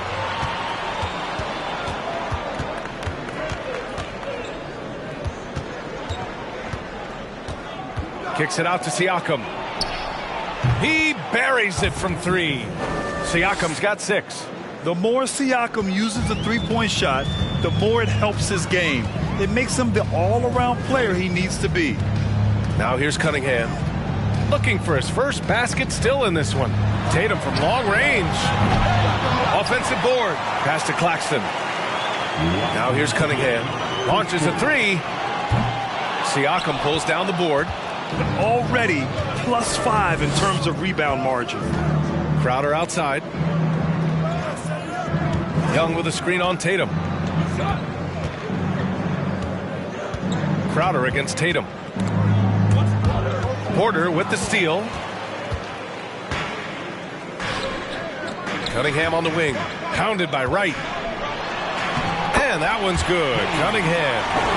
And the Nets lead by 8. It's just ridiculous. He's just an absolute surgeon when he has the ball. This man is surgical. There is no way to slow him down when he wants to score. Nails it from beyond the arc. When he has that much space, he's a pretty good bet to nail the 3. Cunningham outside. Allen with a screen on Crowder. Tatum passes to Allen. And it's Allen who slams it home. Clever play by Tatum, drawing the attention to him, only to give it away. Pass to Young. Here's Brooks. Here's Siakam. And it's going to be a goaltending call here, so they will count the bucket. He almost blocked that shot in time, just a nanosecond late. Some changes for Brooklyn. Collins comes in for Jared Allen, and Green is subbed in for Claxton. Cunningham finds Tatum. Good work defensively by Crowder. And even though he hasn't been himself, it hasn't affected his team too much. They've still got the lead. And it's Wright missing. 2 seconds separating the shot clock and the game clock. On the wing, Tatum, covered by Crowder from deep three-point range. And it's Miami with a rebound. Siakam's got 5 rebounds tonight. The 3-ball. Tatum pulls it in. 1 second left. And he can't get that one. Jared Allen getting it done for Brooklyn. On the glass, he was an absolute tyrant, just owning the boards. And don't go far.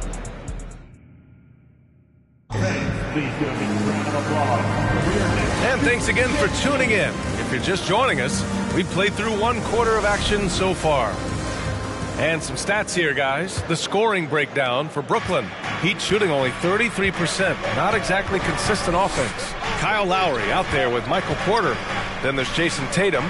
Then it's Green. And it's Collins in at the 5. That's the Nets 5 as we get into the second quarter. Here's Şengün. Another shot. And Randall with the layup. A relentless offensive rebounder. Randall simply does not give up on the boards. Lowry, the pass to Tatum. Lowry with a screen on Brooks. Tatum with it. Checked by Murray. And here's Lowry from the arc. Misses his 4th shot of the night. Still hasn't hit one yet. Now here's Doncic. Outside Murray. Up and over Porter. Outside for Brooks. Outside Murray. Just 4 to shoot. Ooh, can't tie it up as that one's no good. Lowry against Doncic. Puts the move on.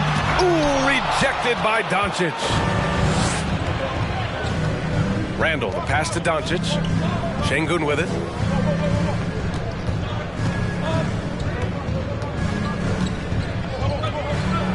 Randall outside. Şengün, the screen. No good that time. Excellent D there from Collins. And here's Tatum. He has 6.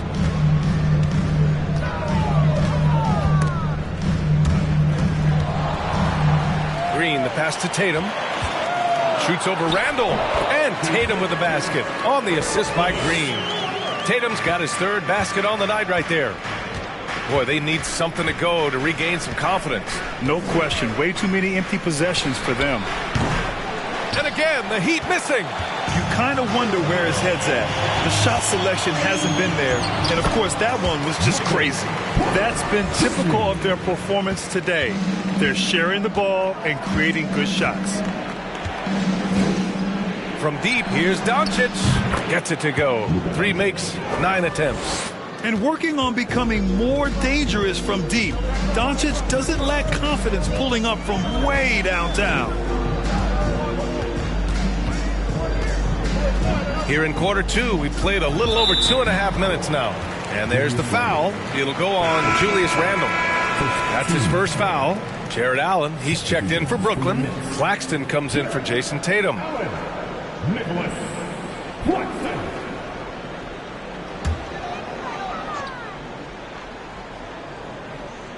Lowry outside. Pass to Claxton. On the wing, Porter. Clock at 6. Here's Claxton. Back to Porter. Lets it go from deep. The rebound by Murray. And he almost made them regret defending him so loosely.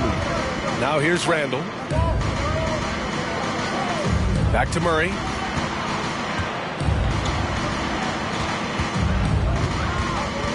Over Porter. That one a little long. They're losing because he is struggling so bad, and he has not looked comfortable all game. Lowry outside. Pass to Porter. The 3. And it's Miami with a rebound. Şengün's got his 4th rebound in this one. He struggles shooting the rock, yet they're still winning. It's a good thing his teammates have played well.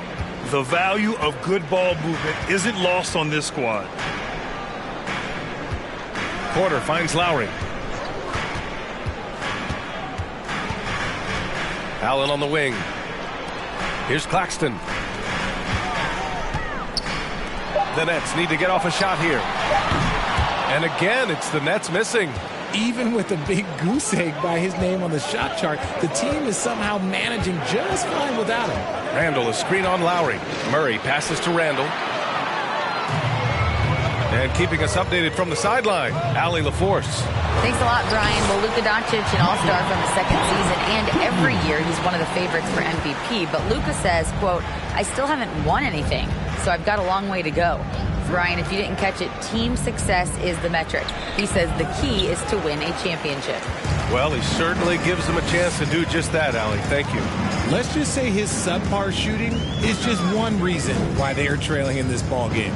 Pass to Lowry. Launches it. Randall pulls down the board. Randall's got his 5th rebound in this one. You gotta credit the defense this period. They've been all over him. Doncic outside. Murray from outside. Miami, no good that time either. He's lost his rhythm completely this quarter, but he's determined to stay after it.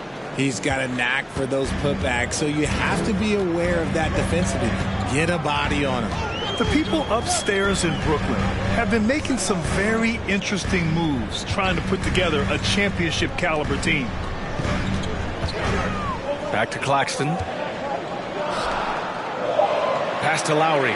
This one for 3. Sinks the tray. Lowry's got his first 3 points of the game. Smart move going to Lowry, a talented shooter who doesn't hesitate on his shots. Are those big decisions by the Nets front office difficult to deal with as players? You know, some guys can ignore the politics, but I'm sure others do have questions at the end of the day, though. These guys just want a ball. And ultimately, I think they just roll with the punches. That scoreless first quarter, that might have woke him up, and he's turned it on here in the second. Şengün against Allen. Brooks outside. Outside Murray. Şengün, a screen on Lowry. Murray for three. Hits the three-pointer. Murray's got 5 points. Outstanding work in the pick and roll. Murray is just keeping things simple in these sets. Outside, Green.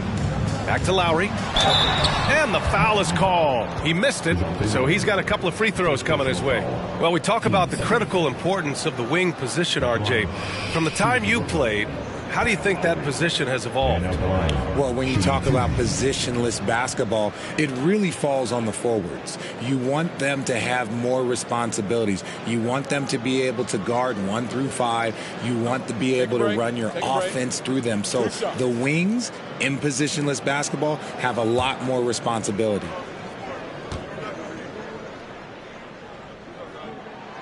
First free throw is good. Embracing his role as a leader for this squad. Lowry recognizes the importance of this in terms of developing his teammates. Cade Cunningham's checked in for Brooklyn. So Miami going with an almost entire new group here. Siakam, he's checked in for Şengün. Young comes in for Julius Randle. Crowder, he's checked in for Doncic. And Wright subbed in for Murray. Both free throws good from Lowry. And Grant, no team better than Miami at developing undrafted prospects. I mean, for key roles, too. You look at last year's playoffs. Strus, Martin, Vincent, Robinson. It's allowed Miami to stay on top in a salary cap-driven league.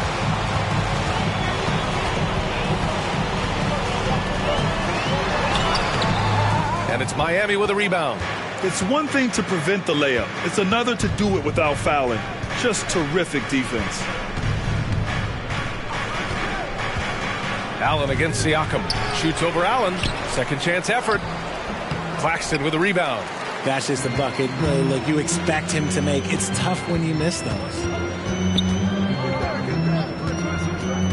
Wright against Lowry. Allen with a screen on Brooks. Cunningham passes to Allen. Second shot opportunity. And it's good on the layup. Allen's got 16 points. It's been a dominant night for him, staying productive throughout. Young with a screen on Lowry. Here's Wright. Got a hand on it. Second chance effort. And he takes it up and lays it in. Brooklyn has gone just 1 of 6 from the perimeter here in the second. Time called here. The Nets decide to talk it over now. You know, the way things fell apart for the Nets has some saying the super team's era might be ending. The Nets went all in and handed over a lot of control to those stars. Now, can they reestablish the culture that attracted them in the first place? And now here they are.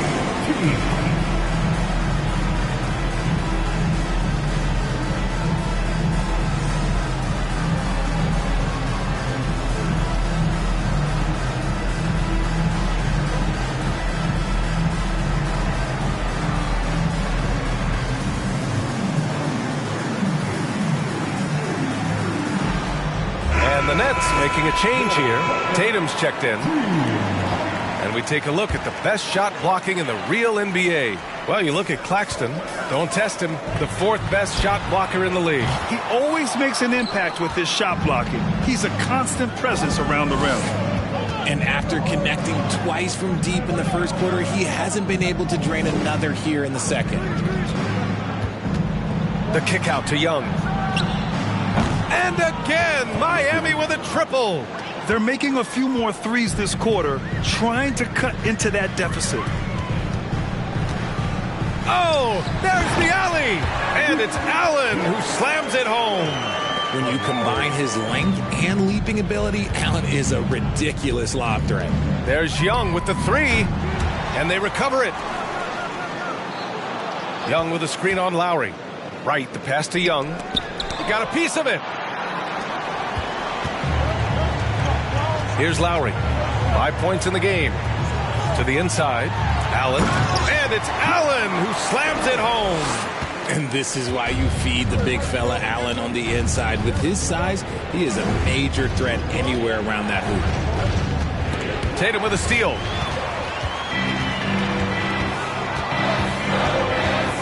To the middle. Here's Lowry. That shot missing. And Miami will go the other way with it. Siakam, the pass to Wright. Young with a screen on Lowry. And here's Wright from the arc. The rebound by Allen. Allen's got 9 rebounds now. Pass to Tatum.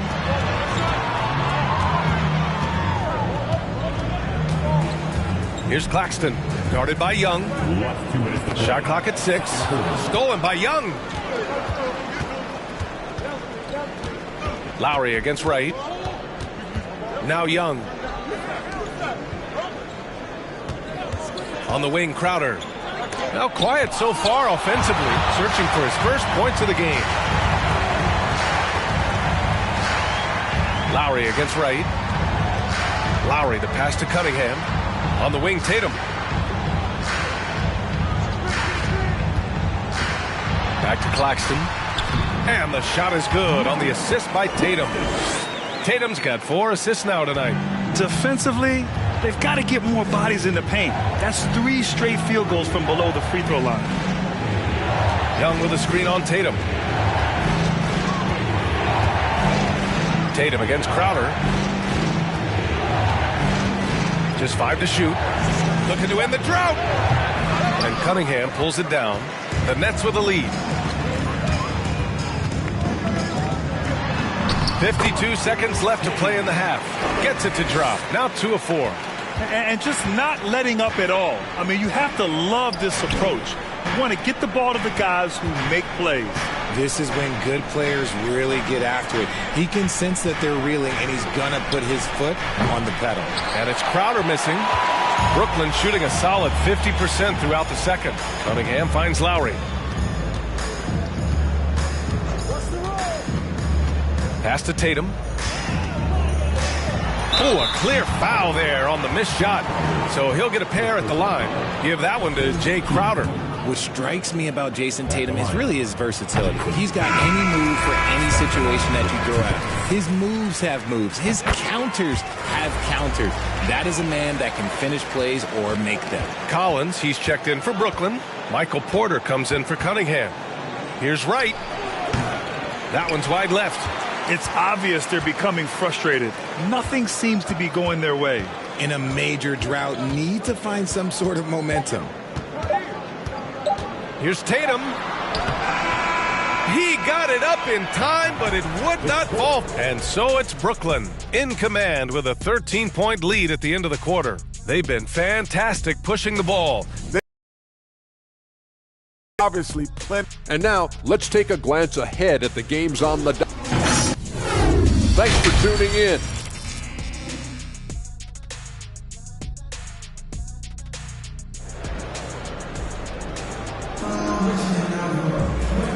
And with a big gap on the scoreboard, the second half begins with very different goals for these teams. One side trying to mount a comeback, one side trying to protect their lead. Jarrett Allen has been sensational. And given that he's just delivered a double-double through 2 quarters, I'm excited to see his stats at the end of the night. But I don't think that that's the most important thing to him. Sure, putting up big numbers doesn't hurt, but he's all about getting the win over everything else. And on the floor for Eric Spoelstra starting the second half. We've got Murray, Alperen Sengun out there with Pascal Siakam. Then it's Julius Randle, and it's Doncic in at the 2. You appreciate how hard Allen works to be an efficient scorer. He doesn't try and play outside of himself. Doncic outside. Off target from 3-point range. Shocking that he just bricked that one. The defense got real lucky there. Murray against Lowry. Here's Porter. He can't get it to go. And the Heat going the other way now. Here's Doncic. And he wills that one in, sinking it right through the back of the iron. Doncic has got 14 points. And they've been moving the ball really well tonight. Good things come to those who take good shots. Lowry against Murray. Pass to Claxton. On the wing, Tatum. The crossover. Outside for Porter. From downtown. Doncic grabs the miss. And they have been cold coming out of the break. Only getting one of their first 4 shots to drop this half. Got to pick it up. Randall can't hit. For Brooklyn, they've gotten only 1 of 4 shots to fall in the second half.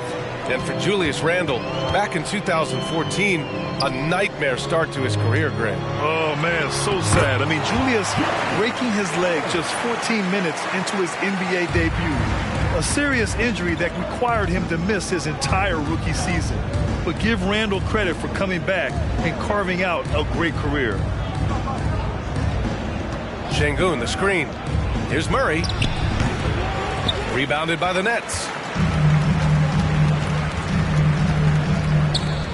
Second half of play here with just under 2.5 minutes passed. Here's Lowry. Takes it inside. Cash. Assisting on the play was Porter. He's got 7. A bulky, quick-footed guard. I love when Lowry takes initiative and dives inside. Doncic with it. Porter's there.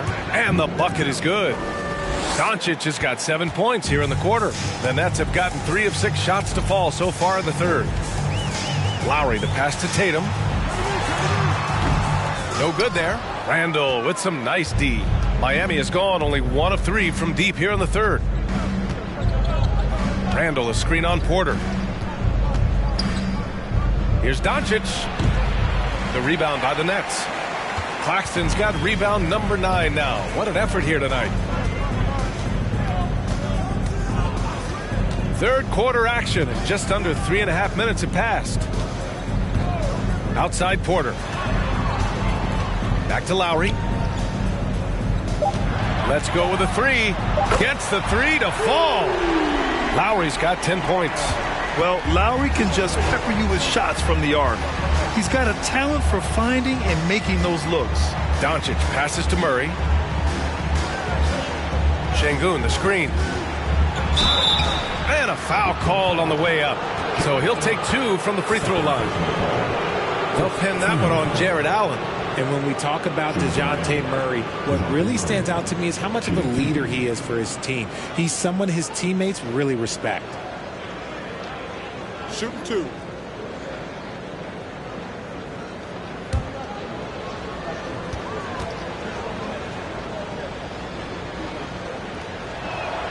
The free throw drops from Murray. And it's been great watching Murray accept a bigger leadership role over time, Richard. Yeah, he's grown into it naturally. And as a result of taking on more responsibility, his game has blossomed as well. Capable of notching a triple-double pretty much any given night.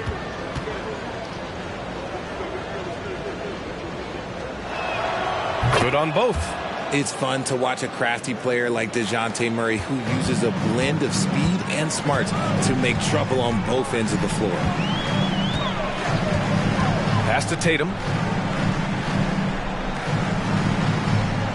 Allen with a screen on Randall. Tatum passes to Allen. Tipped! And he stays with it. And here's Porter outside. It's rebounded by Şengün. Şengün's got 6 rebounds in the game. To the paint. There's the block. Lowry outside. Pass to Tatum. Fires the 3. And that comes off the assist by Lowry. Lowry's got his 4th assist in this one. And taking a quick look here at the hustle stats for the Nets. Porter against Doncic. It's good from the top of the key. Doncic has got 9 points now in the quarter. As a player, a rough first half, look, it can wake you up. Sometimes it leads to much improved play in the second half. Outside Tatum from deep. It's hauled in by the Heat. Doncic has got his 5th rebound in this one. Pass to Siakam. Now here's Şengün. Allen defending. Şengün passes to Doncic. And here's Murray. Up and over Lowry. Murray's shot is good. Murray's got 9. Coming into this league, some guys have to develop the mid-range. Well, Murray, yeah, he's done that. Lowry, the pass to Porter. Outside Tatum. Back to Porter. Over to the left wing. Lowry left side. Allen with a screen on Murray. Lowry no good. The Heat have gone 5 of 11 in this third quarter. Porter against Doncic. Randall outside. Murray passes to Siakam. Doncic with it. Randall a screen on Porter. From deep, here's Doncic. Connects from downtown. Doncic has got 12 points in just the second half. Can't blame the deficit on him. He's been scoring at will this period. Porter finds Lowry. There's the drive. That one drops, and it comes off an assist from Porter. Porter's got his 4th assist in this one. The Heat have gotten 6 of their first 12 shots to drop in this third. Murray passes to Doncic. The floater, and he sinks the layup. Doncic has got 23. He's gotten so good at finding the open man. Murray does it again. Lowry with a screen on Randall. Here's Tatum. Here's Allen. Can't get it to fall. The Heat have gone 7 of 13 in the second half. Outside Murray. Nice D from Allen. Brooklyn has gone 2 of 6 from downtown here in the second half. Pass to Claxton. Now here's Tatum. For 3, Lowry drains the triple. Lowry's got 15 points. And he's carried them this quarter. A dominant offensive stretch. And Doncic launches from deep. And again, Miami with a triple. And look at Luka now getting aggressive at the arc. He was eager to answer that last 3. Now a timeout called by Brooklyn. And the 3-point shot, so important, Richard. That's something you added after you came into the league. What was that process like? Well, look, as the game tilted that direction, it was no secret. You have to put in that time. But what I try and tell people is that it took me 3 years before I was able to even become a consistent 3-point shooter, and another 5 before I became a good one. So as long as you're putting in the work, you're going to see the results. Those who evolve are those who stay around.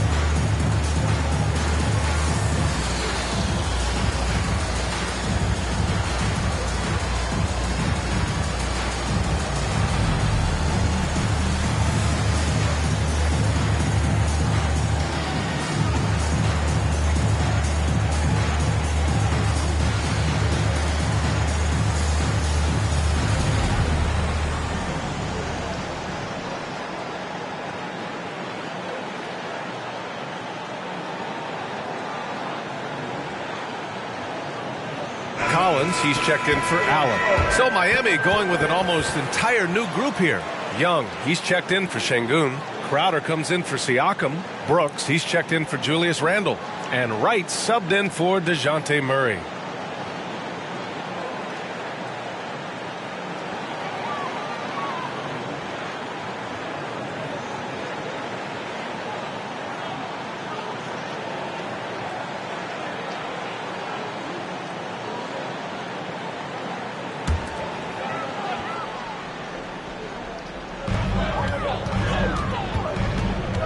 Lowry with it.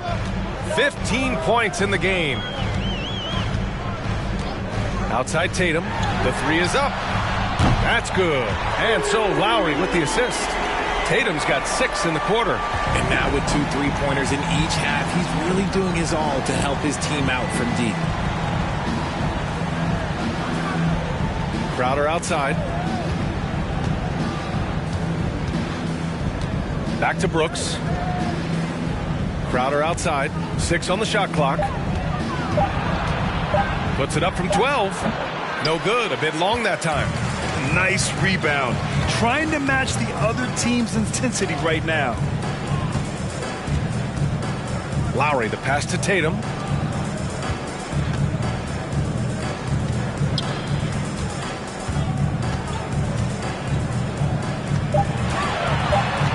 Knocked away. Stolen by Young. Right outside. Pass to Doncic. Crowder outside. Takes a 3. The Heat rebound. Yet another possession they've managed to hold on to. They are really in control on offense. And so he draws the foul, headed to the line to shoot a pair. Now here's a look at the best passers in the league. 5th on the list, Luka Doncic. He has a great eye for where to send the ball. And you know his teammates love playing with an unselfish guy like him.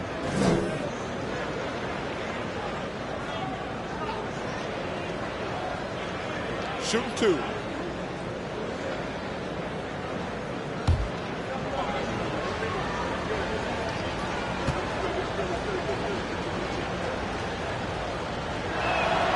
And he drops the first. Allen, he's checked in for Brooklyn.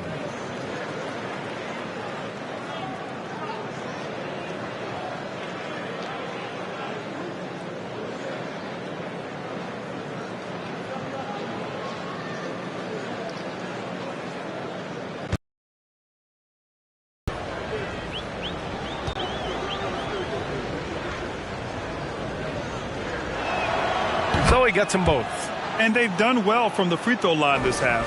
No misses yet. Brooklyn has got 4 of 8 attempts to fall from deep here in the third quarter. Porter finds Lowry. Back to Porter. Here's Claxton, covered by Crowder. Down to 5 on the shot clock.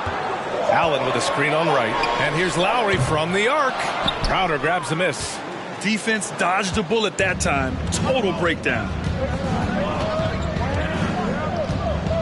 Now Brooks, an aggressive player on offense, scoring around 16 a game.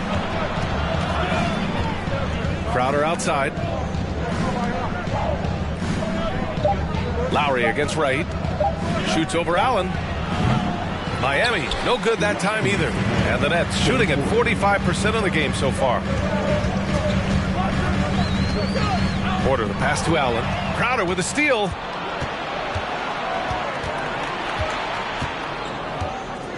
Pass to Doncic. And with that one, the deficit trimmed to single digits. Doncic has got 28 points for the game. When you watch Luka play, you can't forget he's 6'7". He can more than hold his own inside. There's Tatum with the 3. The shot no good. And Miami will go the other way with it. Jason Tatum, still so young. His game's still evolving. Over the last couple years, he's been getting to the line more and more, and that's huge. He was all alone on that one. Wright's got 4 points now in the quarter. Gotta fight harder to get over those screens. Yeah, as soon as these guys feel contact, they are just disappearing like they're not even there. You gotta show some fire and keep defending. Lowry, no good. Miami's gone 3 of 7 from deep so far in the third quarter. Doncic against Porter. They get it back. Oh, and makes it with the kiss. Doncic has got 30 points. He's doing everything he can. If they want to win, others have to step up and provide some scoring. Lowry against Wright. Screen by Claxton. Oh, they need this! And the shot's good. Lowry's got 12 points here in the second half. They've toned down their three-point attack in the second half, looking to protect the lead with higher percentage shots. Young with a screen on Tatum. Three-pointer, Brooks. The rebound by the Nets. It's off to Philadelphia after this game, where they'll face the 76ers. It'll be the start of a 3-game trip on the road. Here's Tatum. No good on the fadeaway. And so it's Brooklyn with a 6-point lead at the close of the quarter. And their defense has stood out, wreaking havoc for the opposition. We'll be right back with you shortly.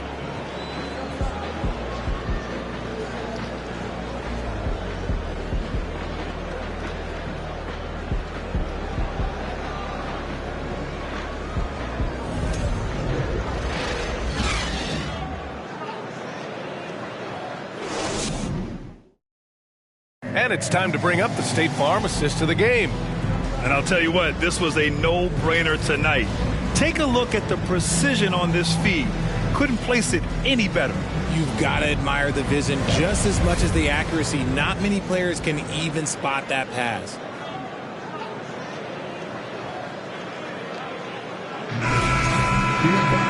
Three tense quarters behind us. One more to go. Thanks for being with us as we get ready for the fourth. We've got Michael Porter, Jason Tatum out there with Nicholas Claxton. Then it's Kyle Lowry, and it's Allen in at the center position. So that's the Nets 5. Tatum from long range. That's good. And so Lowry with the assist. Lowry's got 6 assists now in the game. Brooks outside.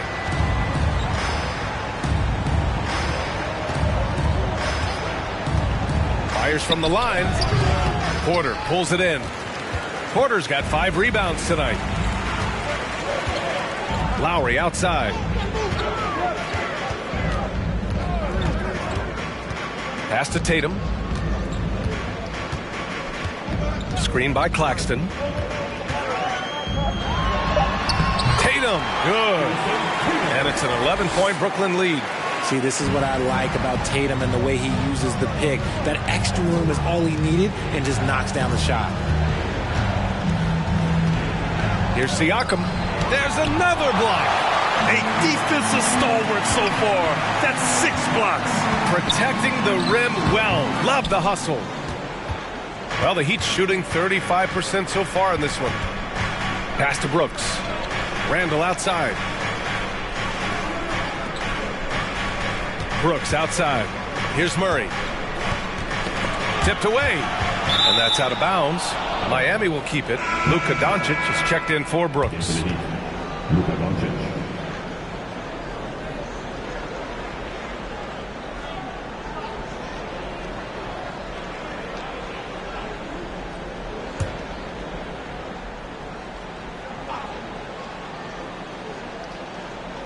And a little over a minute and a half gone by in the fourth. Just 3 to shoot. Here's Siakam. Again, the Heat misses. The Nets have gone 2 of 3 to open the fourth quarter.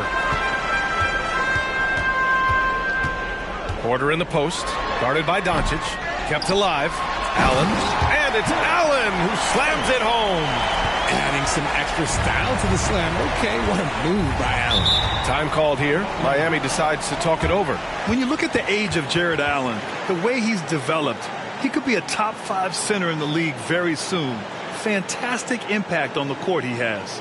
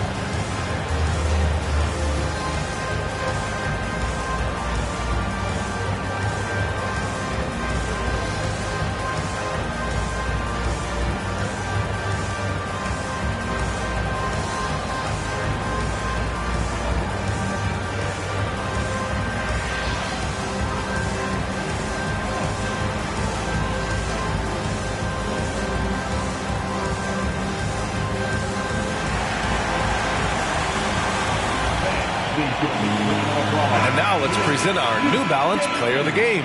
Jared Allen. He has truly put on a show out there tonight, tearing it up on both ends of the floor. So impressive. And the other squad has looked helpless to stop him. Oh, he's a crowd favorite. This building is never more alive than when he's at his best. And he was beyond at his best tonight. He had this place going crazy. And from the sideline, let's catch up with Allie. Over that last break, I got a chance to hear what Eric Spoelstra said to the team. He was trying to ignite some fire, saying, "Where's the fight, you guys? You know we can compete with this team, but we're letting them run all over us. We've got to level up the aggressiveness." Back to you. Thank you for that, Allie.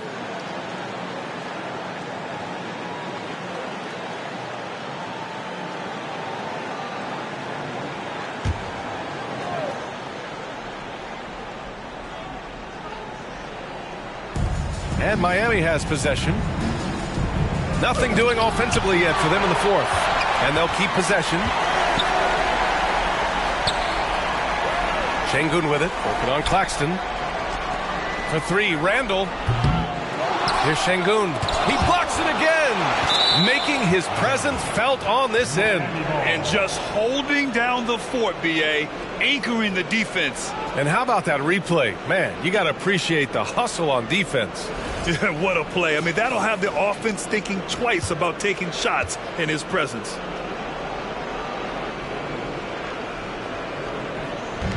We're in the fourth quarter here. Just under 2.5 minutes gone by. 6 to shoot to stop the run. And again, the Heat missing. The Nets have gone 3 of 5 since this fourth quarter started. Murray against Tatum. Pass to Porter.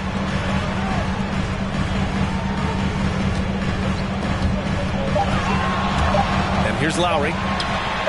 And the Nets, another three. This defense is getting spaced out. 3 of the last 5 buckets have come from way beyond the arc. Boy, they'd love if anyone could get a bucket. Yeah, their offense has been grinding to a halt. Here's Doncic, and he sinks the 11-footer. Doncic has got 32 points in the game. Defense was all over Doncic, so he smartly uses a pick to get free to shoot. Lowry against Murray. Here's Porter. They get it again. And Claxton gets the bucket. More points coming from inside. In that respect, they've been the more aggressive team. Şengün, a screen on Porter. Pass to Şengün. Lets it go from deep. Knocks down the triple. Too much space on the perimeter. There needs to be a little more energy from the defense. Tatum passes to Lowry. And he's going for the oop here. Stole it away. Nice job to interrupt the alley-oop attempt. Doncic on the wing. He's guarded by Porter. And Doncic hammers it home. We've seen why Doncic is a perennial MVP candidate. He's taken over completely at the offensive end. Tatum inside. Randall's there. Back to Tatum. Pass to Lowry. Shot clock at 6. Back to Porter. There's the triple. That's good. And so Lowry with the assist. Lowry's got assist number 7 tonight. Lowry against Murray. Takes a 13-footer, and he sinks that one, hitting the back of the rim on the way in. Some defenses are designed to yield the mid-range shot. For him, that's a good look. Lowry outside.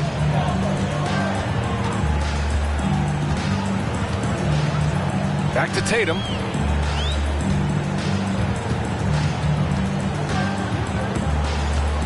Over Randall. And it's Miami with a rebound. Doncic has got 10 rebounds here tonight. So active. Pass to Murray. It's Şengün, high post. Oh, and he got fouled on his way up. He'll head to the line to shoot 2.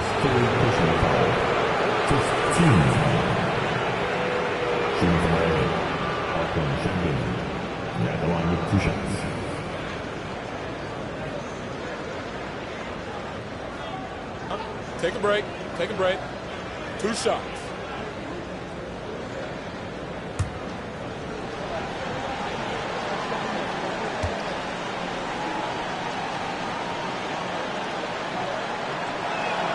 And the first one at the line is good.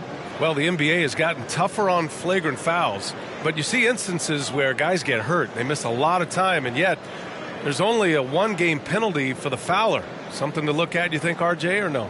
Well, if the flagrant results in games missed due to injury, then maybe the fouler should miss more games. The only problem with that is you can see players starting to embellish on their injury in order to make sure that other people get suspended. That's how petty our league is.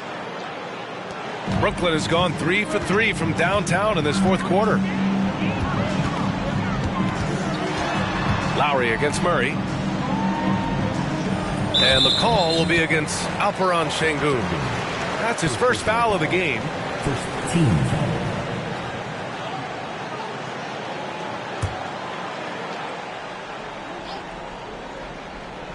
So it's Brooklyn now. At one point, they led by 16. Allen, the pass to Lowry. Now Allen, just 5 on the clock. And he lobs it up. Oh, swiped away. And that's only his first turnover of the game. And considering how far we are into the game, you can live with that. Pass to Doncic.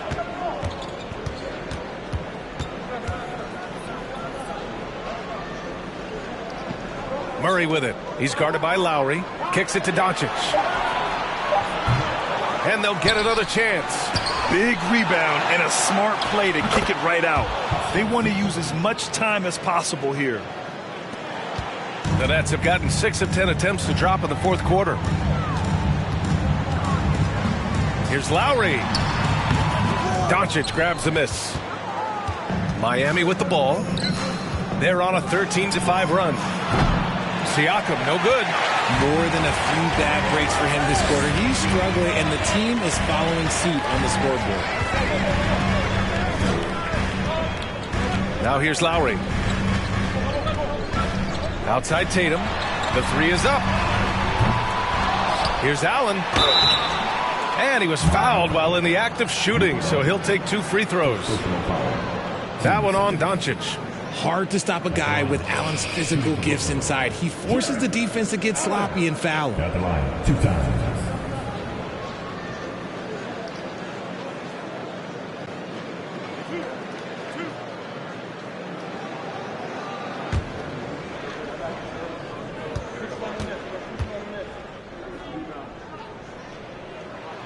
And he makes the first. A pure 5. Jared Allen isn't trying to shoot a bunch of threes. He bangs down low. He rebounds, protects the paint. He is a rare breed.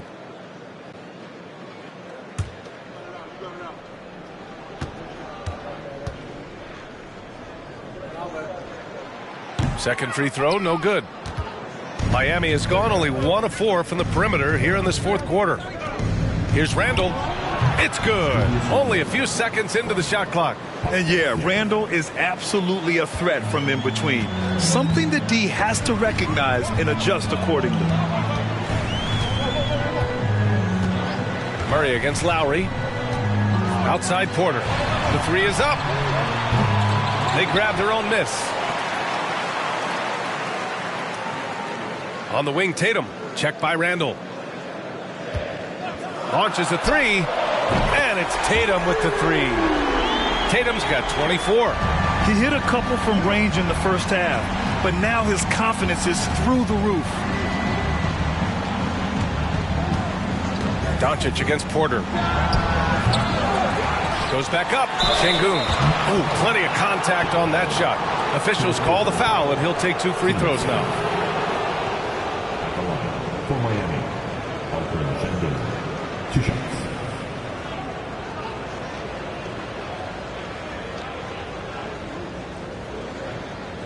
Take a break. Take a break. 2 shots.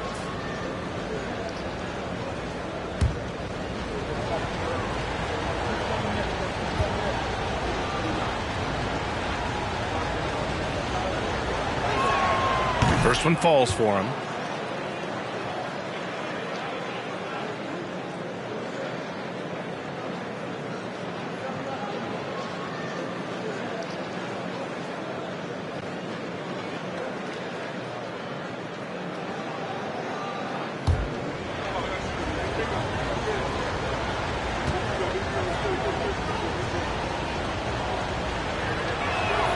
And that's good as he hits both shots.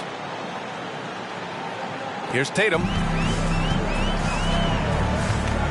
Lowry outside.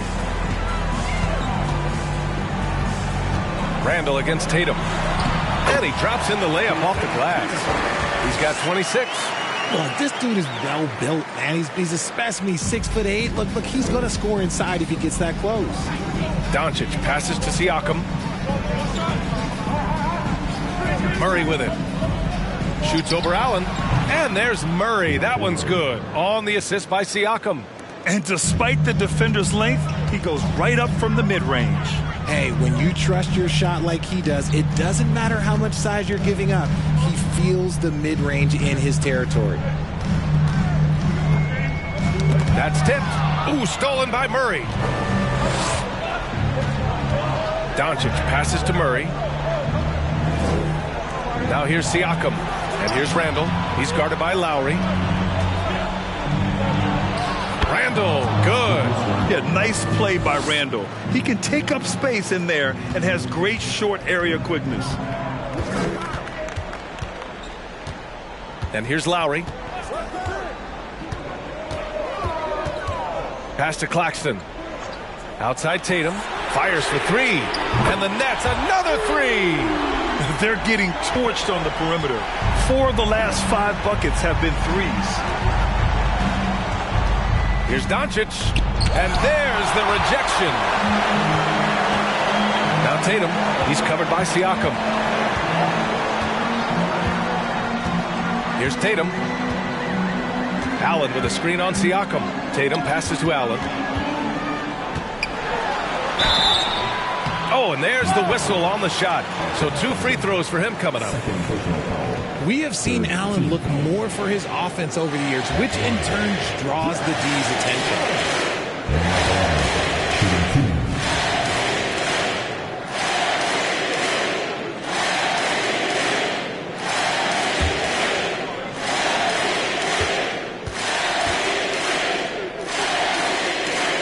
The first free throw is good.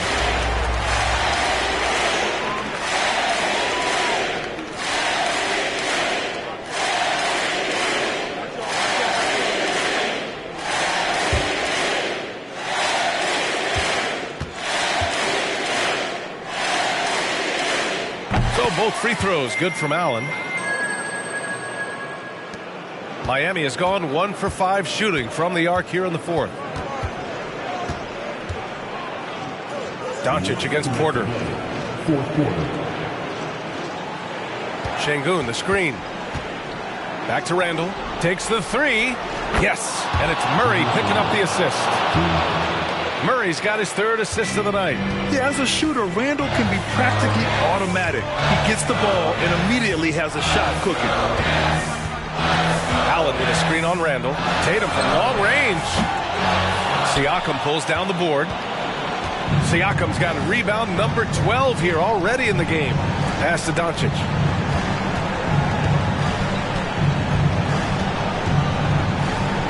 Now Şengün. 4 on the clock. Puts it up from 15. Murray's shot is good. Murray's got 6 in the quarter. 1:14 left in the fourth quarter. Outside Tatum. Inside. Here's Claxton. Good setup. Led him to the rack perfectly for the layup. And the Nets lead by 8. Doncic is doubled. Pass to Randall. Outside Murray.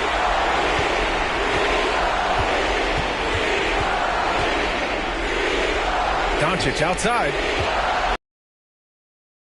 5 to shoot. Murray, no good. Well, Grant, this game looks just about over. BA, all they really need to do is just work that clock, don't turn it over, and this game is a wrap. The officials were right on top of that one. At the line, shooting for Brooklyn, Michael Porter Jr. stepping to the line with 2 shots.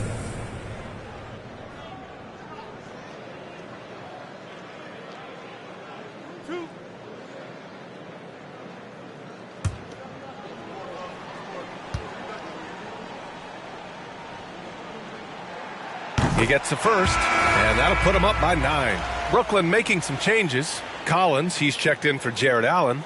Green comes in for Claxton. And Cade Cunningham subbed in for Tatum. So Miami going with an almost entire new group here. Young, he's checked in for Şengün. Crowder comes in for Pascal Siakam. Dylan Brooks checked in for Randall. And Wright subbed in for DeJounte Murray. Porter hits them both. Calm and cool, and his free throws put a bow on this one. Nice way to finish the game out. And Luka Doncic is going to pick up the foul. That's his 3rd foul of the game. And just a great job of getting there first and absorbing the contact. And the Nets making a change here. Claxton's checked in. And Miami with a change here too. Murray's checked in. 32 seconds left to play in the 4th quarter of this one. Cunningham outside. Back to Lowry. That falls. Nice feed that time from Cunningham. And the Nets lead by 12. Stepping up and nailing an important shot to put this away. And that score probably slams the door for any would-be comebacks. And look, they put this one to bed. At the line for Miami, DeJounte Murray, shooting 2.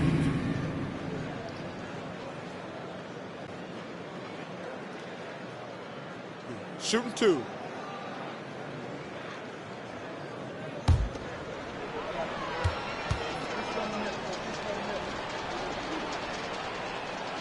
The free throw drops from Murray.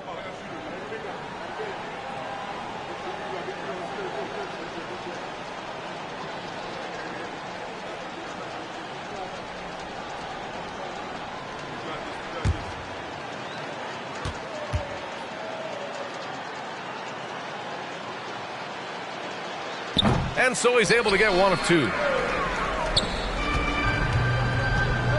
Cunningham with the ball.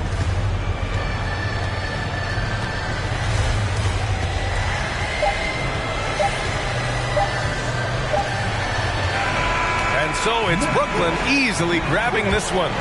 Even early on in this game, they appeared happy to be playing at home. And it makes a huge difference. Once they started to get into a groove, you never really felt like they wouldn't come out on top. All right, Allie's ready to go. She's courtside. Hey, Allie. Thank you. I'm here with Jason Tatum. And Jason, congratulations on the win. What did you like about this team's performance tonight? Our toughness. And, we figuring it out. It's early, but we taking it game by game, quarter by quarter, and everybody contributing. So, I like it. Thanks, Jason. Allie, thank you as always. And that'll wrap it up, folks. This is Brian Anderson, along with our 2K Sports crew, thanking you for tuning in. So long, everybody.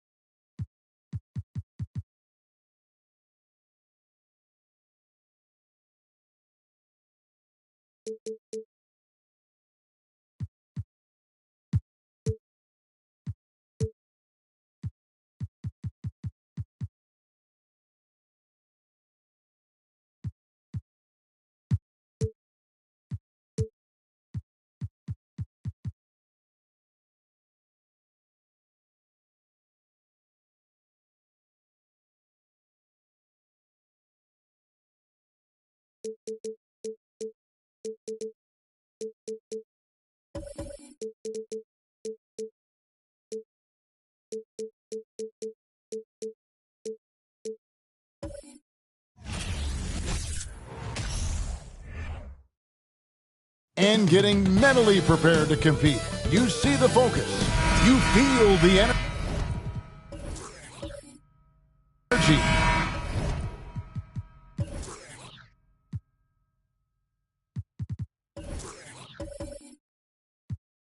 These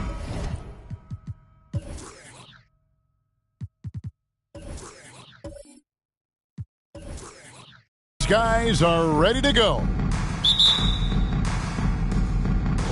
So Dallas will get the first possession. Now we'll look at Dallas's starting lineup. We've got Robin Lopez. Kyrie Irving is out there with Darius Garland. Then there's Kyle Kuzma. And it's Garuba in at the 4. And Garland, a finalist for Most Improved Player of the Year in 2022, took a huge leap forward with his play. Offensive rebound. And Kawhi Leonard with the slam. And that's the activity on the offensive glass they like to see out of Kawhi. When he's in full hustle mode, they're a much stronger team. Now, here's Garland. He had 25 points last game, and it's Irving missing.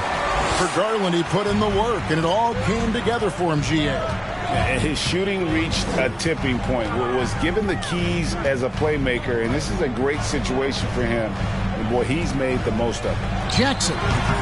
No good on that one. And it's Dallas the other way. They're moving on after the tough loss they took at the hands of the Nuggets. I'll tell you, they played hard, they drew fouls, but they could not convert at the line. And that can drive guys absolutely crazy. I mean, they know they're better free throw shooters than that, but just did not get it done from the line. Now Jackson following the three-point attempt by Kyrie Irving. Outside Leonard.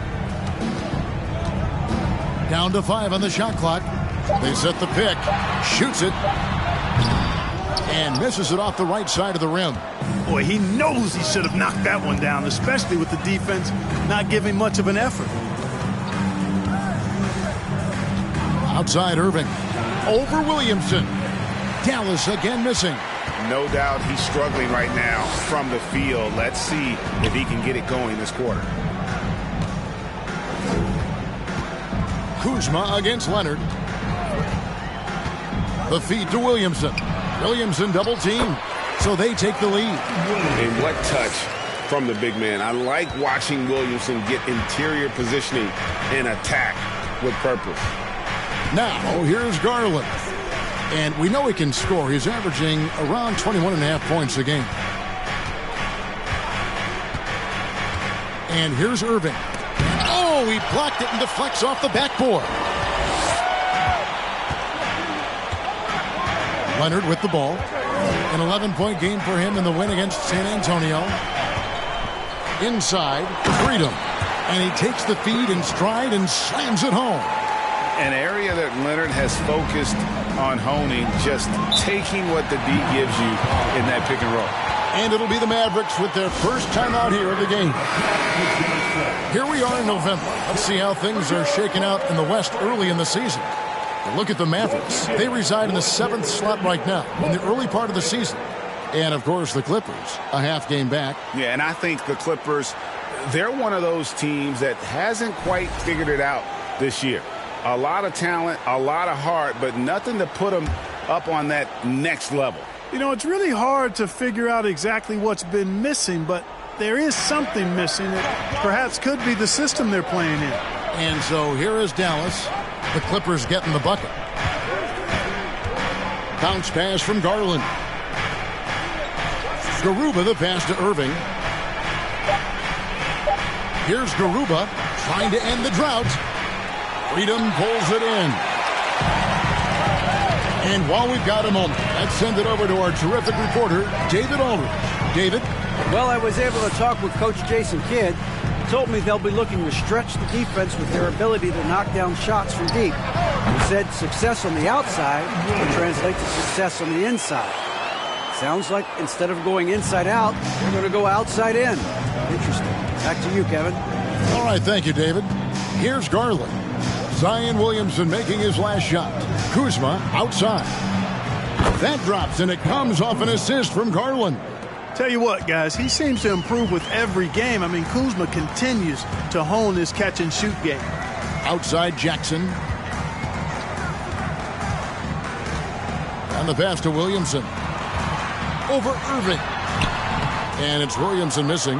Dallas has gone 2 of 4 from beyond the arc to start the game. Kuzma kicks to Garland. Got a piece of it. Leonard with the ball. Garland picks him up. Tries from 10, and he gets the jumper to drop. And one thing that makes Leonard's shot so effective is the backspin. Gives him that magic touch. And on the way from Irving for three, it's rebounded by Portis. Boy, this is bad. Tough to watch. I mean, this is really bad. He's stone cold this quarter. Man. Passes it to Williamson. It drops for his third basket. He's missed only one shot. You know, almost every team has some kind of roster turnover in the offseason, so, Greg, this time of year can be about getting familiar with your new teammates. There's always a feeling out process this early in the schedule. It's about finding your team's identity, figuring out how all the pieces are going to fit. Here's Leonard, following the basket by Kyrie Irving. Leonard, the pass to Freedom. Back to Leonard. Shot clock at 6. Basket counts. Leonard's got 6. And we've seen Leonard's ball handling improve over the years, especially in the pick and rolls where he has grown to be very effective. Now here's Kuzma. He's coming off a 28-point game against Denver. And equally impressive on the backboards. I thought his rebounding was huge. Now Leonard, following the miss by Kyle Kuzma from deep. And the basket is good, and he's got a chance here for one more at the line. Every time they get scored on during this run, it's come from inside the paint. And guys, let's get your take on the scoring breakdown for Los Angeles. And right from the jump, they've been working hard to establish themselves inside, using agility and power to get shots in the paint. I would like to highlight, too, guys, the excellent passing they've done early on. I mean, they've done a really good job putting the ball into the hands of guys ready to shoot it. During the summer of 2021, the Mavericks had some major changes. Longtime head coach Rick Carlisle left after 13 years in Dallas, and they also got a new GM. Yeah, you know, guys, this has been far from his best game. A disappointing outing for both him and the team. Williamson against Irving. Jackson has the open look. Good on the three-point shot. Coaching staff changes aside, Clark. The front office moves affect players that much? I think they do, Kevin. It's hard for them not to. Normally we see a flurry of trades or free agent signings. We saw it with the Mavericks trading away Kristaps Porzingis, changing the composition of their squad, going in a different direction. So that'll take some adjusting to. And looking at that replay again, just a big-time block right there. Sharp instincts on D there. Just timing when to rise up and swat that one away.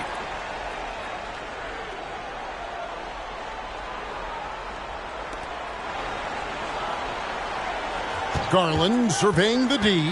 Shoots over Leonard. Garland, no good. Clippers leading by 12. Now here's Williamson. He's got 6. And here's Leonard from 3. Good, and the assist goes to Williamson. Leonard's got 12. Guys, this has been an incredible performance this quarter. I mean, he's getting the ball where he likes it and wants it and just going to work. And the Mavericks call time here. And with the break here, let's look at the stats for Zion Williamson. Averaging about 23 points per, 6 rebounds, and 4 assists. And he's such a big part of what they do offensively. Yeah, he's just got that nice feel, that sixth sense, knowing where to be on the floor to help his teammates generate points. Now, here's Garland. He's gotten some minutes, but nothing on the board yet. Irving for 3. Doesn't go that time. And the Clippers will go the other way with it. Last time they came together was in Dallas, where they fell to the Mavericks. And turnovers were the story for them when they saw each other last. I mean, just a heartbreaking way to lose the game. Yeah, and when you think about it, there was some really sloppy basketball being played by them, and they recognized that had they played a cleaner game, they could have gotten a win. Here's Garland after the basket by Los Angeles to end the run. And Kuzma gets it to go on the assist by Garland. Kuzma's got his second bucket of the night. A reliable stretch four. In this day and age, Kuzma is very valuable because of his three-point shooting. Leonard finds Portis. Back to Leonard. Lets it go from the wing. Oh, and that one had the right spin on it, and it is good. He's got 14. 6 of 8 from the field, 75%. Just scoring the ball at will. Down low, got a piece of it. And stolen by Williamson. Outside Leonard.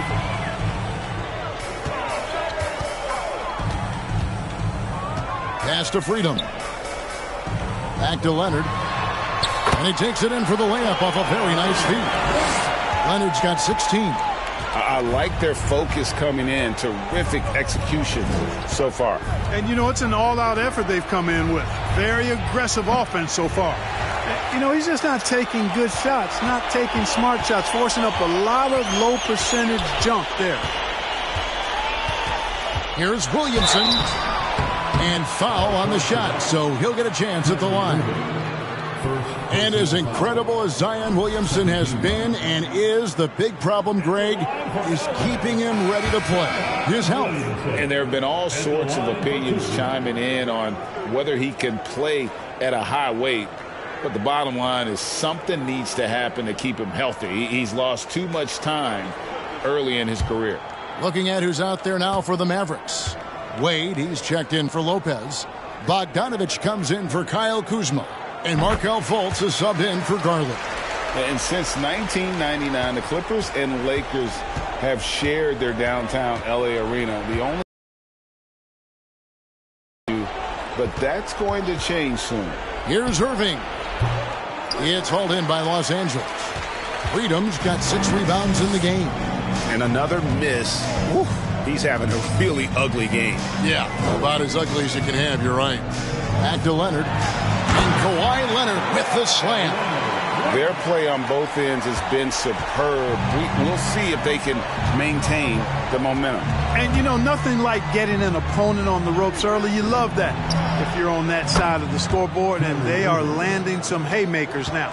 The Clippers broke ground on their new arena, set to open in Inglewood in 2024. I've seen the footprint. You fly right into LAX, and you see it every time. It's going to be beautiful. And that'll be huge for the Clips. They're trying to create their own identity in Southern California. Having a venue just for the Clippers will help. Here's Garuba. Nothing yet on the scoreboard for him. Fultz finds Wade. Some nice passing here by Dallas. Just 5 to shoot. Irving takes it off the glass. Yeah, he's owning them on the offensive end, but, you know, he can't do it by himself. Leonard against Fultz. Here's Jackson. That falls. Nice feed that time from Leonard. Leonard's got 4 assists now tonight. They've wasted no time settling into their offense. Yeah, they're lasered in. I mean, really making the most of their possession. Now, here is Irving. He's got 10. Off the mark there with the three-point shot. They've been sensational on the backboard to start this game. Yeah, sensational is a really good word for it. They're tearing it up on the glass. Really seizing the momentum of this game, but doing it with a methodical approach. And, you know, that involves pounding it inside, getting as many points as you can right at the rim. That demoralizes a team.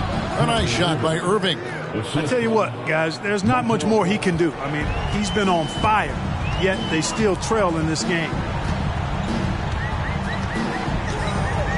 Leonard looking over the floor. Pass to Williamson. Leonard inside, guarded by Fultz, and he's able to get it back. Leonard, no luck. And typically he has the touch to finish when he's in tight, but not sure on that possession. The pass to Irving. There's the triple. The Clippers grab the miss. Freedom's got 9 rebounds now tonight. Williamson kicks to Freedom. And so it's Los Angeles with an 18-point lead as the quarter comes to a close. And it's been their rugged...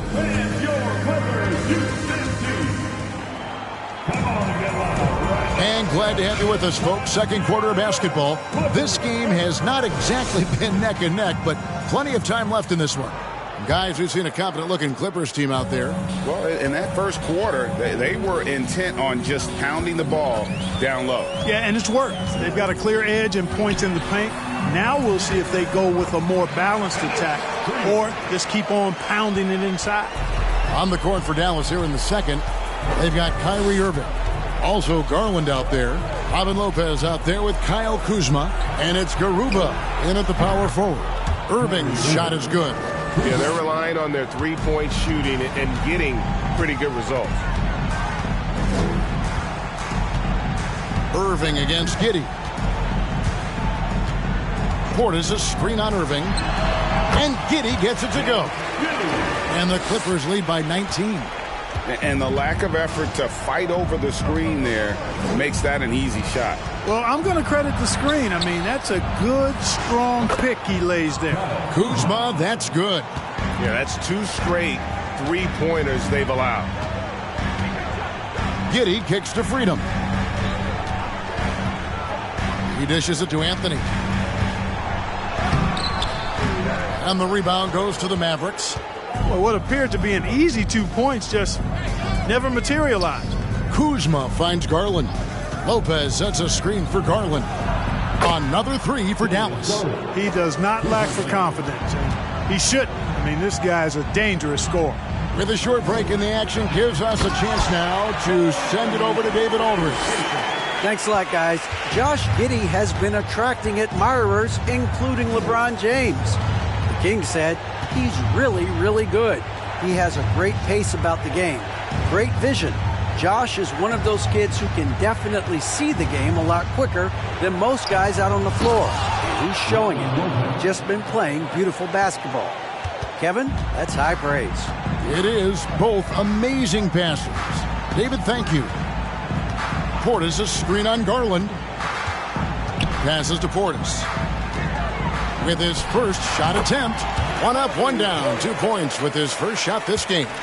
And with the lead, I like the strategy here. Continue to get the ball to guys who can do something with it. If it's working, keep working it. That's what I say. Keep the pressure on.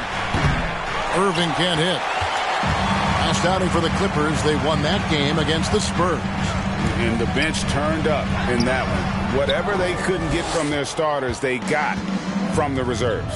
Well, you know, you hear about the importance of having depth all the time, bench players that contribute. In last game, their bench came alive. Shoots a 3. Giddey, no good. Mavericks trail by 15. Kuzma passes to Garland.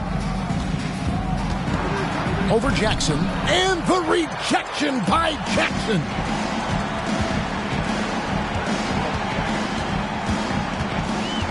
And it's Anthony, top of the key. Oh, and the jam by Anthony.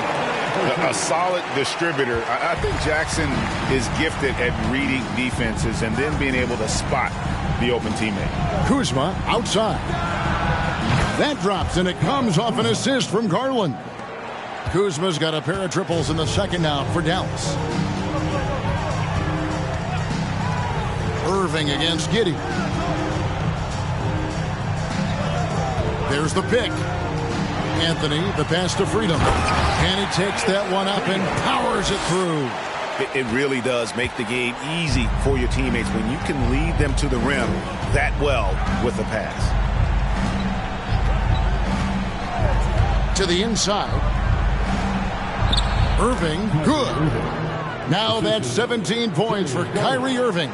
That was big because they dug a big hole in the first quarter, but starting to show signs of life.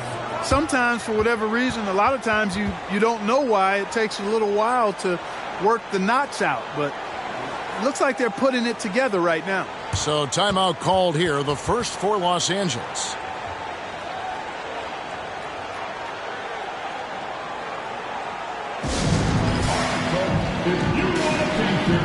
For the Clippers, Joe Ingles comes in for Josh Giddey. And it's Fox in for Anthony. The Mavericks also with a sub. Bogdanovich is checked in. Here's Portis.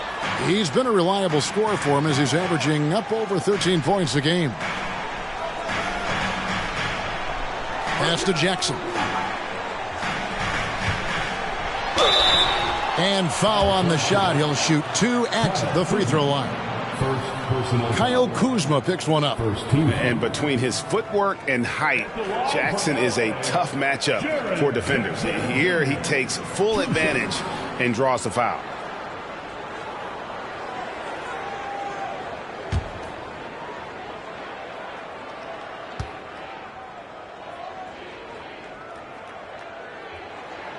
That's good from Jackson.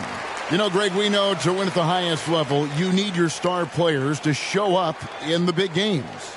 With that in mind, what's the key? You know, it's their will and their ability to fight. If you look at the great ones, even when things haven't gone their way, they continue to scratch and claw and do everything in their power to try and get the W. Really always a plus to have a big guy stroke it from the line like that. The soft touch on full display.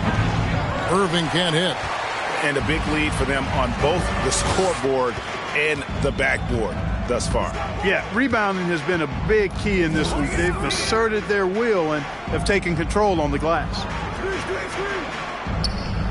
Pass to Jackson. 6 on the shot clock. Los Angeles with another miss. And it's Kuzma with the ball for the Mavericks. They trail by 16. They'll be off to Boston for a meeting with the Celtics after this one.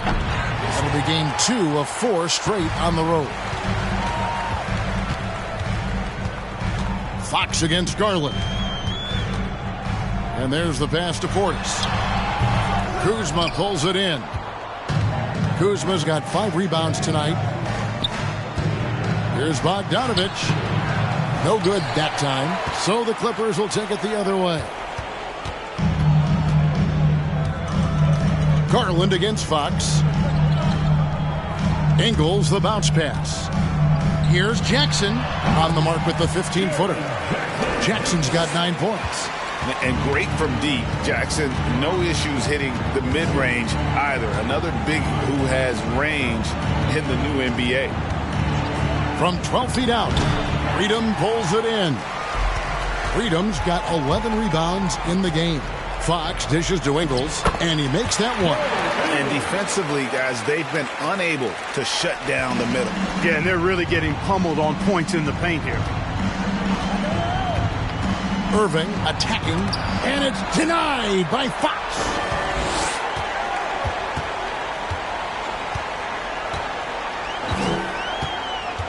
Ingles against Garland. Lopez with the block. And the space Lopez is able to cover on defense, using that size and length to reject the shots. Back to Kuzma, and Kuzma slams it in. And how about the communication between teammates on that alley-oop? And that's what you need to pull that thing off. Boy, both ends of that play, guys, were fantastic. Pass to Jackson. On the wing, Ingles. That's good, and it's Jackson with the assist that time. Jackson's got 3 assists now in this one.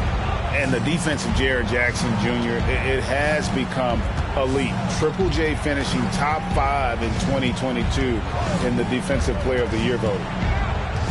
There's Garland, and Dallas again with the bucket. And, you know, he's going to take that shot every time. The defense has to respect him from the mid-range. Fox passes to Freedom.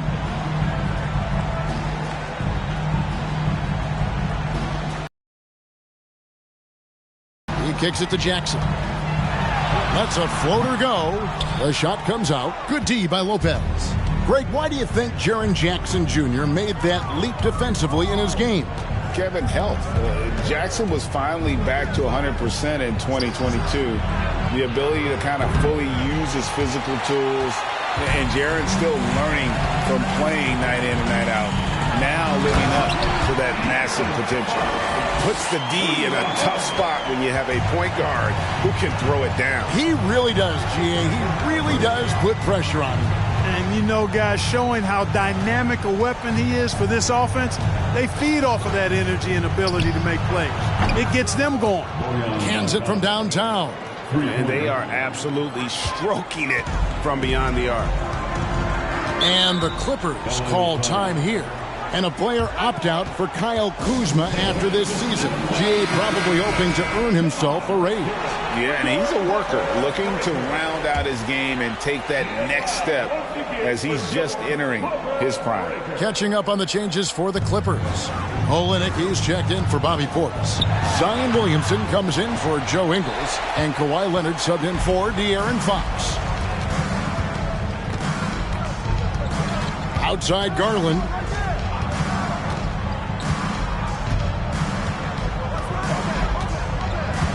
Bogdanovich up top. Three-pointer. Freedom pulls it in. Clippers leading by 18.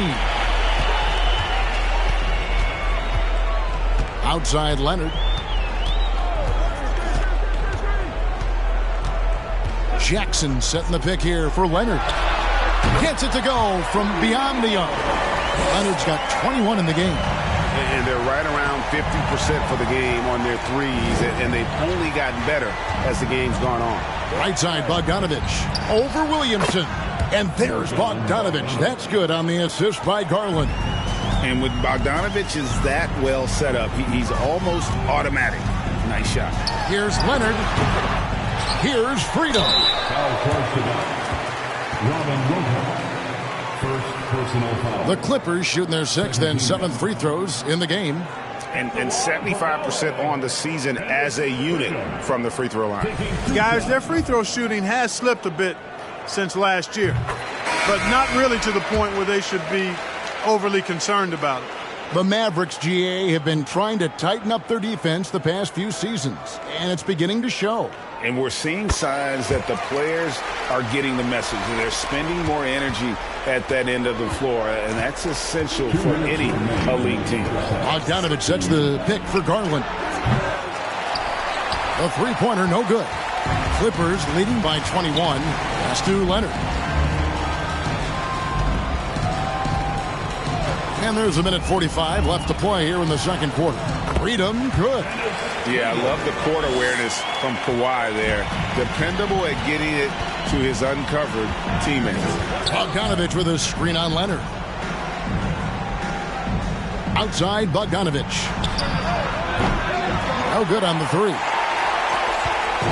And so it's Leonard with it. He'll bring it up for the Los Angeles Clippers. Looking ahead, they've got the Jazz coming into town for the next game. That will complete this 4-game homestand. Olynyk sets a screen for Leonard. 13 feet away. And the Clippers getting another bucket right there. And the fact that Leonard can pour it in like tonight, in addition to his defense, is really why he's one of the best two-way players we've ever seen. Wade a screen on Leonard. Garland kicks to Bogdanovich. Over Freedom. Dallas no good that time either. LA has gone 2 of 3 when they've stepped beyond the arc in the second quarter. 36 seconds left in the second quarter. Leonard with the ball. Now guarded by Bogdanovich. And the shot goes in. Freedom's got 14 points for the game. Those defenders just look a little bit gassed. I mean, they're getting pushed around on that low block. Pass to Garland.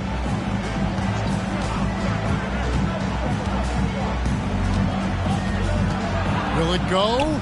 It's hauled in by the Clippers. Freedom's got rebound number 17, if you can believe that. Now Williamson. And he didn't get quite enough under that one. And so it's the Los Angeles Clippers rolling along with a 27-point lead as we wrap up the quarter. The scoring has been tremendous, and they are shooting lights out with very high accuracy. And now we'll send it over to David Aldridge, who is standing by courtside. David. Thanks, David. And we'll be back.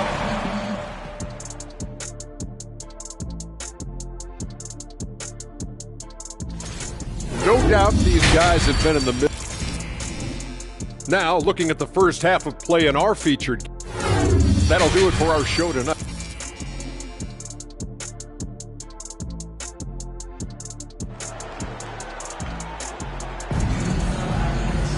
And with the second half upon us, we'll find out if this game becomes the route that it's threatening to be. Kawhi Leonard really has his fingerprints all over this one. And how about the amount he's contributing in the scoring column through 2 quarters? He has been terrific. And you know what? They've come at him a few different ways defensively, and nothing has slowed him down. Kawhi Leonard is out there with Williamson. Then it's Enes Freedom. Then there's Bobby Portis. And it's Jackson in at the small forward position. So that's the lineup on the floor for the Clippers. Outside Irving. Trying to break that ice-cold streak. And the layup is good. Irving's got 19 points. All Irving needs is just a little room to convert, and he's good to go. Williamson a screen on Garland. To the middle. Shoots from the line. And it's off the back rim. No good. Kuzma against Jackson. Kuzma passes to Garland. Here's the three. It's hauled in by the Clippers. Williamson's got 4 rebounds in this game. And he goes right over Kyle Kuzma and slams it down. Well, what a dunk artist this guy is. Whenever Williamson takes flight, you're just expecting to see something special. Outside Garland. The kick out to Irving. Takes a 3. Sinks the three-pointer. 22 points for him. And just a step ahead of the D in that possession there, making the pass. Nice assist. Leonard against Garland. And that'll be 2 free throws coming up. Officials on the call with the foul. And with the 15th pick in the 2011 draft, Kawhi Leonard wasn't highly touted coming out of high school or college. Listen, even in the pros, recognition took a while. How about this? He won Finals MVP and Defensive Player of the Year before he ever made an All-Star team. Now, one of the 75 greatest. And the first one at the line is good. For the Clippers organization, GA, what do you think the goal is? Well, it's clear to me, Kevin, get to the NBA Finals. The Clippers have never made it there, and I think a trip to the Finals is within reach of this group. They just need to stay healthy.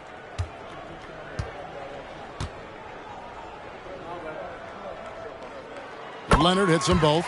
A superstar who really kind of keeps to himself. Leonard truly leads by example, and it's produced titles. Kuzma against Jackson. And the rejection by Jackson. And it's out of bounds. They say it was last touched by Jackson. Getting another opportunity here to see that powerful rejection. And big defensive plays like that will help them stay in control of this one. 2 minutes into the second half of play now. Clock at 6. The tray. And out of bounds as the Clippers gain possession. A chance to check out Los Angeles' upcoming schedule. On Monday, they'll be matching up against Gordon Hayward and the Utah Jazz. Then on Wednesday, they'll be taking on Klay Thompson and the Golden State Warriors. And for the matchup with the Pacers, there aren't many other meetings that are as evenly matched as this one. Both teams can give and take punches, and this one, I think, is going to come down to the wire. And Clark, don't you have to admire the way the Mavericks are always looking to compete? Yeah, I like that, Kevin. It's a good point by you. It starts at the top of the organization. I mean, the team has really avoided any kind of lengthy rebuild. To their credit, they want to win, and this team is definitely capable of doing that.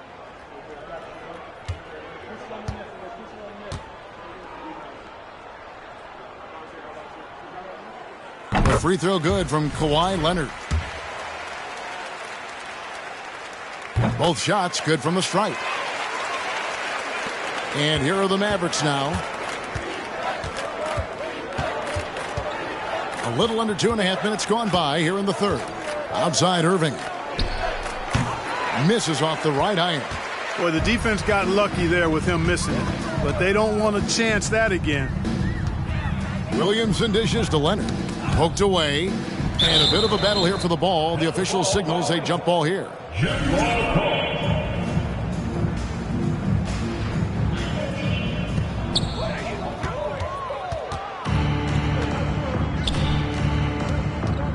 Outside Garland to the right side. Kuzma outside. And they call an illegal screen here. And how about the numbers here for Kuzma?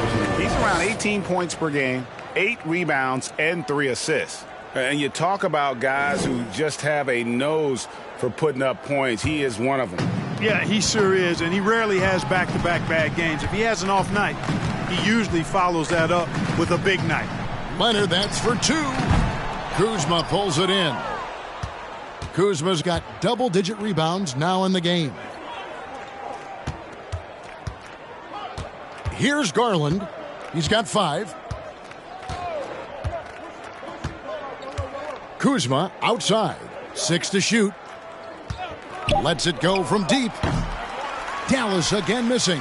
He's really slowed down a bit here in the second half. He hasn't converted a 3 yet after the tremendous first half he had. And the next one puts him in the bonus. Yep, they'll be trying to draw that next foul quickly so they can start getting those easy chances at the stripe. Markelle Fultz has checked in for Garland. Markelle Fultz. We've gone about 3.5 minutes into the third now. Williamson kicks to Portis. And the pass to Jackson. Shot clock at 6. Freedom passes to Leonard. And the Clippers miss again. The Mavericks have gone 2 of 7 from the field in the third. That leaves room for improvement, sir. Great open look there. And that's now 24 points for Kyrie Irving. LA's gone 1 of 2 from beyond the arc since coming out of the break. Jackson setting the pick here for Leonard. And the shot is long. For Dallas, they've gone 3 of 8 so far in the third quarter, looking to lock in that rhythm. Takes a step back. Left side, Irving over Jackson. 2 free throws coming up, and they call the shooting foul. Jaren Jackson Jr. That's on Jaren Jackson. And you knew things were going south for Irving and the Nets when they couldn't agree on a contract. He was eventually traded and is a big talent boost to this team. Kyrie still has all the talent in the world, even if it comes with some risk. And the first one drops. And Kyrie Irving, a Picasso with the ball in his hands. And like a lot of genius-level creators, he marches to the beat of his own drum. Josh Giddey's checked in for the Clippers. Anthony comes in for Jaren Jackson. Good on both. And you know, Greg, Kyrie sometimes is just a tough guy to figure out. And the danger is pulling too much in your own direction. Even he confessed regrets about in Cleveland withdrawing from teammates and isolating himself. All part of growth. And at the offensive end, he's done about as much as they could have hoped for today. Irving passes to Fultz. Irving drives in.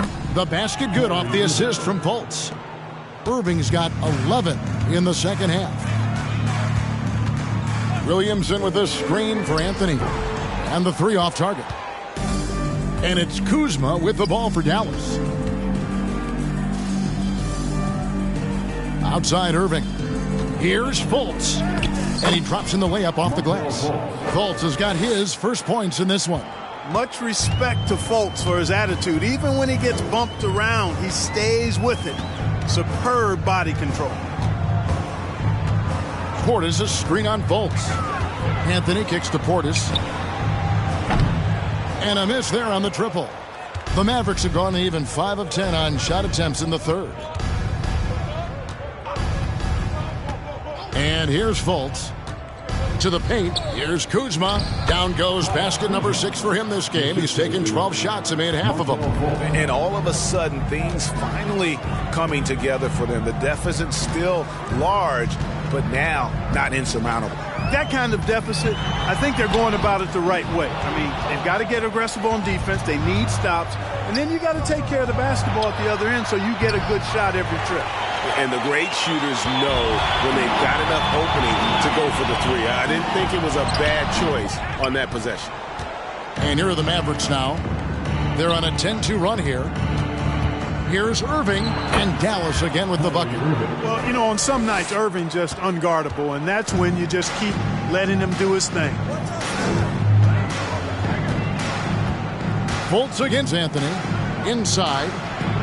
Here's Williamson. Scores the bucket. He's 7 for 11 and continues to look good. Seems like he can't miss right now, guys. I mean, completely in the zone this quarter. Passes it to Kuzma. And he's way off from outside. It has not been his game so far. I mean, he's trying his best, giving great effort, but little has gone his way. Olynyk, he's checked in for the Clippers. Jaren Jackson comes in for Anthony, and then for Dallas. Wade, he's checked in for Lopez. And it's Bogdan Bogdanovic in for Kyle Kuzma. Now the Mavericks with it. They're on a 12-4 run right now. And Kelly Olynyk is going to pick up the foul. That is his first foul of the game. Second team foul.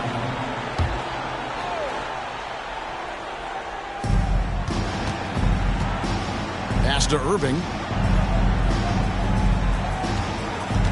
Fultz against Leonard.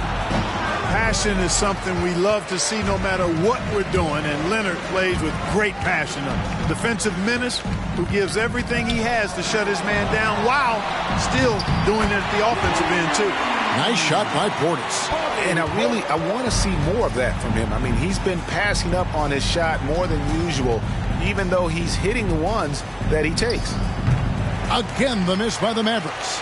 Los Angeles has gone past the three-point line for 13 of their shots. They're 6 of 13. Jackson passes to Portis. Leonard on the wing. From the arc. It's rebounded by Fultz. And they had some botched coverage that turned into no coverage. To the inside. Leonard with the steal.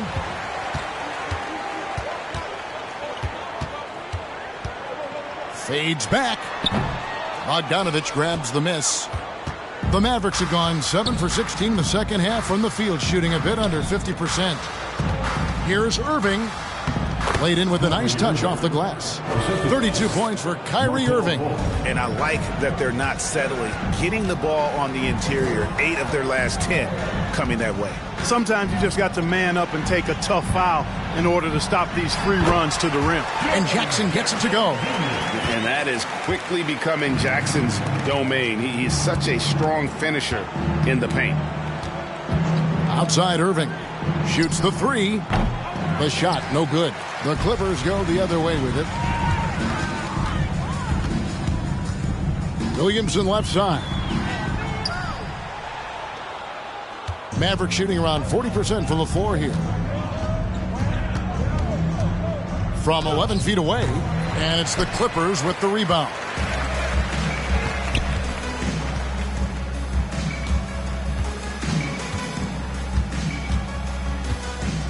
Pass to Portis. Outside Leonard. Feeds to Jackson. That's tipped. And he gets it back. Portis for three. Los Angeles with a fresh shot clock.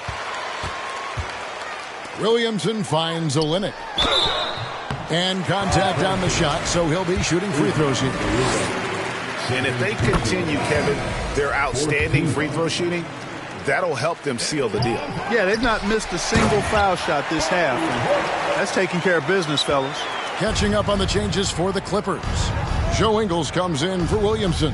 And it's Fox in for Kawhi Leonard. The Mavericks also with a sub. Bogdanovic is checked in for Kyrie Irving. Bogdanovic looking around. Down to 5 on the shot clock. Back to Fultz. Lets it go from deep. And it's the Clippers with the rebound. Portis has got 13 rebounds in the game. Class eating.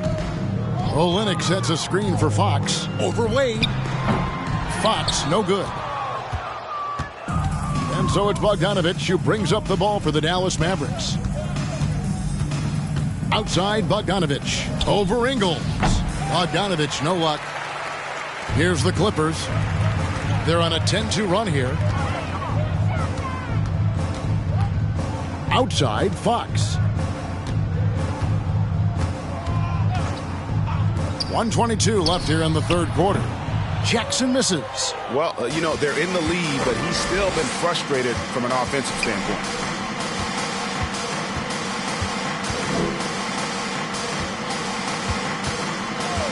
Fox against Fultz. And wrestling for it there, but no one has possession. We'll have a jump ball. It'll be a jump ball.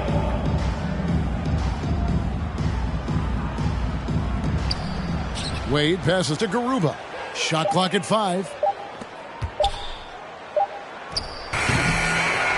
There's 53 seconds left in the third. Again, the miss by the Mavericks. Ingles in the corner. The kick out to Fox. Olynyk, a screen on Fultz. Here's Fox. And Garuba pulls it down. The Mavericks shooting a meager 37% for the game. Here's Fultz. Uses the glass to finish the layup. Fultz has got 4 points in the quarter. And you got to clog up the clear lanes to the basket. You can't give him room to operate. When you do, Fultz scorches you with his speed. Getting nice and creative with the crossover. Unfortunately, he couldn't capitalize. Bogdanovich left side.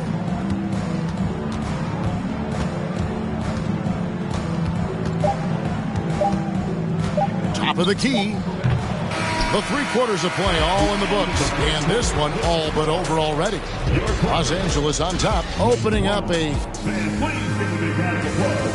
And a moment ago, inside the hump. And there may not be a lot of drama down the stretch as we head into the 4th quarter, but stranger things have happened.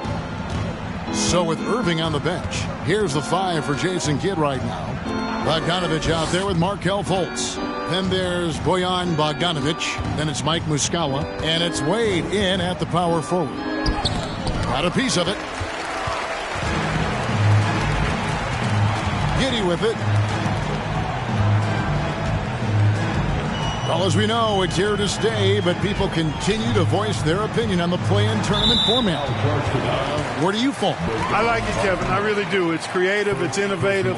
It adds a level of excitement, that do-or-die feel that you sometimes don't get unless it's a Game 7 in the NBA playoffs. I really think it's a good add-on. Brown inside. Wade is covering. And it's Brown missing. Now, here's Fultz. The pass to Muscala. The 17-footer. Fultz, no good. Los Angeles has gotten the three-point bug tonight. They've taken 15 shots outside the arc. They're 6 of 15.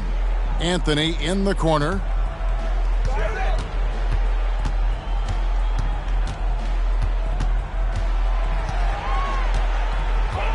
Olynyk sets a screen for Anthony. Misses the 3. Mavericks shooting struggles apparent. 37% from the field. And here's Bogdanovich for 3. And Muscala kicks to Fultz. Over Anthony. Dallas, no good that time either. The Clippers shooting 49% on the game. They'll take that. Knocked loose. Passes to Giddey.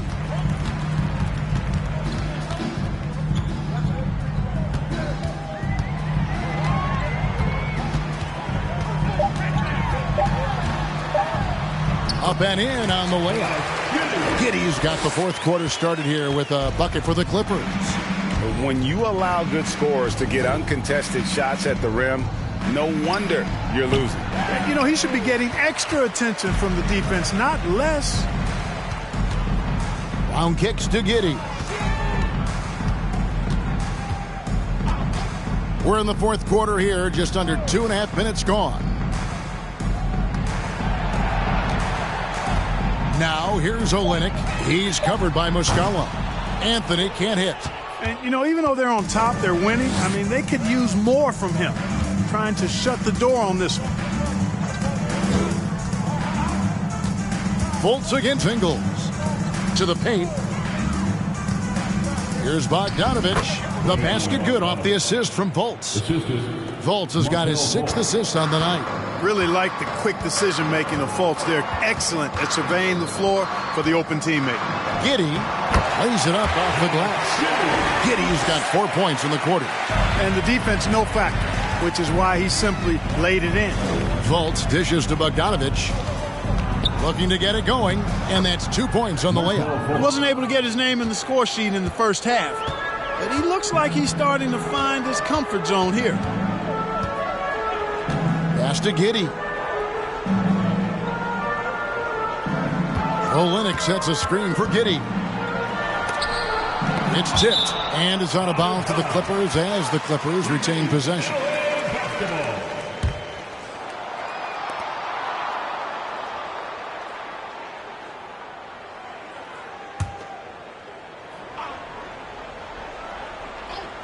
Over 3.5 minutes through the final quarter now. And it's Fultz with the ball for Dallas. Here in the fourth, they've allowed just 4 points. When you look at NBA salary numbers, Clark, some rosters are only guys on the max or the minimum, one or the other. What happened? What happened to the middle salary?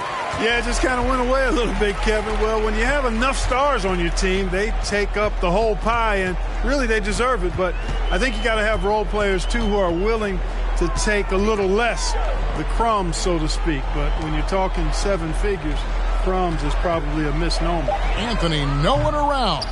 Off target from three-point range. For Dallas, they've gone just 2 of 8 in this fourth quarter. The final quarter not treating them well so far. Back to Bogdanovich. The basket good off the assist from Fultz. Fultz has got his 7th assist in the game.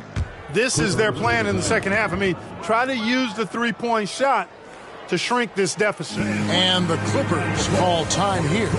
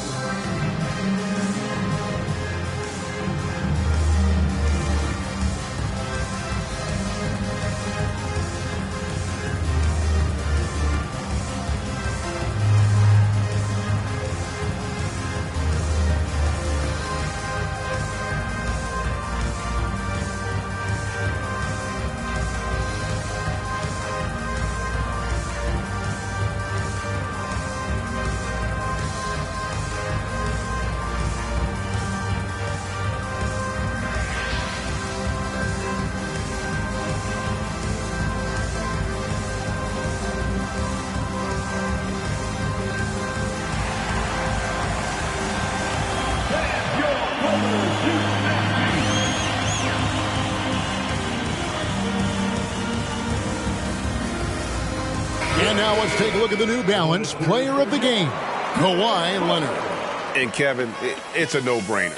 He's controlled every aspect of this game, and it's just so fun to see a player perform at a level that's just higher than anyone else out on the floor. He sure has given this crowd a treat tonight. This kind of performance only cements his status as a fan favorite.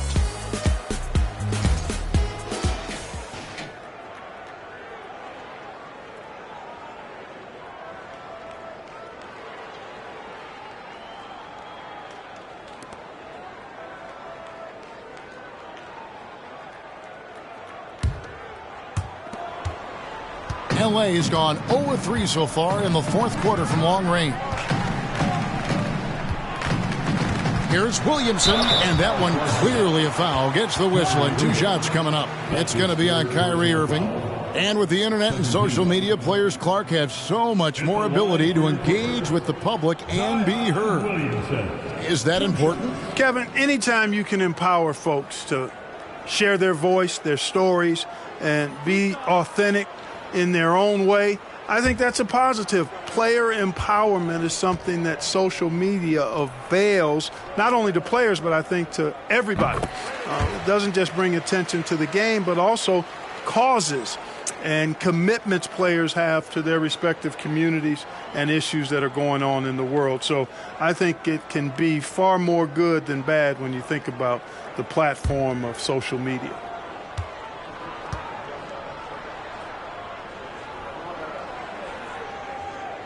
And both free throws good for Williamson.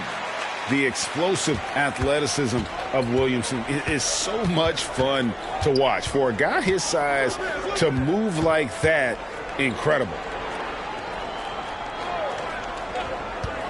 Leonard against Garland. Lays it up and banks it in. Taking it up strong against size. He does not lack for confidence. That's well done there. I mean, don't even give him a chance to get to the block. Get in tight and finish at the rim. Here's Leonard. Williamson trying to free himself up. Pass to Garland.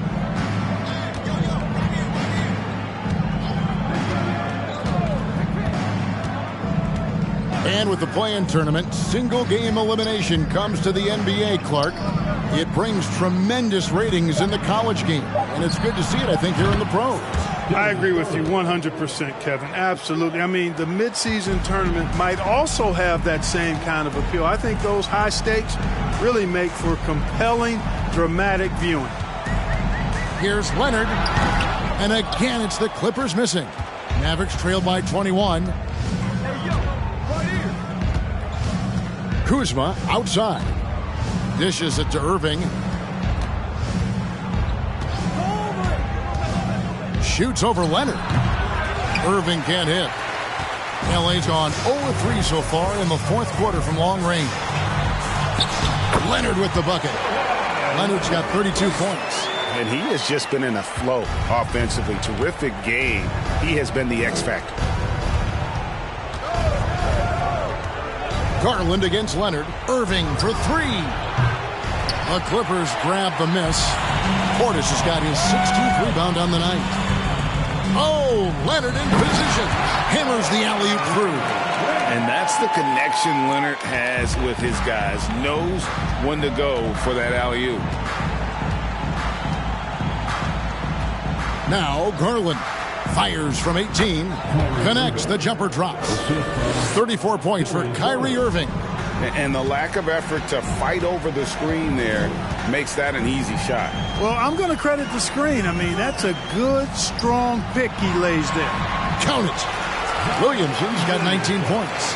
And defensively, they are on their heels every time the ball comes inside. Yeah, I think they've got to ramp up the aggressiveness.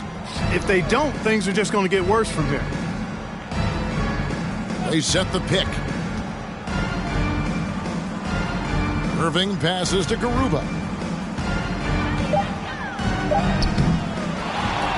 Shot clock at 4, and he dunks it down. And when he's on the floor, offensive rebounding is always going to be a strength for them. Greg, he keeps so many possessions alive, doesn't he? And, you know, those second chance opportunities can be game changers. He represents so much value to this team because of what he does. There's the pass to Williamson. Over Irving. No good off the back of the rim. Dallas has gotten off 4 3-pointers in the final quarter, and 2 of them have fallen. Kuzma passes to Garuba. Here's Garland. Down low, 5 to shoot. Kuzma can't get it to go. Clippers leading by 23. Leonard kicks to Williamson. Back to Leonard. And the play-in tournament, Greg, is here to stay, but the terminology is somewhat in limbo. Is that going to be part of the playoffs? You hear people say it's not the playoffs, it's the play-in. Maybe the term postseason should cover both the play-in and the playoff. Something to think about. Irving against Williamson. A nice shot by Irving. Irving's got 4 points in the quarter. And you know, he's really been one of the few bright spots for them, trying to will this team to victory. Garland against Leonard. There's the screen. From down in the low post, it goes. Leonard's got 36. And inside, Kawhi can be such a force, able to power his way to the shot. Irving with a clean look. And it's off from 3-point range. The Clippers have gone 7 of 16 from the field here in the fourth. That's about 43%. Leonard against Garland. 2 minutes remaining in the game. 2 minutes. Leonard the pass to Portis. No good on the triple. Rare you'll see him miss such an open look. Here's Garland, and that one goes long. And so it's Williamson with it. He brings it up for Los Angeles. Pass to Freedom. Now here's Leonard. Over in the corner, Portis. Offline with his 3. And you don't want to give up that kind of look too often. Really hard to think of things they didn't do well in this one. Certainly a dominant night on offense for Los Angeles. This was a team performing to its fullest capability. A hugely satisfying win. A game that not many will soon forget. And on the other side, one that I think most will try to forget. And they took charge when it counted, and they'll be notching their 9th win overall. The one player that really stands out, of course, in this one, it was a dazzling game for Leonard. Boy, he was absolutely relentless at the offensive end, guys. Smelled blood and went for it. And doing a nice job using the bounce to force the issue. Kawhi earning that trip to the line. At the line for your Clippers, Kawhi Leonard. At the line for Clippers.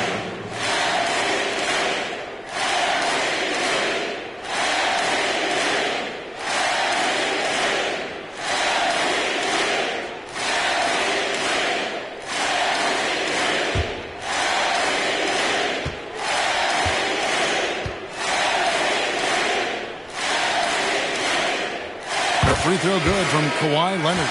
And Los Angeles will go for a different look here. Kelly Olynyk checked in for Ennis Freedom. Joe Ingles comes in for Jaren Jackson. Josh Giddey's checked in for Zion Williamson. And De'Aaron Fox subbed in for Portis. And the Mavericks will go for a different look here. Wade, he's checked in for Lopez. Bogdanovich comes in for Kyle Kuzma. Bogdanovich, he's checked in for Kyrie Irving. And it's Fultz in for Garland. Both free throws good from Kawhi Leonard. Here's Dallas. Fultz, the pass to Bogdanovich. Fox against Fultz. The baseline J off the mark. Giddey kicks to Fox. Leonard dishes to Fox. And here is Ingles. Outside Leonard, 6 on the shot clock. Ingles with a screen on Bogdanovich. That one falls. Leonard's got 40 points. And you can sense that these fans, these players, they are ready to celebrate. And I think they can start that celebration right now. I mean, what a terrific team victory. So the Clippers winning this one easily. And the outcome of this one was never in doubt. And boy, they really put in a supreme effort. It just felt like once they had that lead and it was comfortable, they were not going to relinquish it. And we've got David Aldridge standing by on our sideline with the player of the game. David, it's all yours. Thanks very much, Kawhi. The defense, of course, keyed in on slowing you down tonight, but your teammates stepped up. How important is that for you? It feels great, you know. That's what a championship team is about. You know, when your star's not going or they double teaming you, then you got other guys knocking down big shots like they did tonight. The others came correct, man, and you got the dub. Congrats. Back to you. All right, David, great job. Thanks so much. And that'll wrap it up, folks. For Clark Kellogg, Greg Anthony, and David Aldridge, this is Kevin Harlan along with our terrific 2K Sports crew, thanking you for tuning in. We'll see you later.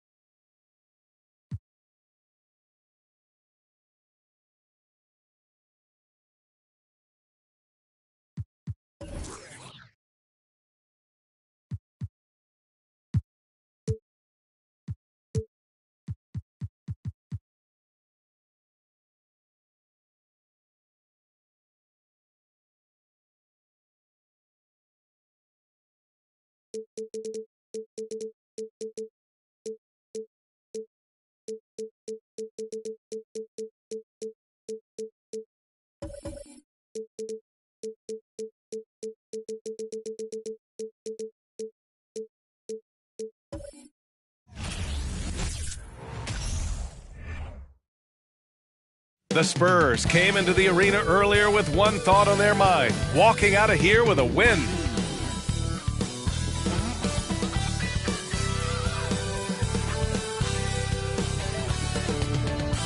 Welcome, sports fans. Thank you for joining us. It's the NBA on 2K Sports. Hi, everybody. This is Brian Anderson. And with me tonight, Grant Hill and Steve Smith, our reporter, Allie LaForce. All right, a moment to check out some numbers for Devin Vassell. And he's had a rough past 5 games. He's had trouble finding his offensive rhythm and just hasn't been as effective as he'd like to be on that end. Hey, a real treat in store.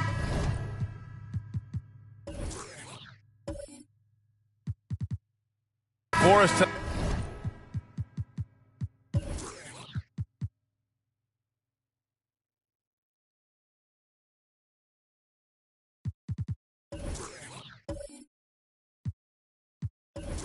tonight, folks, we get to see 2 teams with some of the best young talent in the NBA, Grant. I mean, you said it best. I mean, these teams and their players, they have a lot of runway in front of them.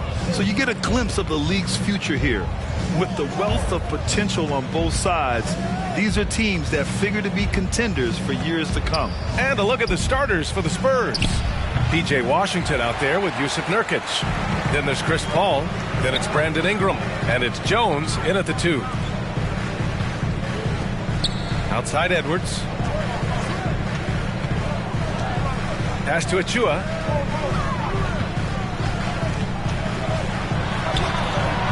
Rebound San Antonio. Last time they met in San Antonio. They really relied on the perimeter game in that one. Just consistent from distance all night. We talk a lot about shot selection, and we saw why. You want to avoid empty possessions.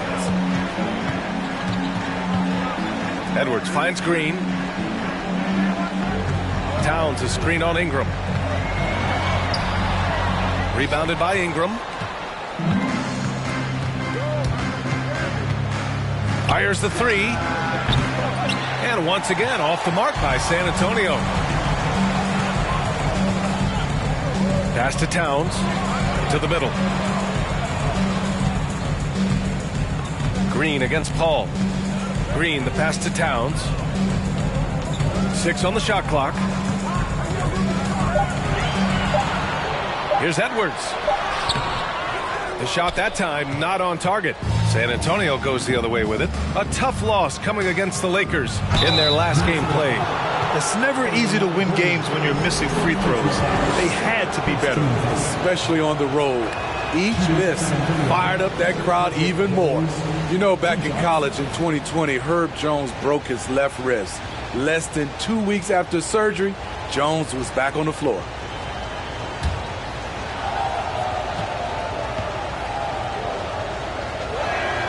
And he makes both free throws. And Herbert Jones, what a tough customer, playing with a huge cast on that wrist.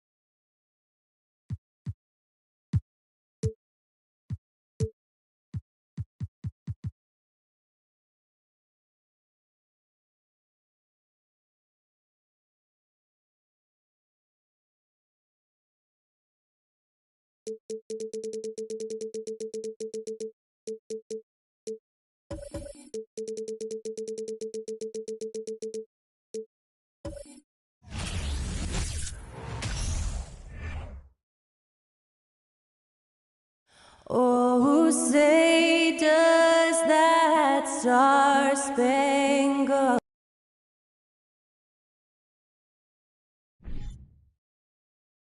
Thanks for joining us here on 2K Sports for NBA and for teams that have gotten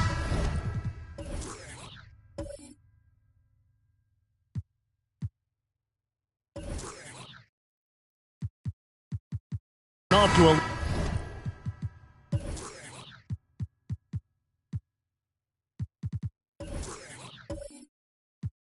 less than ideal start to the season, Doris. When is it time to start thinking about changing strategy or even more?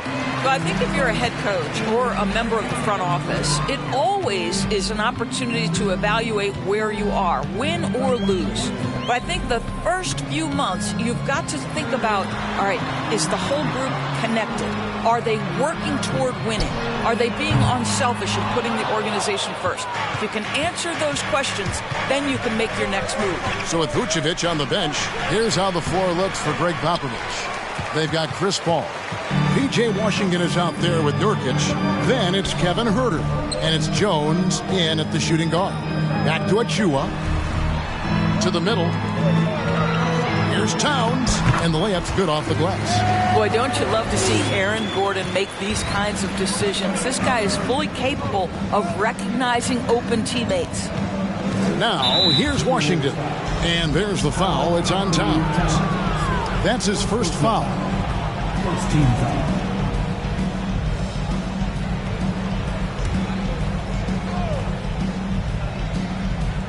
First quarter of play, 1 minute played. Nurkic setting the pick for Jones. No good, shot missing. And it's the Timberwolves taking it the other way. Victory eluded them last time in San Antonio when they took on the Spurs. Yeah, and their last time playing against this club, they fell short.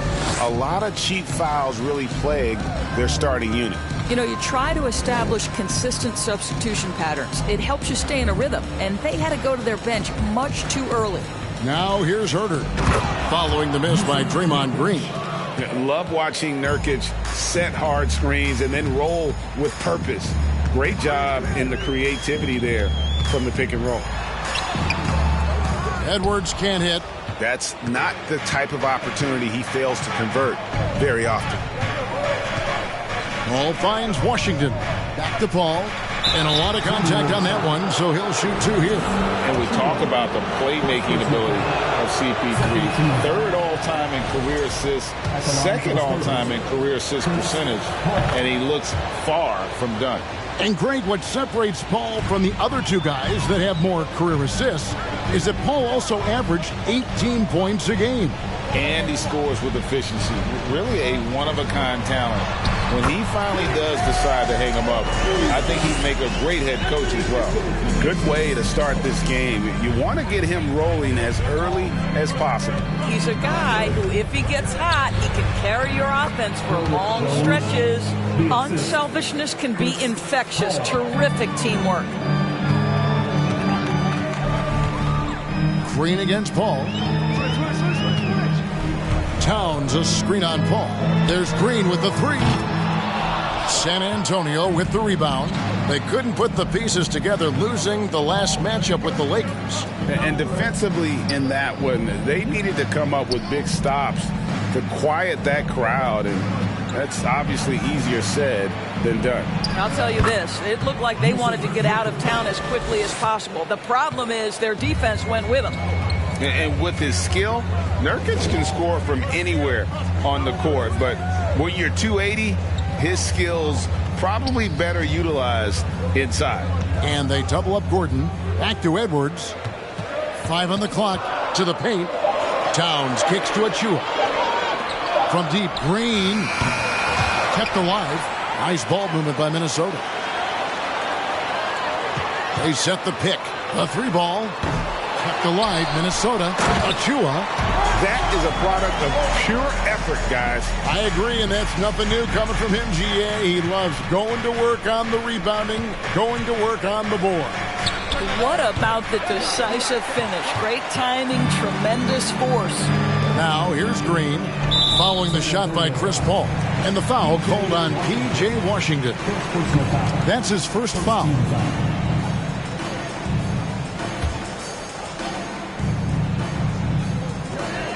Pass to Achua.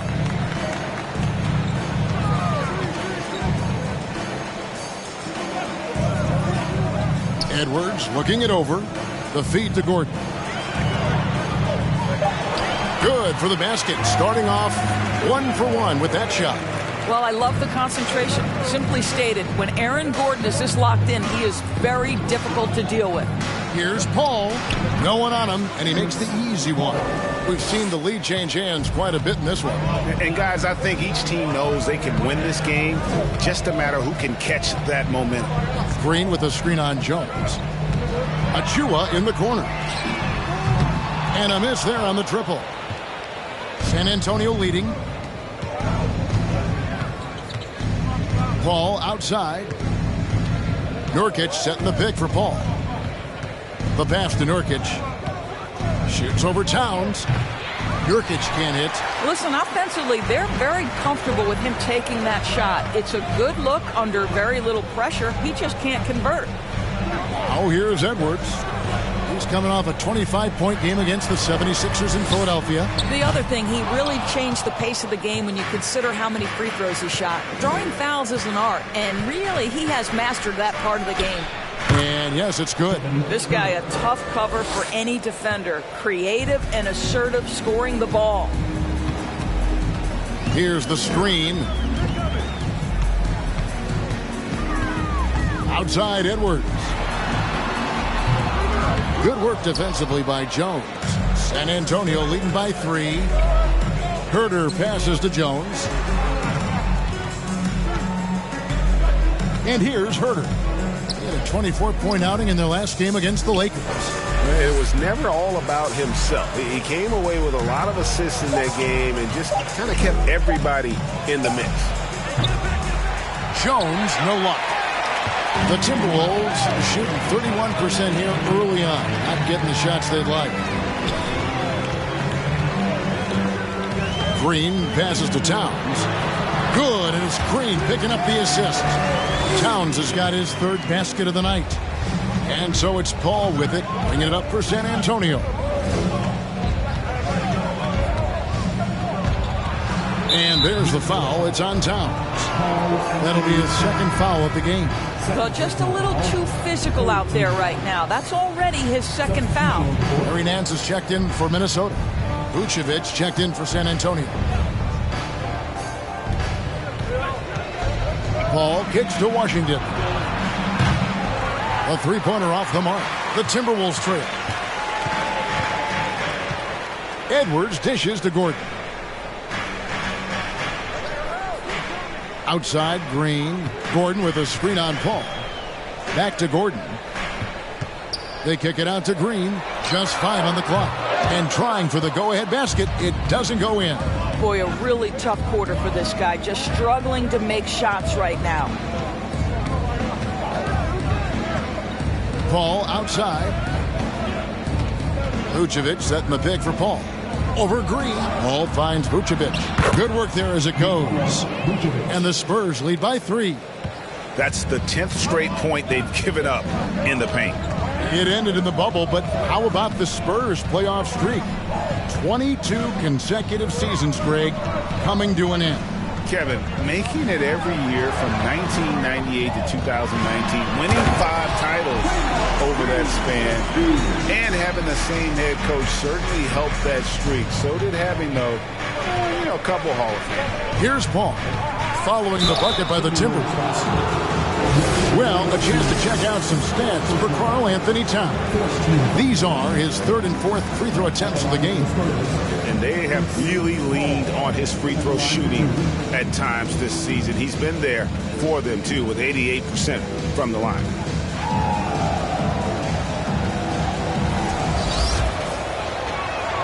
The first free throw is good. Doris, one thing that stood out about the Timberwolves last season was their fast-paced play. No doubt, Kevin, and you can trace that directly to the head coaching position in Chris Finch. This is a group that loved to push the basketball up the floor, wanted to catch defenses before they had a chance to dig in the half court. And remember, that is the classic mark of a youthful team, particularly one with the athleticism that Anthony Edwards brings. Gordon, the pass to Achua. Now here's Brunson. He's given them a healthy dose of offense each and every night with an average of 20 points a game.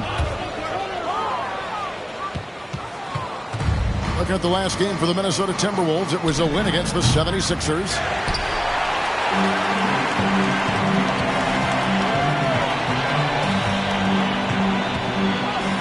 baseline, Jay misses off the left iron. San Antonio's gone 0-3 from three-point land. Nothing yet going outside. Brogdon finds Paul. Vucevic, a screen on Conley. Lets it go from 14. Paul can't get it to go. Very dangerous to leave a guy like that open. Lucky break there for the D.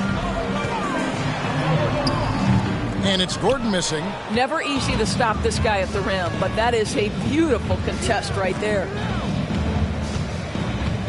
Vucevic, a screen on Conley. Passes it to Bay. Inside. Here's Vucevic. San Antonio again missing. Timberwolves shooting only around 32% so far in this one. The offense looking a bit off kilter. Gordon kicks to Achua. Runs in the pass to Nance. Pass to Conley. The three. He doesn't hit that one. And San Antonio will go the other way with it. Now Paul. Taking a look at his stats, he's averaging around 9.5 points a game. Drops it in from 14 feet away. Paul's got 6 points. Well, to a good point guard, running the pick and roll in the NBA is second nature. Chris Paul's been doing this a long, long time. Now here's Brunson. He's been patient so far. Nothing on the scoreboard yet. Brogdon kicks to Bay. Down low. Over Conley. Vucevic trying to get open. 2 minutes. Goes up and lays it nice and easy. And the Spurs lead by 6. How about those instincts from the 7-footer? Vucevic uses that size to snag offensive rebounds. Conley against Bay. Here's Achua. Another miss, and they desperately need a bucket. I'll tell you, a rough quarter for him, and that puts so much pressure on the guys around him. Brogdon outside. Vucevic setting the pick for Brogdon. Reverses. Tries again. And Vucevic with the layup. Vucevic has got his third basket of the night right there. They've been beating them to a lot of those loose balls and rebounds here to start. Vucevic against Nance. Pass to Brunson. Achua kicks to Gordon. 5 on the clock. Timberwolves passing it around. Conley's shot is off. San Antonio leading by 8. Bay passes to Paul. Back to Bay. And foul on the shot, so he'll get a chance at the line. It's going to be on Precious Achua. No question, he got bumped on that shot. And catch and release, not just about fishing. Saddiq Bey last season with the 4th most catch and shoot triples made in the NBA.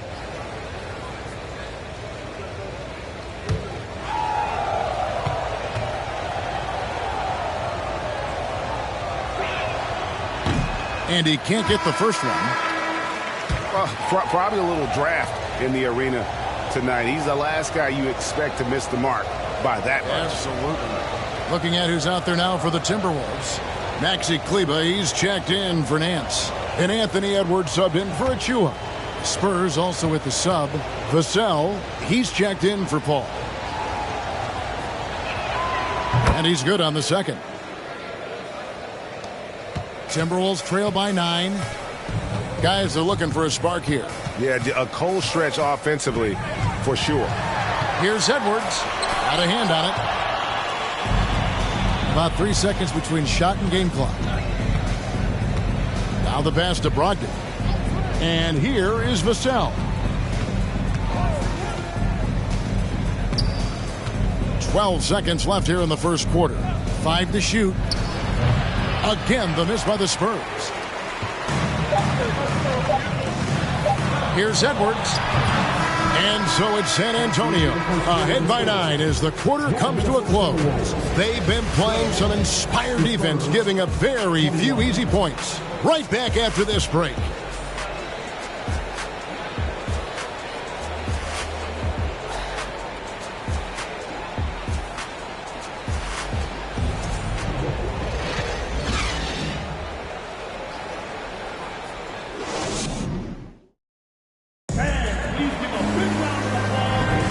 And welcome back to the second quarter of action. Plenty of basketball left to play, but this one has been one-sided so far. And taking a look at San Antonio's performance here, what do you think they've been doing or not doing? Playing inside out in that first quarter led to some high percentage shots in the paint. It is great when you can get that established early, because to me it opens up every other aspect of your game. So with Paul on the bench, here's how the floor looks for Greg Popovich. Evan Vassell out there with Malcolm Brogdon, and it's Vucevic. Then there's Washington, and it's Bey in at the small forward. And the Timberwolves with possession here. Following the three-pointer by San Antonio. Green bounce pass. And the shot is good. The Spurs lead has been cut down to 10 on the bucket from Gordon. Well, you have to admire the strength of Aaron Gordon. This guy is adept at finding his way through intense defense. Now, here's Brogdon. Still getting warmed up offensively. No scoring yet from him. Passes it to Vassell. Greg, Devin Vassell came in as a 3-and-D type player, but he's grown beyond that. He has added secondary ways to contribute on offense. Still not a great shot creator, but can finish plays in a variety of ways to help his team.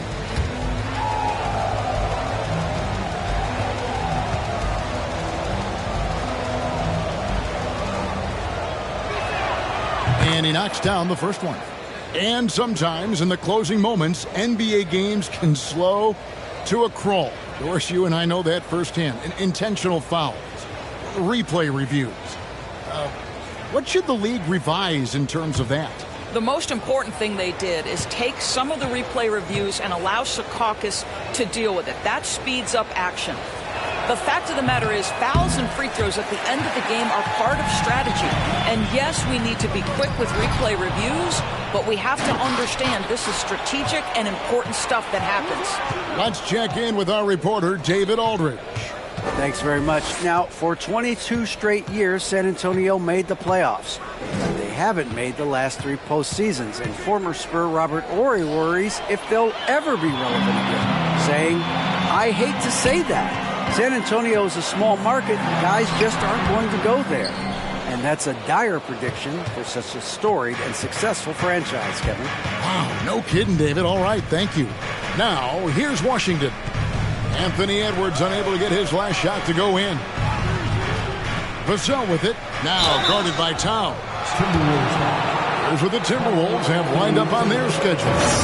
On Monday, they'll host the Miami Heat. Then on Wednesday, they'll face off against Anthony Davis and the Indiana Pacers. And you know for that matchup with Charlotte. I think it's going to be an interesting challenge. Even though they expect to come out on top, this could probably be a pick-em game, depending on how they play.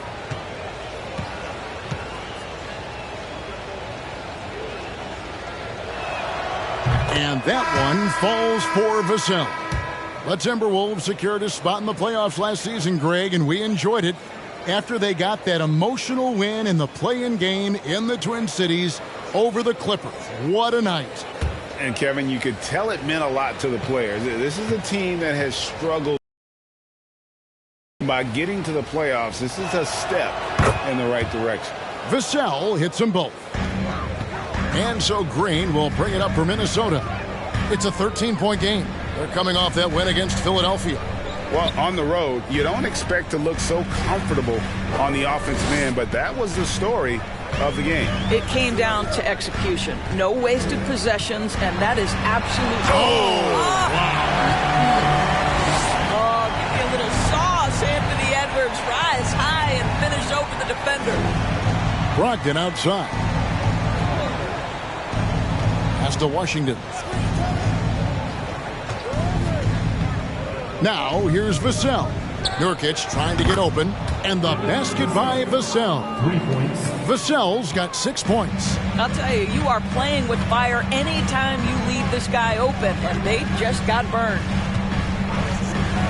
Gordon with a screen on Brogdon, and here's Green outside. Rebound, San Antonio. Nurkic has got his 4th rebound with that last one here tonight. Washington, that's good. They've settled into a nice groove offensively here in the second. some tough offensive sets. They want to turn it around. Yeah, right now you just need a bucket to get some momentum. Edwards passes to Achua, and the layup is good. They are just killing them on the interior. Spurs leading by 14. Just under 3.5 minutes played here in the second quarter. The 10-footer. And there's the whistle. 3-second violation. A moment here now to see the numbers for Anthony Edwards. He's been in good form here the last few weeks. And don't forget, top 5 in the league in points per game. He's a premier offensive threat, night in and night out. And as you said, number 1 in steals this season. He's the sneakiest ball hawk in the league right now. Hide everything you've got because he's coming after you. Gordon with the screen for Brunson. Gordon against Bay. Rebound by Nurkic. Nurkic has got his 5th rebound right now in the game. Paul looking around. Shoots over Brunson. Pass to Washington. The Spurs getting another chance here, and it's good. 2 points. Nurkic has got 6 points. And just a massive player. Nurkic's combination of size and strength helps him on that offensive glass. You know what? He's just stone cold right now. Really not sure if he's their best option offensively as they try to get back in this game. Here's Brunson. Throws down the breakaway jam. That's a double whammy, guys. That's right. A great defensive play, then the emphatic stuff. Let's see if that serves as a momentum builder. What a great sequence for this group. The pass to Nurkic. Knocks it loose. Outside Gordon. Here's Brunson. Outside Edwards. Here's Gordon. Bay pulls it in. The edge on the glass is the difference. It's allowed them to build this lead. Passes it to Washington. Nurkic setting the pick for Washington. Pass to Nurkic. Tries a 3. Offensive rebound. And it's Washington missing. Timberwolves trail by 14. Pass to Achua.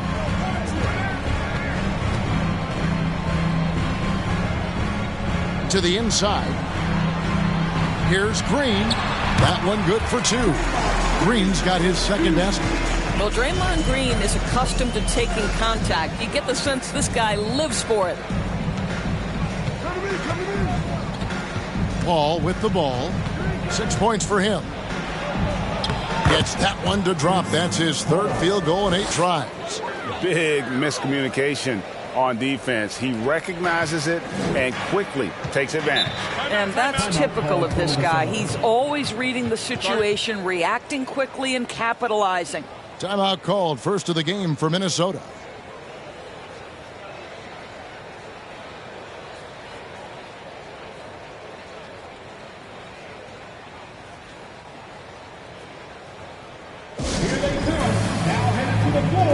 It's your Minnesota Timberwolves Dancers.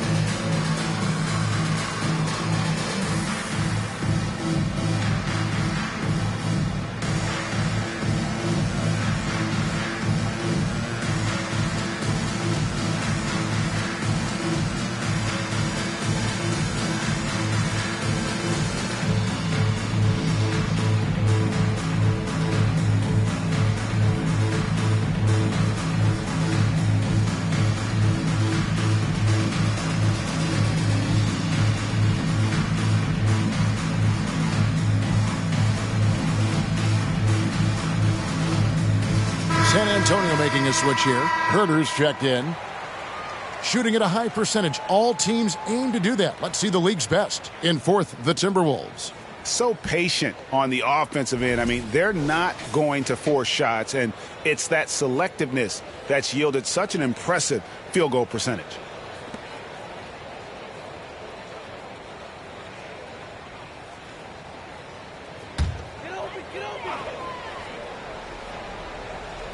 Here's Green. He gives a bit of a scoring lift to the team, averaging 8 points a game. Brunson the pass to Achua. The dunk by Achua. And didn't do anything fancy there, but didn't need to. Nope, his only concern right now is getting the points on the board. And I don't mean style points. Paul, Minnesota with the rebound. Achua's got 6 rebounds in the game. Well, it hasn't been the most efficient game for this guy, but their team is fortunate to still be out in front. It's good. Paul's got 10 points in the game. And let's get your take, guys, on the hustle stats for San Antonio. Right off the bat, they're going after the ball, looking to jump into the passing lanes and create some steals in transition. You've also got to love the way they've been crashing the offensive glass. Multiple opportunities, not giving up on possessions. Beautiful. Here's Achua, and he uses the glass on the layup. Achua's got 6 points in the quarter. Just no resistance on the inside. That's their 5th consecutive make in the paint. And the pass to Bay. Over Green. Bay gets the bucket.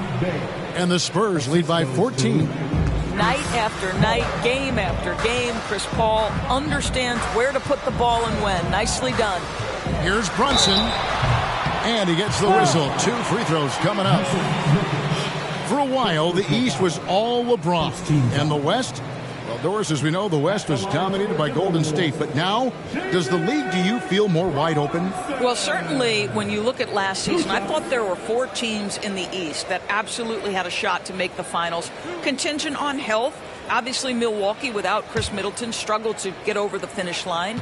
In the West, you had 3 teams who I thought legitimately could advance. So certainly the gap between playoff teams feels smaller. Vucevic checked in for Yusuf Nurkic.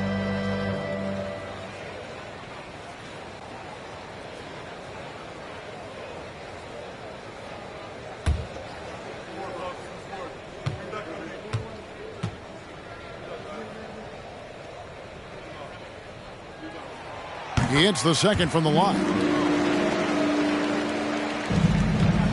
San Antonio leading by 13. Ball outside. A rebound by the Timberwolves. Yeah, awkward shot there. I mean, creative on the leaner, but the D just made it too difficult for him to convert. Gordon with a screen on Paul. Runs in the pass to Gordon. And taken away by Paul.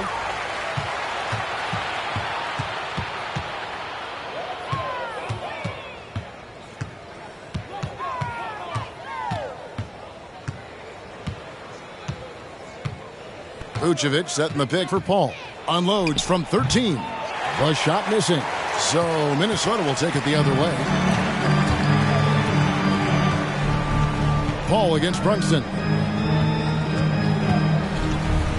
Passes it to Achua. Back to Brunson. Just 5 to shoot. They set the screen. The shot's good from Achua.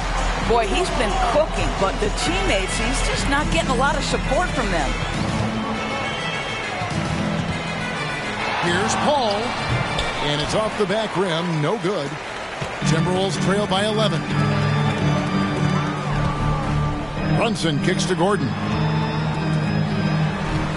Achua, the pass to Brunson. Misses the 3. And you could tell he thought that triple was going to fall. What you love about Vucevic, the consistency. Solid shooting percentages, and he's averaged double-digit rebounds for the last 5 years. And we got to take a second look to admire that outstanding block. And that block might serve as a spark for this team. We'll see if it can ignite them. Green, he's checked in for the Timberwolves. Mills comes in for Jalen Brunson. The Spurs also with the sub. Ogden's checked in. Here's Herter. Gets the 14-footer to fall. Herter's got his second bucket of the game to go. You know, Greg, adding to that for Vucevic, the last 2 seasons, he's been excellent in the playoffs. Great point, Kevin. His numbers were up over what he did in the regular season. He hits clutch shots, gives them a physical presence, and he is just a rock in the middle.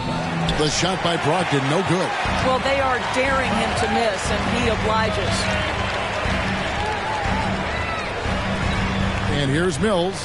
He's averaging a bit over 5 points a game.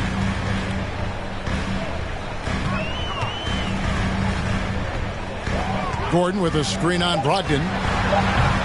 Off target from outside. And with the success they've had rebounding the basketball, they're right where you'd expect them to be, firmly in the driver's seat. Vucevic setting the pick for Brogdon. Pass to Vucevic. Shoots over Achua. And it's Vucevic missing. You know, they don't score on that shot, but they're going to be happy with those kinds of possessions. Mills can't hit. Spurs leading by 11. Bay passes to Brogdon. They double team Brogdon. Bay wide open and he fires. That 3 off the mark. And here's Edwards. He'll bring it up for the Timberwolves. They'll be playing host to Miami for the next game. That'll be the latter half of this 2-game homestand. Now here's Mills. He's guarded by Brogdon. Doesn't get it to drop for him. San Antonio's gotten cold from deep in the second quarter. Just 2 of 6 from long range. To the paint. Here's Vucevic. And there's a whistle that goes on Herbert Jones. That is his first foul of the game. Well, I absolutely love the way this guy has controlled the pace tonight. They've been able to play the style they want. Minnesota making a switch here. Shamet's checked in. Vassell, he's checked in for San Antonio. Shot clock and game clock separated by less than 6 seconds. Shamet the pass to Achua. Back to Shamet. Pass to Achua. From deep, Green. And Vucevic pulls it down. Vucevic has got 9 rebounds now tonight. Bay. Off target from 3-point range. And so it's the San Antonio Spurs looking at a 13-point lead heading into the next quarter. Their strategy has been clear tonight. Work the ball inside, get shots in the paint, and now they are scoring with ease. And now let's catch up with David Aldridge, who's standing by from the sideline. All right, Dave. Thanks, Kevin. Here with Coach Greg Popovich. Pop, what do you think was the key to having such a strong first half? We played good D. That was 4 words. Thanks, Pop. Back to you, Kevin. Thank you, David. And we'll be back for the third quarter of action following halftime.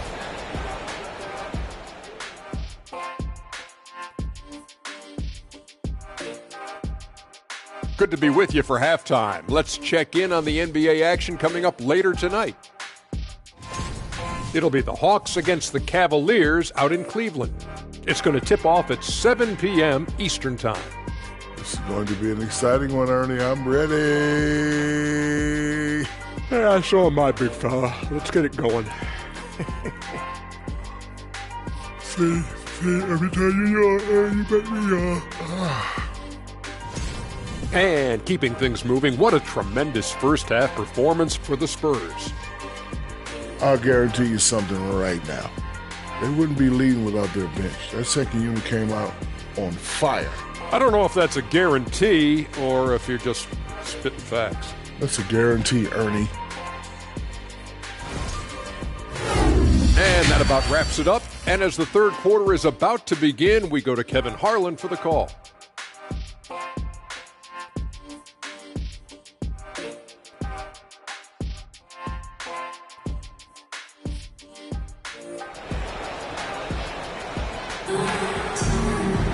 And after a very lopsided first half, we'll see if things play out a little more evenly here in the second. You look at Chris Paul, what a contribution. No problems fighting his way to the rim in this one. A lot of points in close. And part of that has to do with his mindset. He has been looking to push the action at every opportunity, and he has been in attack mode all night. And as we dive into the second half, we'll find out if the next two quarters are any different from the first two. So far, it has been a runaway. You've got Gordon. Green is out there with Anthony Edwards. Then there's Towns, and it's Achua in at the four-man position. That's Chris Finch's 5 as we get into the second half. Well, this is how you shut him down. A tremendous contest against a very skilled player. Green dishes to Edwards.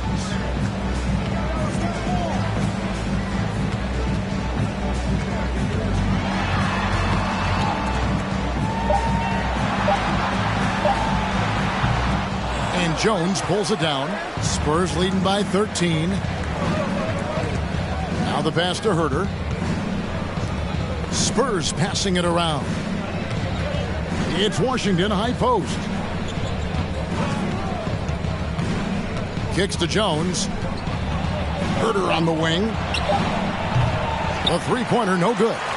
The Timberwolves shooting 33% for the night. That's a big thorn in their side right now. It's time now to hear from our Hall of Fame reporter, David Aldridge. What's the latest, David?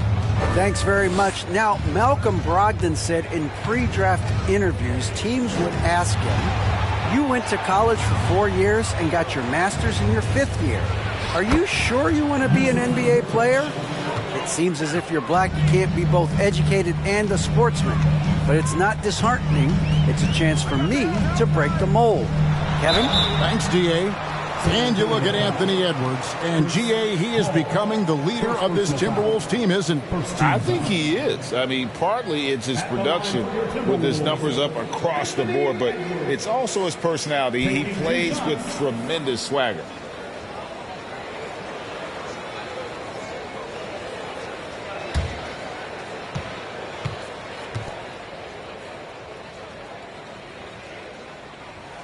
First one falls for him.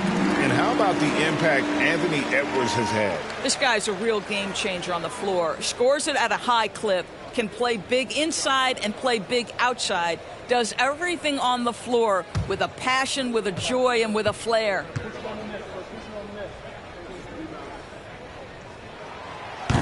So he makes 1 of 2 as the second one misses. It's a +5 advantage for them in rebounding after that one. Over in the corner, Paul. Over Green. Green with the block. Draymond Green twice on the pipe, sends it right back to the shooter. All right, time now to pick it up. You're 1 for 4, and you certainly don't want to give your opponent momentum. Outside, Towns. From outside, off the mark. Spurs leading by 14. Here's Herter. And that'll be 2 free throws coming up. Officials on the call with the foul. It's going to be on Aaron Gordon. Yeah, just nice strength there and then just off with the shot. It's his first trip to the line. Numbers this year at the line below 70, so when he's getting to the line, not nearly as effective as you'd like.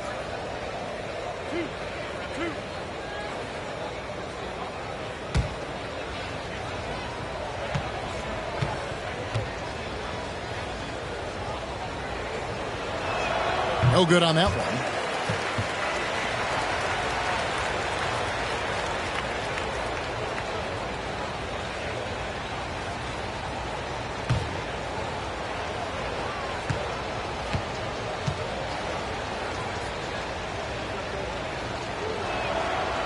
And no good on the second free throw, so he goes 0 for 2 there.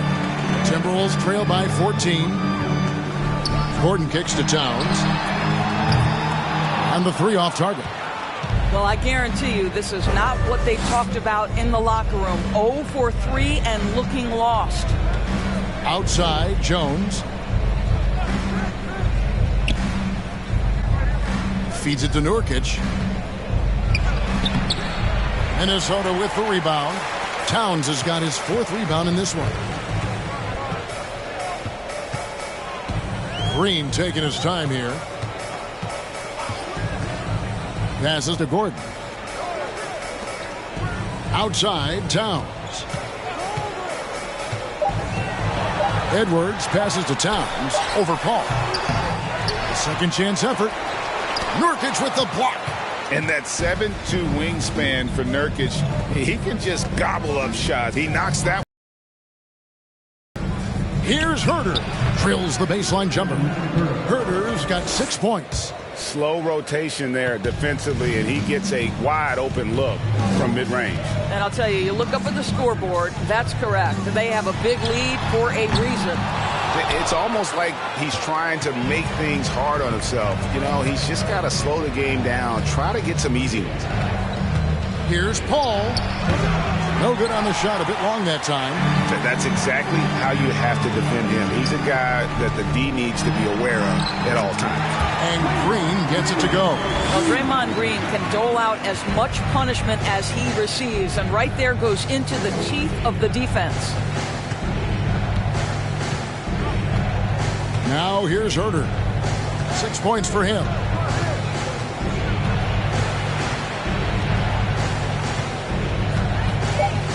The Spurs need to get a shot off here. And it's Washington missing. It's Gordon with the ball. He brings it up for the Timberwolves. Just 4 points. That's all they've given up here in the second half. Knocked away. Green passes to Gordon. The Timberwolves working the ball around now. And here's Edwards from the arc. The rebound by the Spurs. He is single-handedly dropping the temperature in here with that cold streak. He is trying to shoot his way out of it, and it might be better for him to pass the basketball at this point. And look at how the hustle game has been going for the Spurs. And they've shown great focus on the defensive end, putting constant pressure on the ball and really disruptive in terms of what they've done defensively. The other thing for this team today, they have a bunch of second chance points. They're turning misses into makes.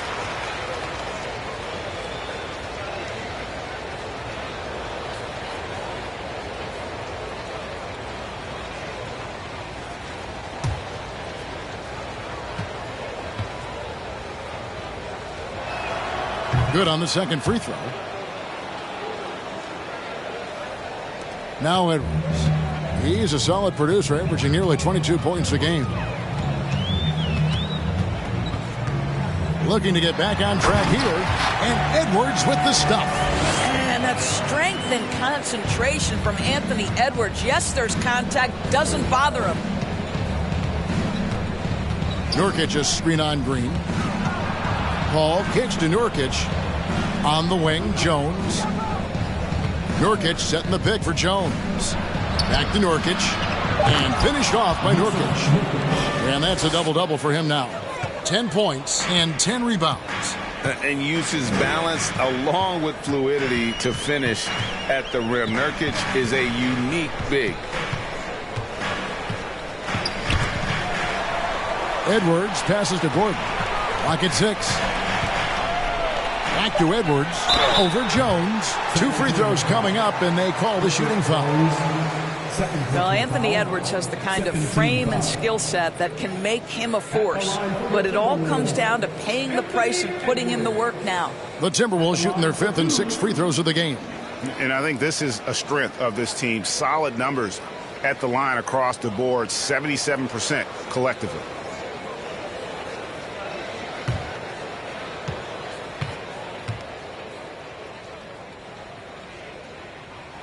And he makes the first. Vucevic, he's checked in for the Spurs. Malcolm Brogdon comes in for Herbert Jones.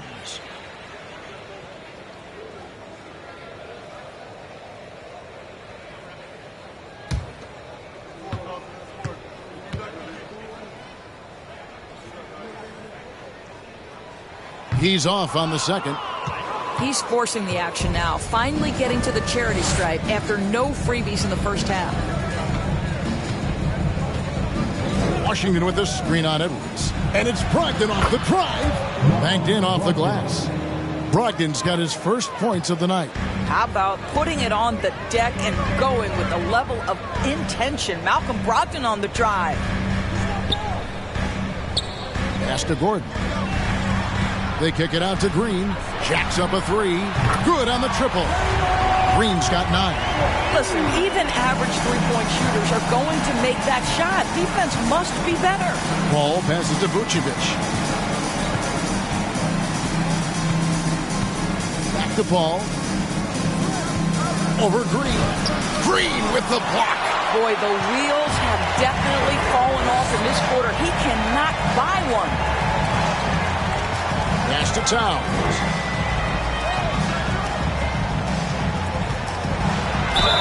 And foul on the shot. He'll shoot 2 at the.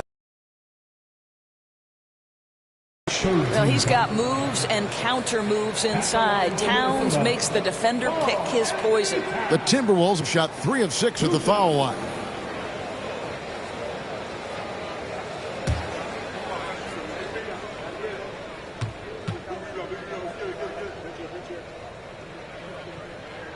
And the first one at the line is good. And the #1 overall pick in 2015, Karl-Anthony Towns has been the franchise player in Minnesota, but out to prove he can be the cornerstone on a contender. Looking at who's out there now for the Spurs. Bay comes in for Kevin Huerter, and it's Vassell in for Paul. And Towns drops them both. Greg, in order for Towns to get the Wolves to where they want to go, and certainly where he wants to go, how does he take the next step? For me, last season, an inconsistent playoff performance for Cat. He's got to make an imprint on the game, even when shots aren't falling. Bay against Gordon. Tries it again. Draymond Green grabs the miss. Timberwolves trail by 11. And a miss there with a chance to cut the lead to single digits. San Antonio's gone 0-2 from deep to start things here in the second half. Back to Vassell. Over Edwards. And the basket by Vassell. Vassell's got 8 points. Listen, he hits that shot on a regular basis. Give credit to the offense for getting him a clean look. The pass to Towns. Here's Gordon. That shot no good. It's the Spurs taking it the other way. At one point, they led by 16. Following this one, they get to host the Pelicans. They start a 3-game homestand with that game. Vucevic, a screen on Gordon. Brogdon the pass to Vucevic. And the rejection by Towns. Perfect timing on that rejection. Boy, Towns really improving on the defensive end. On the wing, Green. Back to Towns. Good, and it's Green picking up the assist. 10 points for Karl-Anthony Towns. Nothing better than a hustle play like that. It gets the whole team amped up, sets the example for everyone. Green against Brogdon. Takes a 3. Vassell, no good. And so Green will bring it up for the Minnesota Timberwolves. They trail by 11. And Karl-Anthony Towns said he believes that he is the greatest big man shooter of all time. What do you think? Well, Kev, I think of a guy by the name of Dirk Nowitzki might have a thing or two to say about it, but I love Karl-Anthony Towns' attitude. You have got to believe in your skills if you're going to have the kind of success that Cat has had in this league, and we know he is lethal from deep.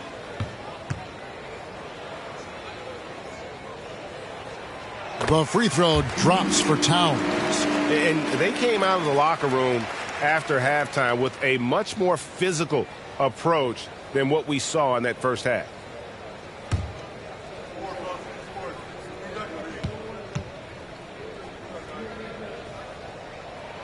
And Towns drops them both. Boy, a really soft touch on display. It is a luxury to have a big man who can hit from the line at a consistent rate. Brogdon against Towns. Brogdon kicks to Washington. Pass to Bay. Pulls it from 20. Off the left rim and out. I think this is a spot he has got to become more consistent from if you want to command the defender's respect. Towns, a screen on Brogdon. No one near Edwards as he lets it fly. And it's off from three-point range. Brogdon outside. Washington sets the pick for Brogdon. And 2 free throws coming up, unable to get that one to go with all the contact. That one is on Towns. For Malcolm Brogdon, he comes from a family, Greg, where education comes first. And well, Malcolm earned his degree plus a master's while in college. His dad and brother, lawyers. His mom involved in higher education. Brogdon, maybe the smartest guy in the NBA. And at the line, it's all about consistency with him. His routine, his stroke, it never wavers. For 3, Edwards. Rebounded by Vucevic. Vucevic has got double-digit rebounds now in the game. Here's Vassell. He's got 8. Pass to Washington. Beyond the arc. Drops in the tray. Washington's got 5 now. That's the kind of D that you're not going to find success with, guys. They've got to get a hand in the face. Outside Edwards. Towns, the screen. That is good, and the Spurs lead is cut back down to 11. Big bucket there from Edwards. Ooh, finally hitting one from range. That's his first 3 of the night. Now, here's Vassell. Edwards defending. Vucevic. That one goes. Count it. He's got 10. Well, such a polished scorer. Vucevic doesn't mind absorbing hits. He will power through it. Towns, a screen on Brogdon. And here's Green outside. And they'll get another chance. Count that one. Towns has got 8 here in the quarter. Yeah, coach's pet peeve there. No box out. And to me, this is a common theme that's running through the league right now. Guys looking to leak out rather than box out. Vucevic is screen on Green. For 3, Brogdon. Karl Anthony Towns with the rebound. Towns has got 9 rebounds now tonight. We've got 28 seconds left in the third quarter. San Antonio with the rebound. Vucevic has got rebound number 11 for him here tonight. Brogdon with it. The scoring numbers have been solid for him. He's averaging just under 14 points a game. Puts it up from 12.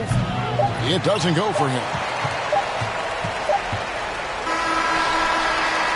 And so it's San Antonio. Their lead at 11 points to end the quarter. They're playing a bruising game inside, and it's working for them. Back to the action in just a... And now let's go back to a play from earlier as we show you our State Farm assist of the game. And he sliced the D wide open with his feet. They had no chance to prevent that basket. Well, that's what a great pass will do, right? You'll love the unselfish play. And there have been 2 very different performances from these teams today as we get going in quarter number 4. On the floor for San Antonio starting the fourth quarter, Chris Paul is out there with Jones. Then it's Kevin Huerter, and it's Vucevic, and it's Nurkic in at the center position.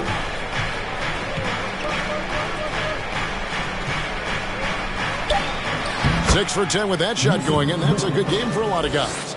And more points for Nurkic. He can do this from time to time when he gets in a rhythm. Green dishes to Towns. Paul against Green. Towns sets the pick for Green. It's 3-pointers off the mark. Spurs leading by 13. Paul outside. Over Gordon. And it's Paul missing. Yeah, and he had the D tangled up there with that patented crossover. Just couldn't convert the finish. Edwards against Paul. Outside Edwards. The Timberwolves again can't hit. And maybe, you know, he thinks he can shoot himself out of the cold spell, but I don't think that's the case. Maybe somebody want to tell him to ease up off the threes.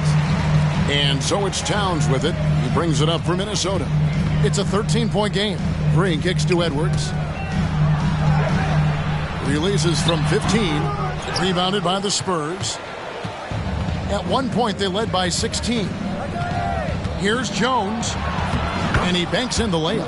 And then those are the kinds of plays that are just killing them right now. Minnesota's gotten off to an 0-for-2 start from downtown here in the fourth quarter. And the Timberwolves call time here. Good timing. They're really struggling offensively. Sometimes it just feels like misses become contagious. He wants to settle his guys down right now. And now, let's present our New Balance Player of the Game, Jusuf Nurkic. And he's put on a terrific show of skill in the paint. A combination of moves, footwork, and that soft touch down low. It's all added up to one dominant performance for the big fella. He took charge tonight, and it was just that type of breakout performance they needed. As they try to shake out of the slump they've been in, they'll be hoping he has more nights in him just like this one. Right now, let's send it over to the sidelines and get a report from David Aldridge. Hey, guys, here's what Chris Finch went over with his guys during the break. He is not pleased. He told them they have to make a push right now. He said, look, we got to make a move or I've got to pull the plug. Pretty blunt stuff, Kevin. Back to you. Okay, David, much appreciated. For three, Edwards. The dunk by Achua. And how about the offensive rebound with a little extra punch on the putback? You're right, Greg. As they look to trim the deficit, could we see them send a few more bodies to the boards from here on out? Maybe, just maybe. Here's Paul. And he makes the bucket, gets the whistle, and now a three-point play chance here for him. Yeah, that was the third straight high-percentage look the defense has allowed. The defenders have got to start putting bodies on bodies. Boy, the consistent greatness of Chris Paul, playmaker, scorer, defender, leader, year after year. Chris Paul silences any doubt about his place in this game. A fader. And it's Towns missing. After the strong first half, this guy has not been the same, and largely a no-show right here. Here's Paul. Nurkic trying to get open. The shot's good from Paul. And the Spurs lead by 18. Well, the mid-range is always a good option for Chris Paul. Outside, Towns. Out to Edwards. Fires for three. Buries the long-range jumper. After an ice-cold start to this game, he is pouring it on here in the second half. Outside, Jones.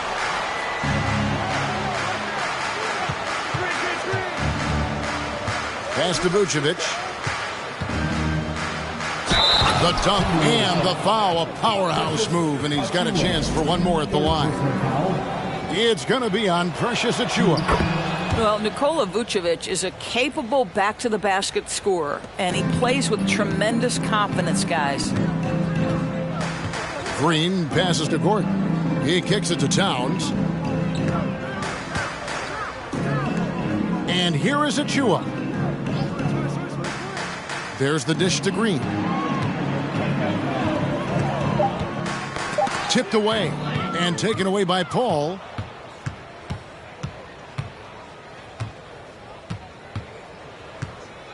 Vucevic setting the pick for Paul. And oh boy, a lot of contact there, but he gets the call and will shoot two. A clever play by Paul. He makes sure to get some contact and draw the foul. Off on that one, so he goes 1 for 2 at the line. Timberwolves trail by 19.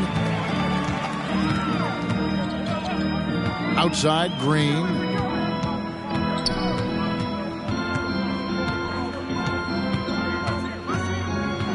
Towns sets the pick for Green. A rebound by the Spurs. Nurkic is San Antonio with the ball. They're on a 13-5 run. Here's Vucevic. Lays it up off the glass. Vucevic has got 5 points now in the quarter. Well, Nikola Vucevic can score against excellent defense. That is a good finish in close.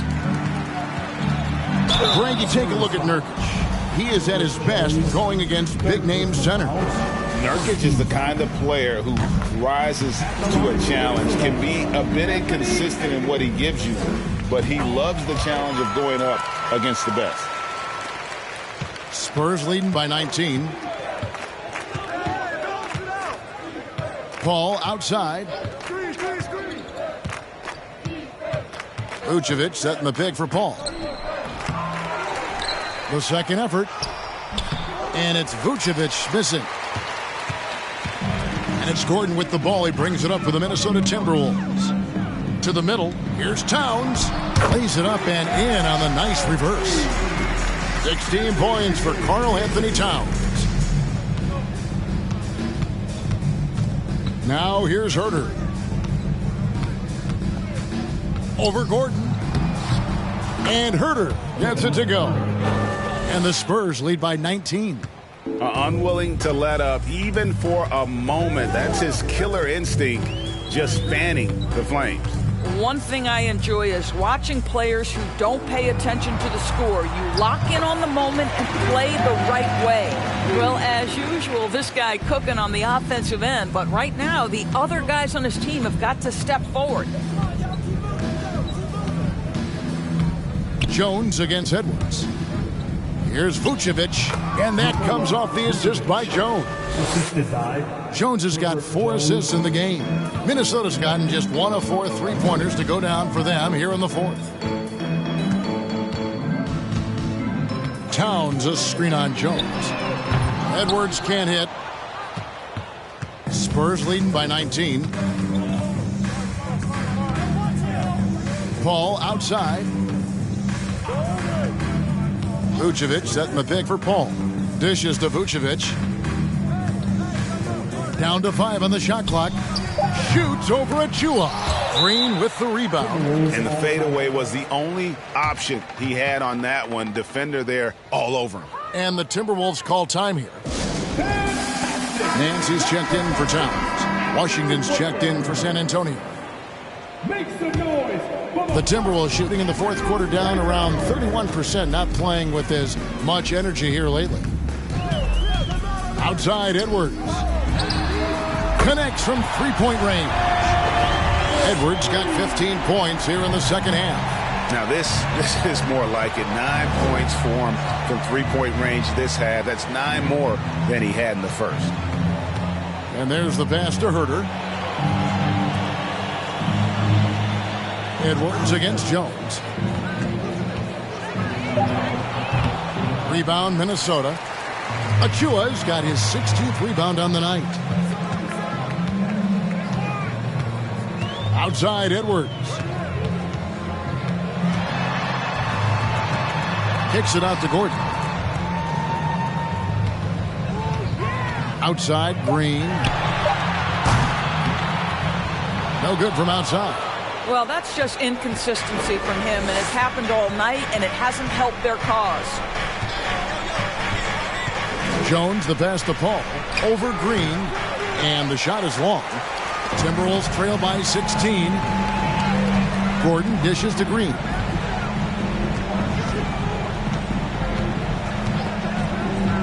Passes it to Edwards. Shot clock at 5. Baseline J on the way. No good that time. Now San Antonio takes it the other way. Their biggest lead of the game was 21. Paul passes to Jones. Pass to Vucevic. Shooting foul as the whistle blows. He'll shoot 2 free throws. This guy's so polished inside. Nikola Vucevic, great at being assertive and earning these fouls. Nikola Vucevic at the line for 2.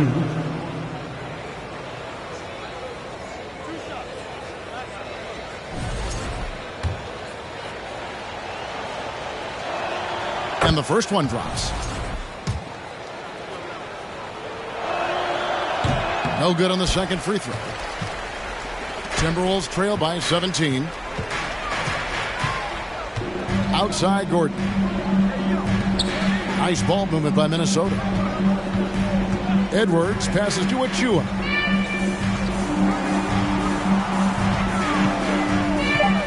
Kicks to Green. Puts up a 3.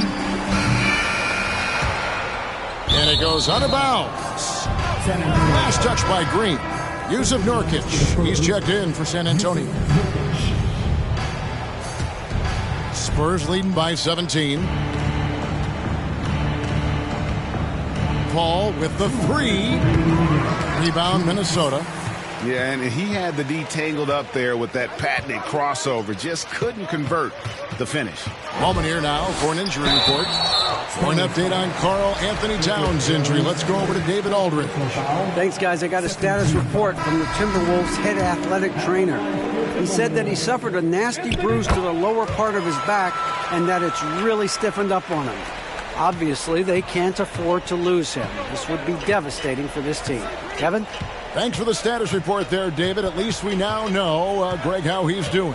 Yeah, when you talk injury, the unknown factor is always a difficult thing to deal with. There's no question, because even if you know what's wrong, individuals have different healing times. The time frames can be totally different for similar injuries. And this is going to end in a lopsided victory. I love the tenacity and aggressiveness, as well as the ability to close.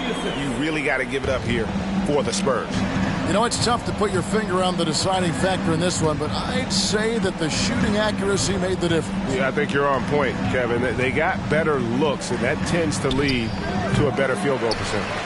And now, for the year, this is going to take him to 7 wins. Hey, you know, guys, what a nice performance it was for Vucevic. Boy, forget about his stats for a second, right? What impressed me most was his stamina. It seemed like he was involved in every play. And with that kind of activity, I don't know how you don't wear down. Paul against Green. Here's Nurkic. Shot number 12 goes in. He's made 7 of 12 now. Spirited performance. You love to get this kind of win, especially on the road. You've got to be able to block out all distractions in enemy territory. This team did a tremendous job staying focused on the task at hand. And he didn't punish them for the weak coverage there, but they can't count on him to continue missing. And then Jones with the jam. And once they smelled blood in the water, you could see the killer instinct take over. And you want to save your best for last. Tonight, they've done that and then some. Now Green. And so it's San Antonio easily taking this one.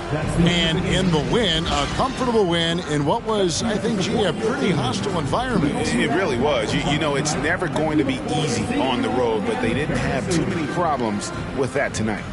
It's time now to go courtside as we send you over to David Aldridge from the sideline. David, take it away. Thank you, Kevin. Chris, big win tonight. What do you think was the biggest factor? I mean, I don't know. You know, it was just our defense. You know, obviously our offense fed off of it. Guys made open shots. David, thank you as always. And that'll do it, folks. For great...